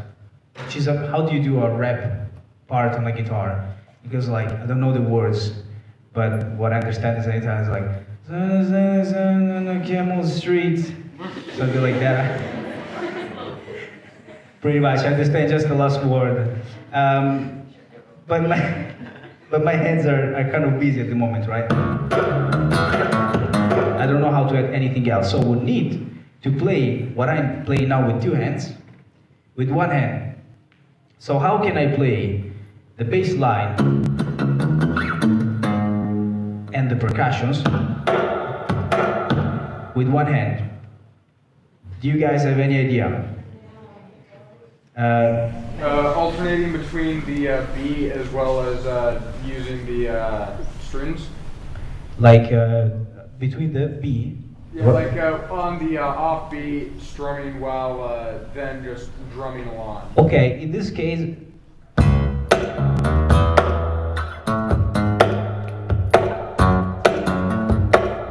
the beats are so like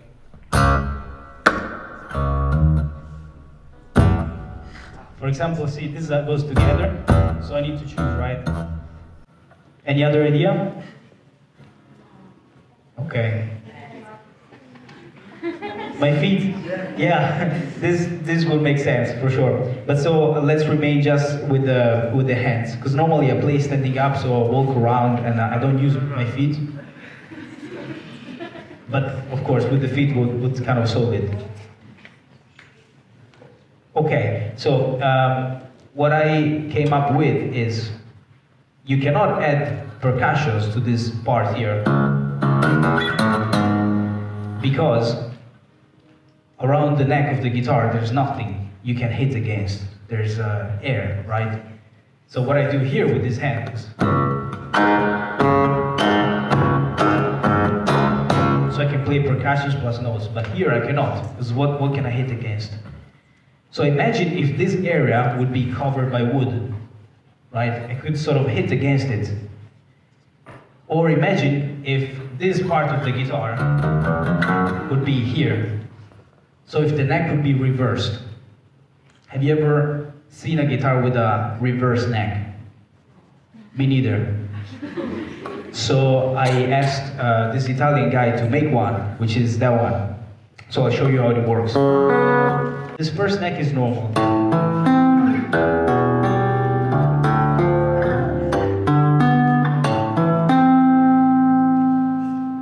And this neck is reversed, so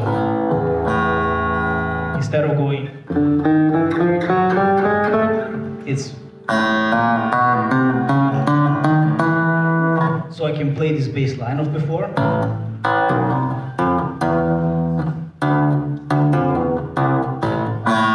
And I can add percussions.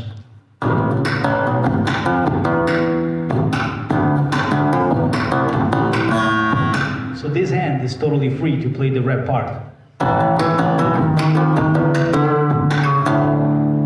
And then additionally there's this other neck, which is for melody. So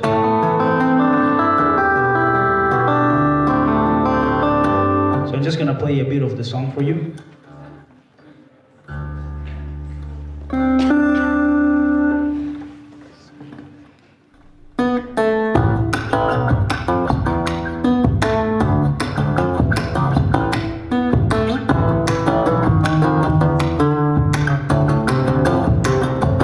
A guitar player should not just be interesting for guitar players, but it's just basically a person doing what he loves and trying to bring it to the next level.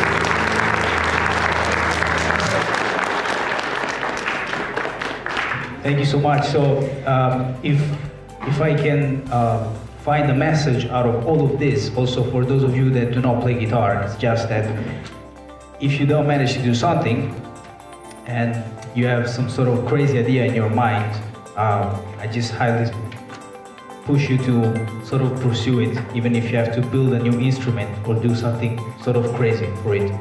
So just do not give up because it's strange.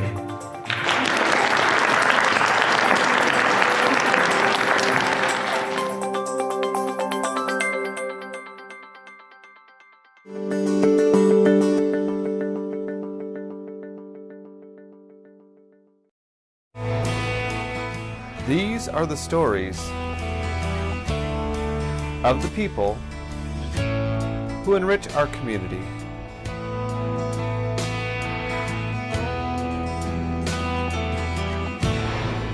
Meet Morris Skaggan, a fourth-generation Kent resident whose family has been calling Kent home for over 100 years. My great-grandparents settled in Kent in 1890. I sort of realized it was actually on the anniversary of the founding of the city of Kent, or incorporation, 125 years ago. And in 1891, they acquired this 160 acres, this being part of it, mainly to leave an inheritance for each of their children.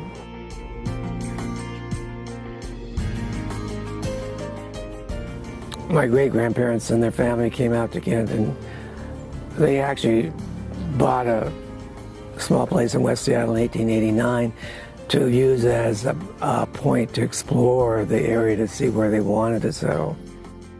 They acquired the property that's now known as Reber Ranch, and that 40 acres as Reber Ranch, as well as the 40 acres on the other side of the road where their home that they built in 1909 still stands. And so then my grandmother and grandfather, Ole and Sarah Skaggan, had 14 children, so there are a lot of Skaggans in the area.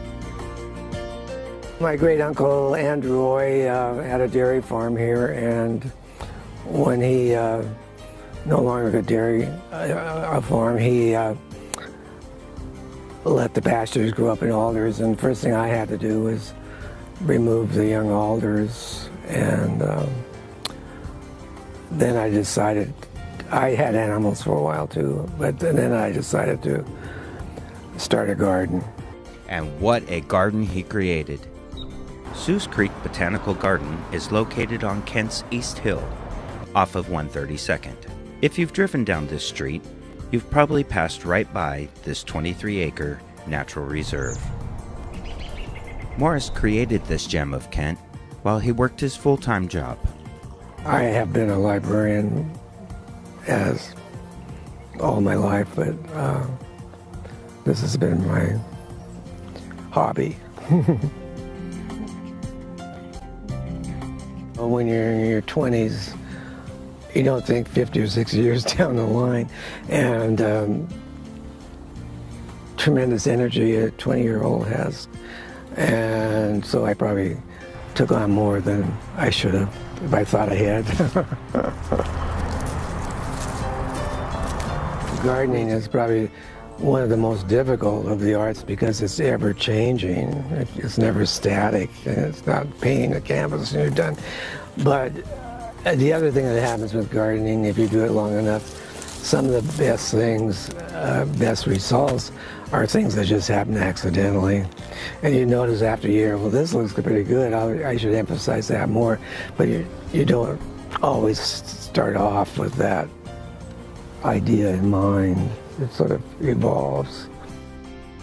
One has to keep in mind it was done over such a long period of time, mainly weekends and evenings when I was not at my full-time job. And so it seems like a lot for someone that comes and visits, but when you take it incrementally over such a long period of time, it isn't that so much a tremendous undertaking as it seems. My original thought was I was doing this for the immediate community as a place to stroll and sort of reinvigorate themselves after a stressful time or whatever. I never expected to see a lot of young people visit. I always thought it'd be more mature people. But and so young people, teenagers, are attracted to this sort of environment because they don't have it around them otherwise. They're not growing up in it otherwise. One day I saw this young man wandering around and engaged in conversations. He was probably in his late teens, and he said he wanted to come here to walk because he just broken up with his girlfriend and he needed a peaceful place to sort of think about things. And so that's what I really wanted to achieve, is to leave something that would contribute to the community in terms of a place to go to have a different experience than city life, or suburbia life, I should say.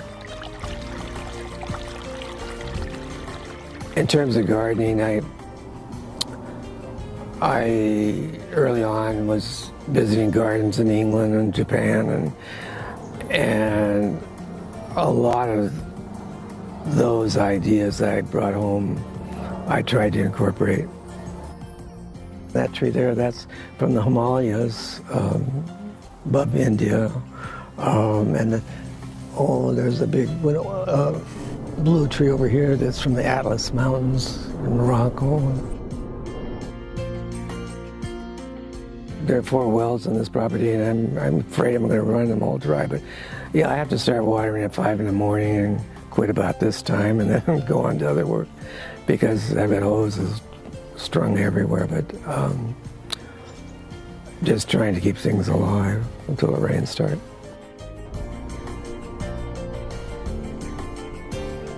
There's an area we've designated native plant areas. I think we have like 300 different trees on the property, different types of trees. 5 or 6 are natives, the rest are not. The loggers did a good job of removing the really big old growth. And it's a shame because I think they probably, every last one has been taken on the plateau. And around Lake Meridian in particular, there were huge trees, like the in California, like the squash.